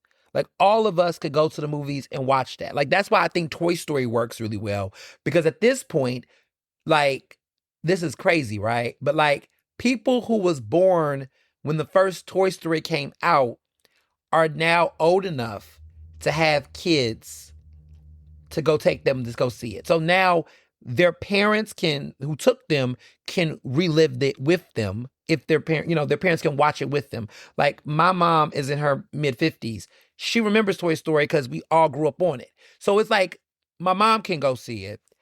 I don't have any kids, but like technically I could have been a parent that could have had a young kid that like could have watched it, right? It could have been a cross-generational experience.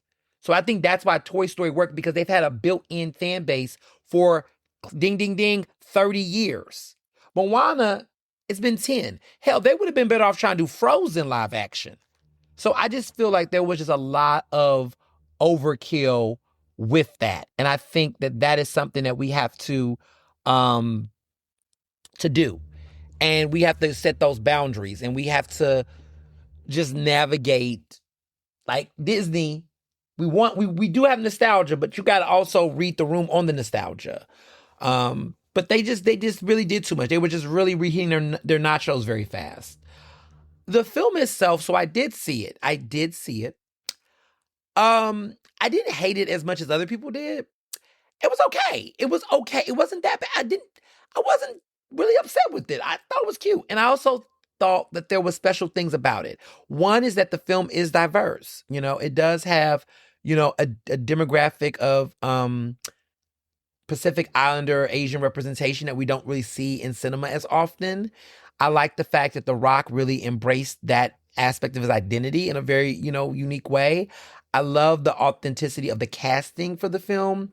I did appreciate that. And I thought that was touching to see on screen, because I don't see that much representation of that community in film in a very positive, fun, inspirational way. So that I could give. I feel like animation is great, but it was beautiful to see that. Kind of like how I felt when I saw Little Mermaid. Like, a lot of people did not like the Little Mermaid remake or had their opinions, but I thought it was pretty cool to see a Black Ariel and to have that, especially, Halle Bailey, Holly Bailey singing part of your role. It's just cute. Like, it was just, that was sweet. I appreciate things like that, the sentimentalness of it.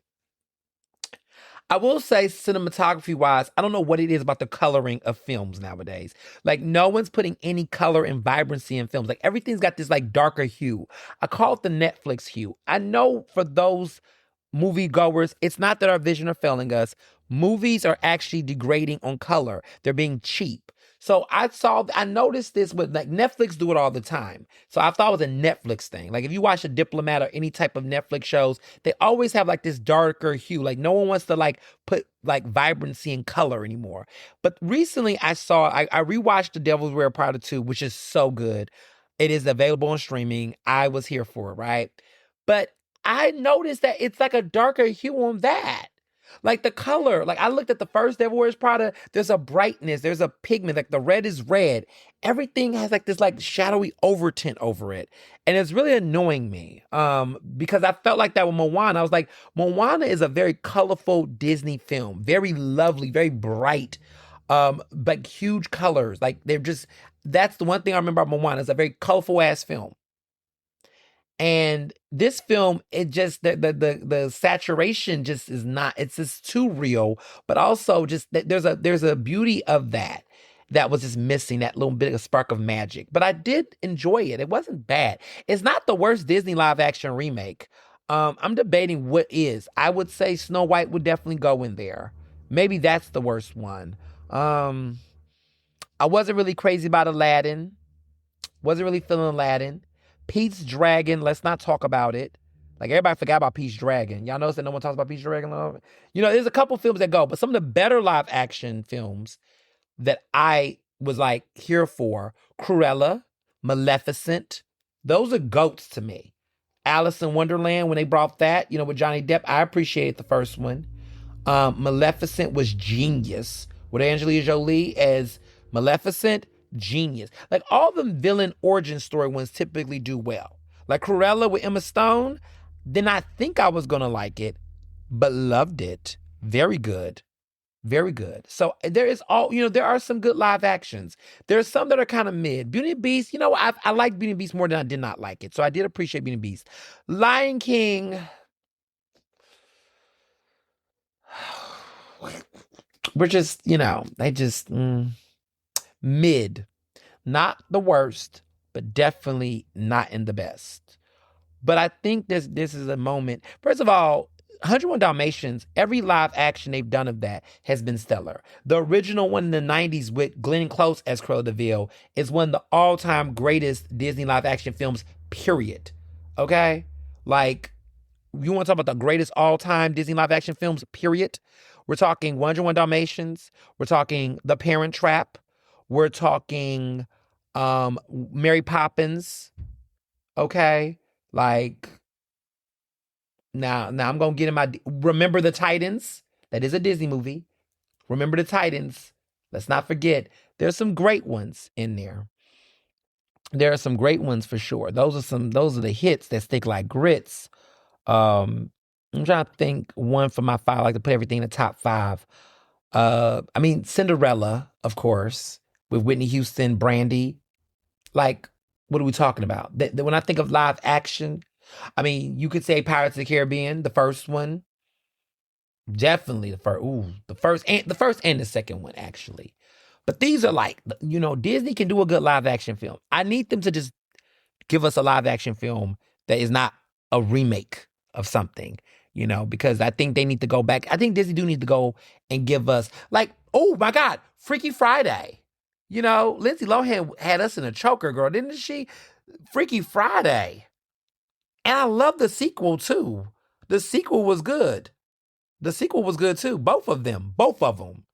Well done. Like, just, yeah. Moana, not it. I think Disney needs to go back to the drawing board when it comes to these remakes, okay?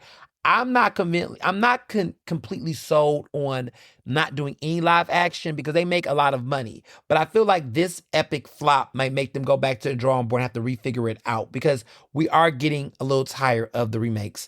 Especially like you guys are going too new with the remakes. Like this was a little bit rushed. We want y'all to go back. Like, okay, like Hercules, like they did a Mulan live action remake. I struggle with that one because it didn't get the theatrical release. And so we don't know what it would have done at the box office. They kind of slid it into Disney Plus, which I did hear, by the way, that they're trying to make a Disney Plus, a free version of Disney Plus. I'm going to wait on it because I need to see what they're going to keep and what they're not going to keep. I need to see what the collection looking like. Tubi entered the chat and threw shade and was like, duplicated, often never replicate. I hear that, Tubi, because y'all be playing with Tubi. Tubi is not that bad. Tubi got some fun, bad movies, but Tubi also got some good classics, like some decent films too. Okay, y'all do too much with Tubi. Tubi ain't that, Tubi films, some of the Tubi films are a little ratchet, but Tubi is not that bad. Okay, put some respect on it. So I will say that. Anne Hathaway is in a lot of movies. I'm realizing that every month Anne Hathaway is in a new movie and she's not done yet. But I just want to now say, now that it's out, I will weigh in. The Odyssey is the bomb, y'all. The Odyssey is, I think, the front runner for Best Picture right now. Rightfully so. I am impressed. I'm very impressed. I was very impressed. I couldn't say anything because it was embargoed, but it's a great film. It's incredible. Christopher Nolan, you did that. You did your big one. It's definitely one of his best. I definitely enjoyed it more than Oppenheimer. Some of these performances are some people's career bests, like some of their best performances of their entire career. I don't know who's getting Oscar nominations because a lot of people brought their best. Samantha Morton, 8. They're not talking a lot about her, but Samantha Morton, when you see that, she 8. Lupita is going to always do her big one. She was great. Anne Hathaway, I think out of all the films she's in, this will probably be the one she'll get the Oscar nomination for Best Supporting Actress. Zendaya is good. She's not in the film as much, but she is good. Well, let me not tell too much. She is good. Charlize Theron, another great performance from her. Monster is one of the greatest performances of all time, so nothing's topping Charlize Theron and Monster. Because Charlize Theron in Monster is probably the greatest actress performance of this century. If you have not seen Munster, she plays Aileen Wuornos. If you've not heard about this performance, she won Best Actress at the 2003. She won. This film came out in 2003. This is probably, in my opinion, the best film actress performance of the 21st century. I don't think any actress I've seen this century has put on a performance as transformative, as captivating, as miraculous. Like that is so nothing's touching that. But she's good. She's great in this. Robert Pattinson. This is probably the best Robert Pattinson performance he's ever done. He's been getting better with his acting. Initially, when he was in Twilight, everybody laughed at him, but he's been doing pretty good. Like he's been in some really good films lately, and his acting has been showing up. So I thought this is his best career performance yet. Tom Holland. This is Tom Holland's best performance. This is Zendaya's husband, boyfriend, something like that. I ain't gonna do all that, but they're together. That's her boo. This is his best performance. I've seen him in a film. Yeah, everybody brought their game. Oh yeah. How could I forget? Matt Damon is in this film. It is probably one of the best performances he's done in a long time. I don't know if I could say it's his all-time greatest performance because I do like The Talented Mr. Ripley. He was great in that. Good Will Hunting is always going to be a classic from him. The Martian was also good. But this is definitely one of his best performances in a long time, actually. And I definitely would say this is probably better than him in The Martian, which was another great film by him. And he did get the Academy Award nomination for Best Actor for that. This is definitely one of his greater roles in a long time. He can still act when he wants to, okay? That's what I will say. He definitely brought it. Robert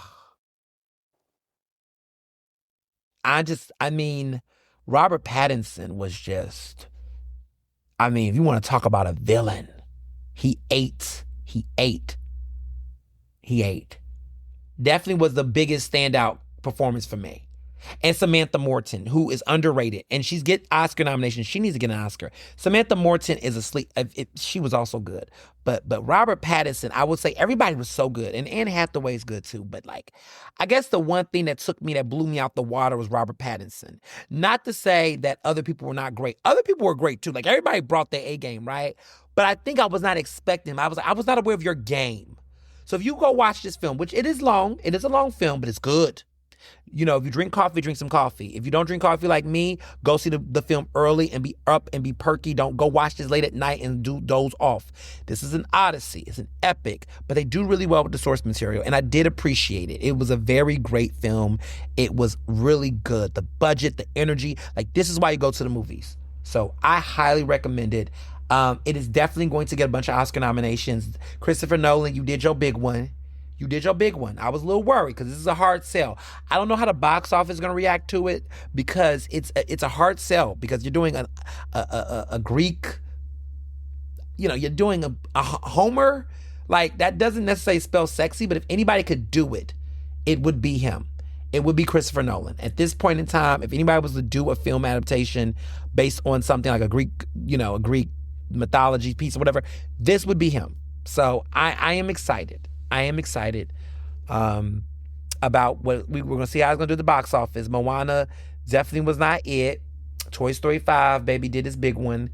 We want to see what's next over there in that department. But speaking of Anne Hathaway, it seems like all the girls are doing their things. Zendaya is in a lot of films right now. She's in a lot of films. She's about to be another film with her boo Tom. They're about to do the Spider-Man movie, which is going to really do big at the box office.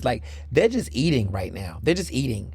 And Anne Hathaway's in the film she's 43, she's pregnant, she's killing it. This is her third child. This is quietly building. She's waited for this moment. And I'm so happy because a lot of people tried to play her and really act like she was all... I'm happy for her. This is a beautiful, return and comeback. And she's just great. So I'm just happy for all these comebacks and the nostalgia era. Okay, we in top tier nostalgia era right now. I'm here for it. I really am. I'm really here for it. But yeah. So other things. Okay, Oscar Watch. I'm bringing it back. Now that we're in the second half of the year, I am going to do Oscar Watch. Y'all know my little series on Oscar Watch. I typically will talk about a film that is not really out yet or isn't on the mainstream conversation, but definitely can be in the conversation on Oscar. And so I call it Oscar Watch. So I am bringing it back every second half of the year. I feel like some people who do movie critics and reviews, they do too much early Oscar prognosis early in the year. And I do understand why, because a lot of movies that are coming out early in the year is getting in the conversation for Best Picture and different things. So I can understand that. But for me, I feel like we can't, I like to talk about Oscar season when we get closer to the fall. And so now we're getting closer to the fall and we're on that second half of the year and people are open to watching movies like that. We're still in the summer blockbuster mode, but nonetheless. So my Oscar watch film of this week is Couture, starring Angelina Jolie. It's good. It's right now in indie. It's not out there yet, so you can't watch it anywhere yet. But I'm here to tell you that when this movie hits in the indie theaters and the smaller screens and places, keep an eye on this. I don't really want to tell too much of the film. I would just say that Angelina Jolie is playing someone that's in the fashion industry, and she gets diagnosed with cancer. And if you know Angelina Jolie's life experience with cancer and her mom and things, this is a very sentimental film that pulls at the coat strings. She's great in it, and she's been great in a lot of movies lately that was close to Oscar but didn't hit it. Like Maria, that she was just in recently playing an opera singer. I just knew she was going to be a shoo-in for Best Actress nomination, but it was a very competitive year. So we don't know. I don't know if she'll even get it this time around because there is a competitive year. There's a lot of stuff that's coming out, The Social Reckoning. We got to keep our eyes out for that. But you just never know. But I really did see this, and I really was like, Angelina Jolie she doesn't do movies often, but lately when she do a film, she is doing good. She's a great actress. She's still doing it. So keep your eye out for that. That's on my Oscar watch. Now with music, Madonna is back. Confessions 2, #1 album in the country. Okay? Her 10th #1 album. Okay? She is back. This is the album of the summer. And honestly, personally, it's my personal album of the year thus far. Now that I'm in a recording academy, I will definitely be telling people, baby, we got to put her in the categories. Okay? I need Madonna. 20 years after Confessions on a Dance Floor, she comes back to the dance floor with a banger. Now, for real Madonna fans, her last couple of albums have been a little not so good. She hasn't dropped the album since 2019's Madam X, which was 7 years ago. And that album, y'all, it was probably the least listened to Madonna album I've ever listened to. I think I listened to it one time in full, and then I kind of faded off of it. It was just a little too experimental for me. I think she was trying to be a little bit too trendy. I think Madonna's strengths is when she leans into what makes Madonna. Like Madonna with this album looked and reminded herself that she's fucking Madonna. She does not have to jump on trends. She does not have to be anything else. She is the trend. She is the wave. This album is very confident. This album is very good from beginning to end. This is a free-flowing album. You can listen to it and play it nonstop. The last album that Madonna, you could do that with a Madonna album, was Confessions. Okay, and I think a lot of people did not think that she would be as great as that. Well, she is back, baby. She is 67 years old, and she is back, and she is killing it. Okay? Right now, we don't really have a clear front runner for album of the year this year. Other years, you could say, you can look and go, okay, Cowboy Carter, that's the one, right? You could say, oh, Taylor Swift, we got to whatever, right? There are years, but this year, there isn't really an album that I would say is the easy front runner. Everybody has like little infractions on them. And now that I'm a member of the Recording Academy, I have an informed opinion now. I can say some things because I know some things and I can talk about it, right? I think people need to watch out because this is going to be an interesting year. Late September is the deadline for consideration for Grammy albums. So there is a time window. The time window is from late September of 2025 to late September 2026. Any album that's come out during that timeline will be considered for the 2027 Grammy Awards, okay? The Grammy Awards, as you know, is in February. So if the album comes out in October, November, and you're like, why is it not nominated? It's because that's past the cutoff date. The cutoff date this year is like late September. So Madonna's album, so other albums that will be considered. Cardi B's Am I the Drama is going to be considered this year because it came out after that deadline had passed. Sarah McLachlan's album Better Broken, I hope it gets some Grammy nominations. It will be considered after because it came out the same day that Am I the Drama came out by Cardi B. Taylor Swift's album, Life of a Showgirl, that came out last October, it will be in the conversation. Olivia Dean's album, the Art of Loving or what have you, that will be. But those albums will be. We don't really have Drake's albums, of course, would be up for consideration if he submits them. But these are the albums like that will be up. Ariana Grande's new album is coming out in late July. We're going to keep an eye on that. That will be up for consideration. Olivia Rodrigo's album. So there's a lot of, Bruno Mars's album that came out earlier this year. All of these albums will fit in that model. We're getting closer to September.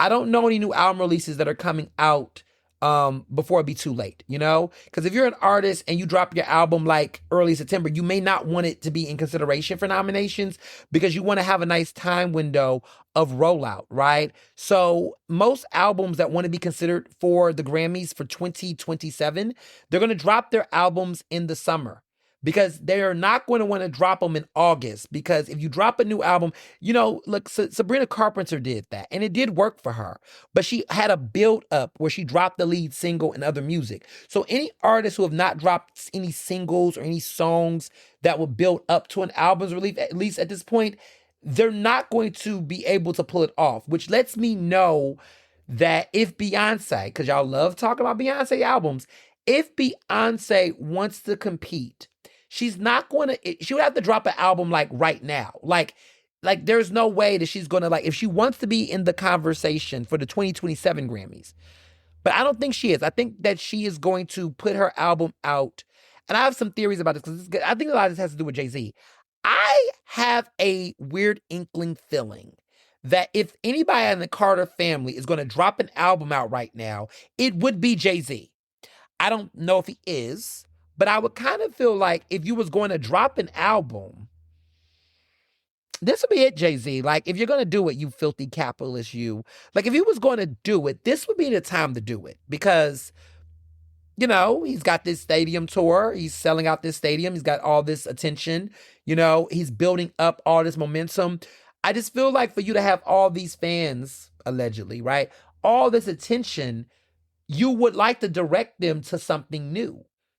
I don't know. That's what I would do. If I was having a sold out arena and I was going to Paris and I was touring, I don't know. I would feel like I would want to drop a new album to give the fans momentum and give them hype so that you can play the new songs. Ariana Grande is genius for this, right? What she did is she's on this tour. She knows she's doing this tour a year after her album dropped. I was like, she's got to drop new music.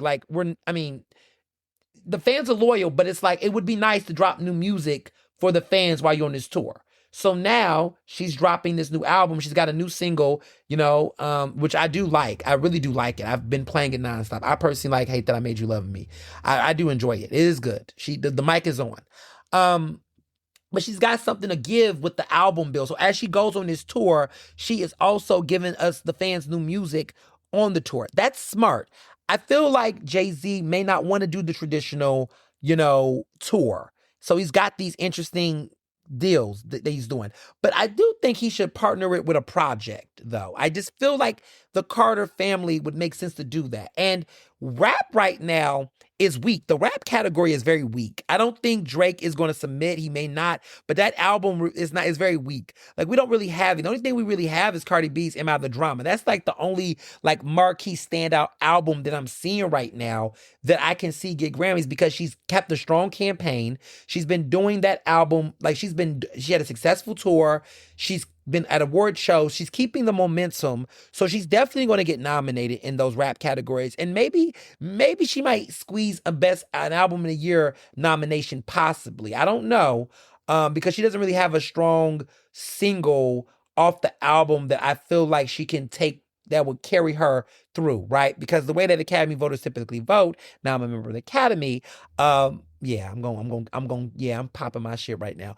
But the way that voters go is that they typically would like a record that is in now look at me, I feel like an expert. I am an expert, but I like the fact that I can be able to like give this insight because I've been studying, I've been in the mix, been putting in my time, and I can talk about it. But like I can tell you this information is that voters, you want to have a lead single, a strong song. So like for example, Taylor Swift, right? You could argue that Fate of Ophelia is going to be that lead song that she's going to try to get for record of the year and song of the year because of how well it's on the charts and how popular it is, right? She has other songs, right? But I also think about Madonna. Madonna has some strong songs off this album. I Feel So Free and Bring Your Love with Sabrina Carpenter are strong records that she can push. I think Cardi B has a lot of good records. I don't know if she has any strong ones that can be in the general categories. I think that's going to be the hard part because she didn't have a number one off of this album that is eligible. Like she's got Up, that wasn't off of those singles, and those songs were not a part of that expires past a year, so that can't be nominated. But she doesn't have any songs I think could get in those general categories. So that might be the hard sell. It can be done. It can be done. There's a lot of album of the year nominations that don't have record of the year, song of the year nominations, but typically for commercial artists like her, that will be the thing. But I think that she's definitely going to get in rap, and I definitely think she's the front runner for some of those for that rap category. But if Jay-Z drops an album, that can change the whole conversation for sure. He hasn't done anything since 444, so he's kind of overdue. It's been a while. It's been nearly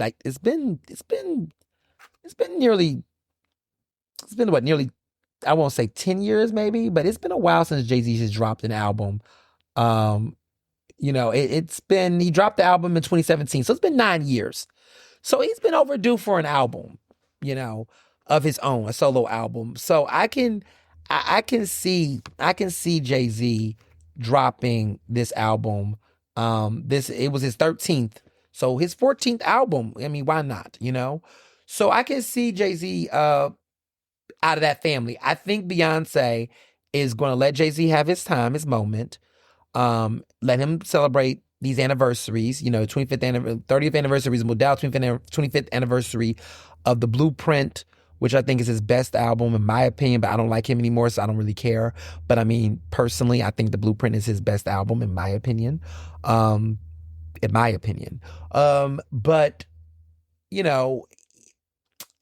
what do I say? What can I say? I will say that I think Beyonce is going to drop her album. I think we're going to wait a little bit. I think she, but who knows? You never know. They're unpredictable. But I think Beyonce is going to let Jay-Z have his run. And then she's going to come back, I think, next year or next cycle. She might drop it later this year, but it will not be in the 2027 Grammy conversation. I think she might drop it later this year and then gear up for the tour next year and build off of that. But let Jay-Z's gonna have to drop his album in this current time cycle so that they don't go competing against each other in the album of the year situation. So knowing them, that will be how they would probably strategically set this up. What do I know? But I think that would be how they would probably do it. That makes sense, right? I think so. So yeah, that's what I'm learning from this. That's what I'm processing this. But that being said, the larger point I'm saying is that right now, we don't really have a clear front runner for album of the year. I don't think it's going to be Taylor Swift. I think Taylor Swift's fatigue is set in. I think everybody's like tired of her. She got her wedding. She just had her wedding, which was like all over the place on thoughts. We don't have any pictures. We don't know anything. I don't really have any thoughts about that wedding. I don't really care. I'm like over Taylor Swift, to be honest. I just feel like she does nice things, right? She gives money to charity. That's great. But she's just, whatever. I'm just, my Taylor Swift, my Swiftiness has faded. It has faded. It was a moment in time and it has now faded. I do appreciate, I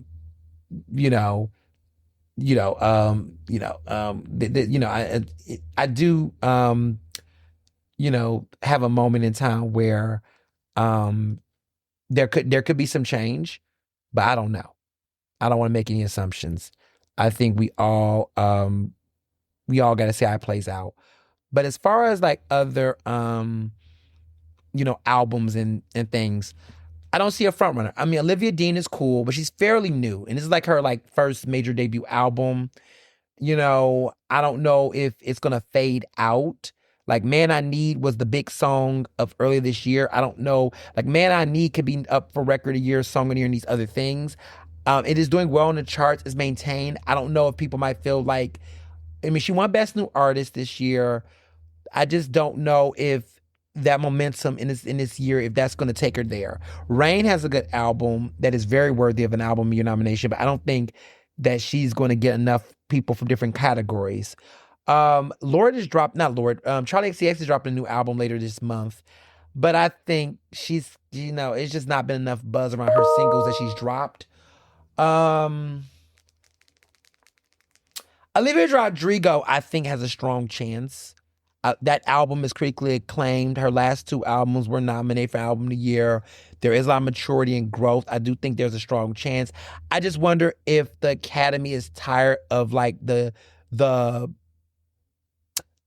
I mean, she's not a white girl per se. I mean, she's got Asians, but I just wonder if people would just kind of be like, are we tired of the white adjacent, young ingenue making the breakup girl anthem songs? Like, she's got a good album, but I have noticed there's a pattern of a lot of white adjacent type of leaning artists that are oftentimes making music that is very like focused on young people. You got the Billie Eilish, you got Stacey Abrams, you have Taylor Swift, you have there's like that singer-songwriter, young, white adjacent girl thing. I don't want to say Olivia Rodrigo is white, but the way in which her appeal is marketed to is to that type of young white girl fan base.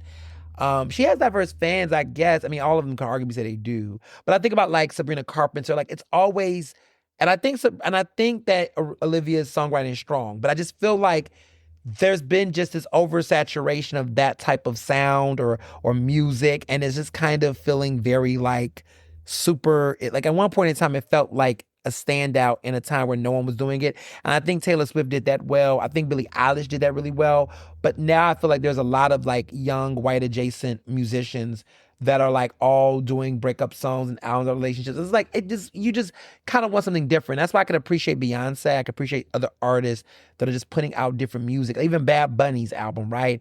Like music that is just so different, genre bending, different explorations of life.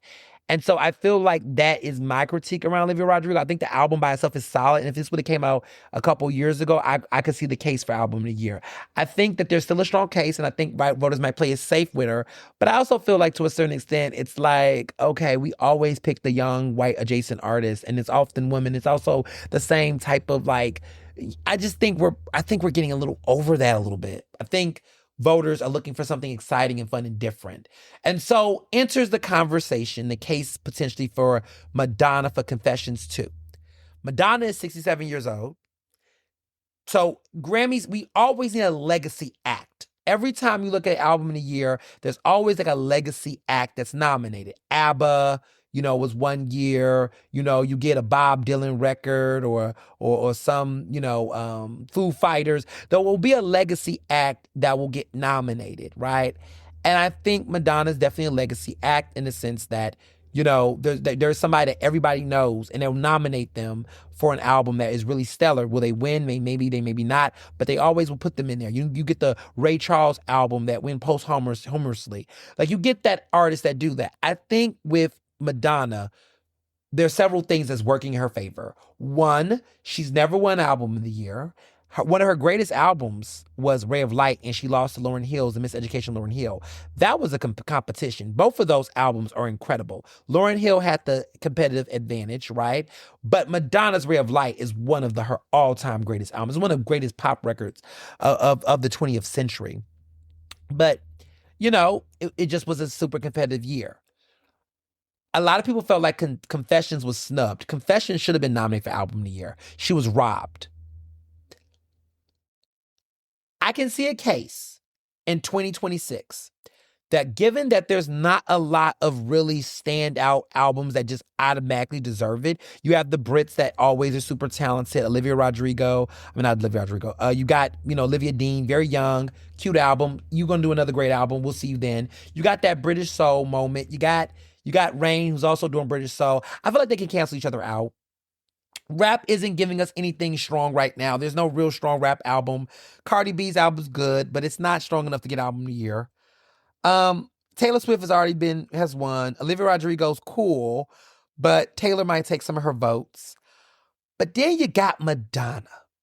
And Madonna has pop, but Madonna has a legacy. And Madonna represents a legacy of artists in the 90s and 80s. I'm thinking about Mariah Carey. I'm thinking about Whitney Houston. Well, Whitney won album of the year for The Bodyguard, but I'm thinking about Janet. I'm thinking about Celine Dion, but Celine Dion did win album of the year in the 90s. But there's a lot of these artists, right? When you look at Janet, when you look at Mariah, when you look at Whitney, you look at Madonna, they don't have that many Grammys. Like, you got people out here like Adele and others that got hella Grammys, like tons of them. Kendrick got like nearly 30 Grammys. Like, these newer artists that got a bunch of Grammys. And you look at how many Grammys like Madonna and these other people have, and you would think they would have huge shelves. They don't. They don't. And you know why they don't? Because back then music was fucking competitive. Okay? Like, people competed. Do you know Madonna has had a number one album in the 80s, the 2000s, the 2010s, and the 2020s now? And do you know that she did not have a number one album in the 90s? Even though she gave us Ray of Light, Erotica, Bedtime Stories, The Immaculate Collection, she had no number one album in the 90s, even though those are some of her greatest albums of her career. You know why? Because the industry was competitive. She was competing, okay? She was competing against Whitney Houston, who had the charts on lock. Janet Jackson, who had the charts on lock. Celine Dion, Mariah Carey. Like, she was competing. Sheryl Crow, Alaina Morissette. You had the girls competing. And let's not even talk about the men in music at that time, okay? Dave Matthews Band. Garth Brooks. Hootie and the Blowfish. Don't play with it, okay? Eric Clapton. They was out here on these charts, killing it. Michael Jackson still has some sway in the 90s. Like, these artists were on top of the world. And so Madonna was competing. She was hot in the 80s. In the 90s, she was struggling to stay in the conversation. She reinvented herself in the late 90s with Ray of Light. Then in the 2000s, she took over from the early 2000s. Then she kind of had a fizzle moment. But this comeback, this longevity, none of the girls can say the same. For her to be 67 with the number one album in the country, cross-generation at Coachella, the case is made. And we love a good comeback story. And wouldn't it be nice to give Madonna her roses? Because for a woman who has done this much music for this many decades and not get record of the year, album of the year, song of the year, never win any general categories, when she's done inspire a generation of artists and she don't have it, it makes me mad. It makes me mad that Mariah Carey does not have a record of the year, song of the year, album of the year Grammy. It pisses me off that Janet does not have the same. Now, Whitney had it, though. Now, Whitney did get her gots. Whitney did get it. But a lot of other musicians, women in music, did not have that. And so Madonna, I feel like, has a shot. And I think there's a case to be made. And so right now, my heart tells me that if there was somebody deserving of album of the year right now, for all of the things I described, Madonna Confessions 2. She did something that no one was expecting, and she really has the moment. And it's so refreshing. It's a refreshing album. She's very vulnerable. She's all the things. I'm here for Confessions 2. I rest my case. Look, things can change any moment now, but I'm just going to say I rest my case. I rest my case. Now, moving along. I had a lot to say, didn't I? I want to say this briefly in rap. Now, Future just dropped a new album called The Real Me. It's 22 tracks, no features, which is a first for Future. I like it. It might get some nominations. I don't know. We got to see if he's going to have a strong lead single, but I can see Future's album getting in there. But rap this year, this genre, this category is weak. Do I like Future's new album? It's cool. It's different. I appreciate the no features. He's got some bangers. With 22 songs, you're gonna have some songs that you're gonna skip. But overall, I appreciate the album. I do. I do. I appreciate him trying to do something different, compared to what he's previously done artistically with his music. Because he could have easily put a bunch of rappers on there, a bunch of features, but he didn't do that. T.I., Long Live the King or whatever. Listen, that album's decent. It's decent. I like Future's album more. But like I said, there's a lot of just, and I would say, you know what? I will say, Let 'Em Know would be an interesting Grammy nomination in some of those rap categories. I can see a case for Let 'Em Know getting nominated. That was a very standout rap song this year. It wasn't that many rap songs I liked this year that stood out. And I feel like Let 'Em Know was just a universal song that we can all get behind. Spin That by Young Miami. Who knows? I don't know. Maybe maybe it's a little too far-fetched. But it's climbing up those charts, though. So, you never know. But I will say Let 'Em Know by T.I. would be a nice rap record nomination for his final rap album. Because it was a beautiful comeback for that. I did appreciate Let 'Em Know. But yeah. So now to things I don't like and don't care for. Jay-Z. Let's get into it. Y'all, I'm over Jay-Z. Been over Jay-Z. Jay-Z continues to prove himself to be trash. This concert that he's been doing, Yankee Stadium. Yeah. Look, you Gen Xers like him. That freestyle, them shots. Yeah, he was talking about Colin Kaepernick. I don't care what y'all say. I get y'all like Jay-Z. Every generation got to have a trash bucket. My generation's trash bucket rapper is Kanye West. I think that the way in which people just give Kanye West second chances all the time is the same way I believe the Gen Xers give Jay-Z that. Like, y'all love y'all some Jay-Z. Y'all know he is not shit. But because y'all grew up on him and y'all seen him, this man does not like you all. And this man does not like himself. I think he struggles with class anxiety to the highest degree. And I think he just has no understanding of it. And I think that he also has he knows he's wealthy, but I also think he doesn't understand how wealth actually works. Like, I think y'all, I'm not doing dinner with him. I'm going to take the $500,000 or whatever the hell they were saying. Don't take the dinner with him, please, because there's his whole understanding of class economics is ridiculous. Like, it's like false logic. Like, you would expect someone at his age to understand this better. It's like the silly Facebook logic. Like, oh, getting mad about AI but having an iPhone? Well, hypocrisy. Oh, where's that energy? First of all, if anybody who knows this, any working class people in the consumer economy understands what a monopoly is. If you have a monopoly over a business or a system to which people don't have that many options to choose, shaming those people because monopolies are existing, are we mad at the people being monopolized? Or are we mad at the actual monopoly? Like, you're actually proving the point of why monopolies and big banks should be broken the fuck up. Like, I just don't get these logics. And so Jay-Z is rapping and making this stupid critique about, I guess, people calling him out about Target, but then wants to talk about, like, everybody's saying this, but no one's talking about Meta. And I'm like, sir, do you know how the internet works? Do you know how monopolies work? You're shaming people for not having options when you're literally a black billionaire who has the resources, connections, and means to give alternatives, but you refuse to. You actually like to benefit off of the monopolies and work within the system. You don't actually try to do that with the power that you have. Like, when I tell you that the concert, the only thing not only was the concert sold out, but you went to a sold out concert for a sellout. Like, Jay-Z is the epitome of a sellout. I don't want to hear anything. He's been that way for a long ass time. We've had these conversations on the podcast, and he continues to double down on his selling out. And at a certain point, you got to know who the hell he is and what he is and not defend it. And to see folks, grown ass adults, because the stan culture was real this weekend, trying to understand what the fuck that man was saying. I'm like, I have comprehension skills. The man was throwing a shot at Colin Kaepernick. You're not going to compare Colin Kaepernick right now is putting money to help Nolan White. I'm not saying Jay-Z need to do anything, but with all due respect, please shut the fuck up on Colin Kaepernick. Like, please do. Like, I just don't, like this man did not choose to be blackballed. This man did not choose to be persecuted and penalized for standing up for Black lives. And for you sell out, to go there and to take the deal and to basically plunge the knife behind that man's back, to You work with them, and mind you, work with the NFL, and then try to act like you're doing something because you're giving black artists, on the halftime show, dude.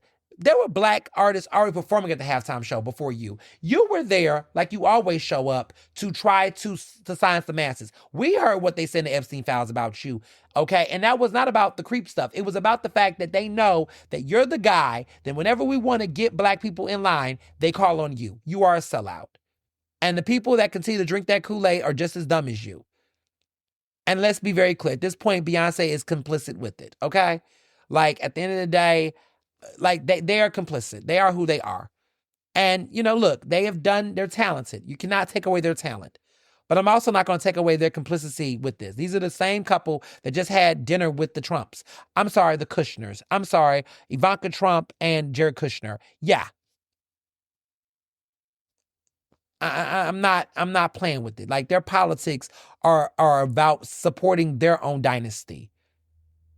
This man thinks that his success should be an influence because he did the American dream. The American dream was, in this way, is to be a gross capitalist, to get, build for you, and that was the aspiration. So he is so invested in that ideology, and that's who he is. Fuck Jay-Z. That's just how I feel. So moving along, on to TV. So the Emmy nominations have come out. The Emmy nominations have come out, and we're having quite some time. There's a lot of shockers with this year's Emmy nominations. There are some surprises. There are some things. So for starters, Hacks is the most nominated comedy of all time. It surpassed The Bear. It has, I believe, 27 nominations, multiple nominations. Shout out to that, a real comedy getting nominated.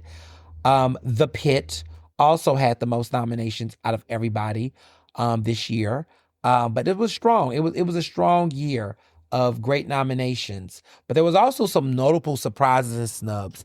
Let's get into it, okay? Because I love the surprises and snubs. So some snubs. Also, shout out to Domingo Coleman. Shout out to some people. So, Sally Field got a nomination, which was a surprise. Another one that surprised me, that were the surprises. So, do I want to start with snubs or surprises? Chase Infinity for The Testaments got nominated for lead actress. She was just in that movie one by after another. I was surprised about that. Was very surprised. Dancing with the Stars being nominated for reality competition, another big surprise. Rob Reiner, who passed away, got an Emmy nomination for The Bear, which was a big surprise. He previously won an Emmy, but for him to be nominated was pretty cool. Riz Ahmed, who I really like him. He's a great actor. He won an Oscar for short film, but he was nominated in his movie called The Sound of Metal. He's underrated. He got nominated for The Bait, which is pretty good. Sally Field, I said that, got nominated. Subway Takes got nominated for Outstanding Short Form Comedy. Kareem Rahman, that show, Subway Takes, that y'all be seeing on you. It's on YouTube, but you see it on social media where he's always with the mic on the subway. It got an Emmy nomination, y'all. That was really surprising. But the snubs, okay? Big snubs. Stranger Things pretty much did not get any major nominations. Like, everybody thought Stranger Things were going to come and sweep. It did not. Landman and The Madison did not get any major nominations. That gagged me because I just knew that Taylor Sheridan's, these two, The Madison, had Michelle Pfeiffer in it. It was none, none. But Margot's Got Money Troubles did for Michelle Pfeiffer, but not The Madison. That surprised me. Landman not getting any nominations, major ones did not, was also surprising. Industry, another one. They do not like Industry. HBO, Industry is another year, another stuff. What's up with Industry? That show is a good show. No nominations for it, though.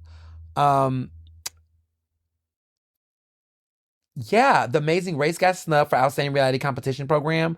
They're always nominated, but this year they got snapped. They got taken out. The Bear lead actor. surprised me. I was very surprised by that. The lead actor did not get nominated. Um, I guess, yeah, that surprised me. Widow's Bay getting nominated was another one that surprised me. That was a surprise. I was very surprised by that. Um, the snub. Oh, another surprise. My frat brother, Yahya Abdul Mateen II, who was in Watchmen and won an Emmy for that. Great actor, very underrated. He got nominated for Wonder Man for Best Lead Actor in a Comedy. That was pretty dope. Nobody Wants This got snubbed. I was a little surprised by that. Yeah, yeah, that was a surprise. Jeremy Allen White from The Bear, that's who it was. He got snubbed. Iban Mas Bakrak also got snubbed. Liza Cologne Zayas, like these two people have won Emmys prior. The only one who got nominated for the acting categories and the main categories was Ayo Adirbi, got nominated for lead actress in a comedy. She got nominated, but Jeremy Allen White, who previously won 2 times, did not win this time. Eben Moss Bach, who had previously won multiple times, he also did not. He did not get nominated at all. And Liza Cologne Zayas did not get nominated either. That was very interesting. But all these guest actors got nominated in The Bear. But this is the final season. They did get nominated for Best Comedy, but I think people are past that for sure. But Widow's Bay did good. Margot's Got Money Problems did really well. Those are like surprise shows. But yeah, it was a very telling time. And also, for the last time, I want to make it clear, Heated Rivalry, even though that was like the hottest show, no pun intended, it did not get nominated because it's not eligible. Their Canadian podcast, anybody who said it got snubbed was wrong. They were not eligible. But if they were, you could have imagined that the Emmys would have been a lot different. One of the most popular shows on TV, but their production company is not American. So that's why I didn't qualify for Emmys. So that's why. Now, Golden Globes, I believe it will qualify for Golden Globes because it's the Hollywood Foreign Press Association. So the category is very different for the Golden Globes. But for the Emmys, it has to be American because it's the National Academy of Television Arts and Sciences, which, by the way, I'm also a member of as well. So there's that. Before we move on, there is talks. Lee Daniels is trying to consider putting his show Star at the Zeus Network. He wants to bring Star back. You know Star, which was that hit show of his on Fox. Bring me. That was the show. With Queen Latifah with the multiple different wigs on every episode.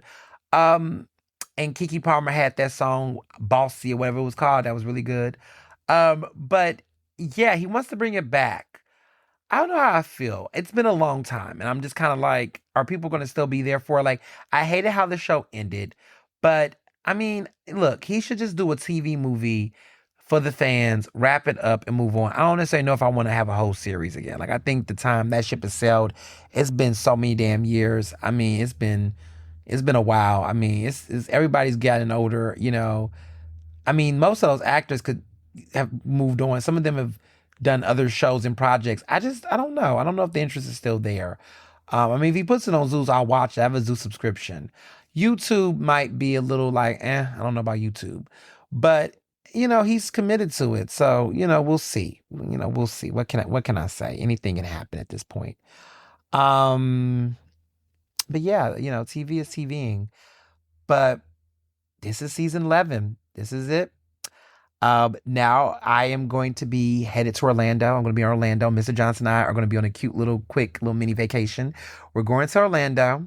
And I'm only telling y'all this. I'm not telling everybody else this. But yes, we are going to go to Disney World. Now, we're not going to be in Disney World the whole time. We're going to do like one day to have the experience. I am not a kid. So we don't have kids. So we don't have to go through all like the theme parks. We're not going to do all of that. We're going to get one of those like fast pass. Like we're going to Like, not really ride, not a fast pass, like one of the like visits, but we're gonna visit the Magical Kingdom. Like we're gonna go back later and do it all because we've been going to Orlando because we have some property down there. And so we are going to stay at a Marriott vacation resort because we have a relationship with them. So we're going to go to one of the Marriott resorts and we're going to stay there for the 4 days. But we're going to, and look at the timing. Like, there was never a better time to go on a vacation. Like, I need this mini vacation, and the timing always works out, don't it? So I want this mini vacation. I want to breathe. I want to, have some time. I want to have some fun. I want to, do my thing. But we're gonna go to Disney World. It's gonna be fun because I've never been to Disney World. I grew up on Disney, y'all. Y'all know. If anybody who know, I grew up on Disney, like heavy Disney. I was a huge Disneyana collector. Look up Disneyana. It was called Disneyana. I used to collect like rare Disney collectibles and artifacts and things. Like, it was an addiction.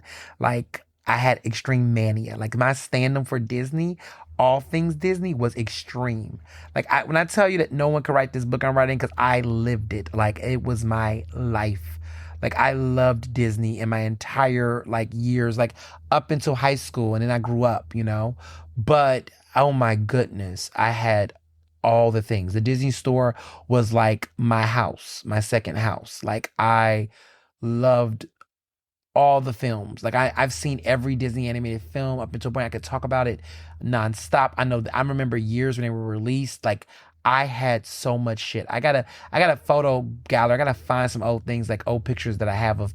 I had a section, like, I used to have plushes, like the plush dolls with the tags on them, like the beanie bags. I used to collect the Disney beanie bags. I used to be a pen collector.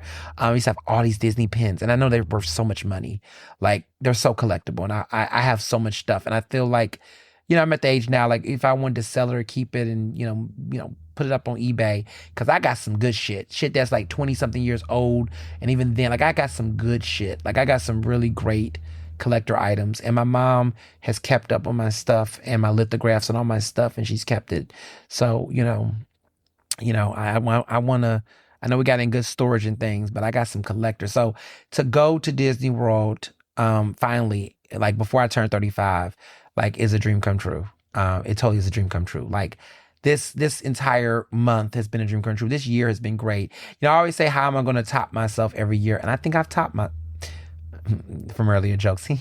But no, I'm this is a great time, and I'm looking forward to Orlando to have some vacation. I'm going to keep my eyes open on what's going on in the city, but like real rap, I'm going to enjoy some time. I'm going to relax and enjoy some time. Got some good restaurants I'm going to go to in Orlando. Just some great couples time. So I'm looking forward to it.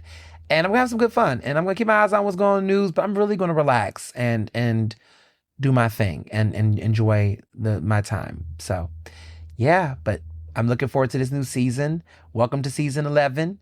And as always, be well and be best. Ernestly Speaking is recorded in Philadelphia, Pennsylvania, and can be found on Apple Podcasts, Google Podcasts. To stay up to date with the latest on the show, follow me on Facebook, Twitter, and Instagram at Mr. Ernest Owens. Use the hashtag Ernestly Speaking to tell me what you thought about this episode, and check out my website at ernestowens.com.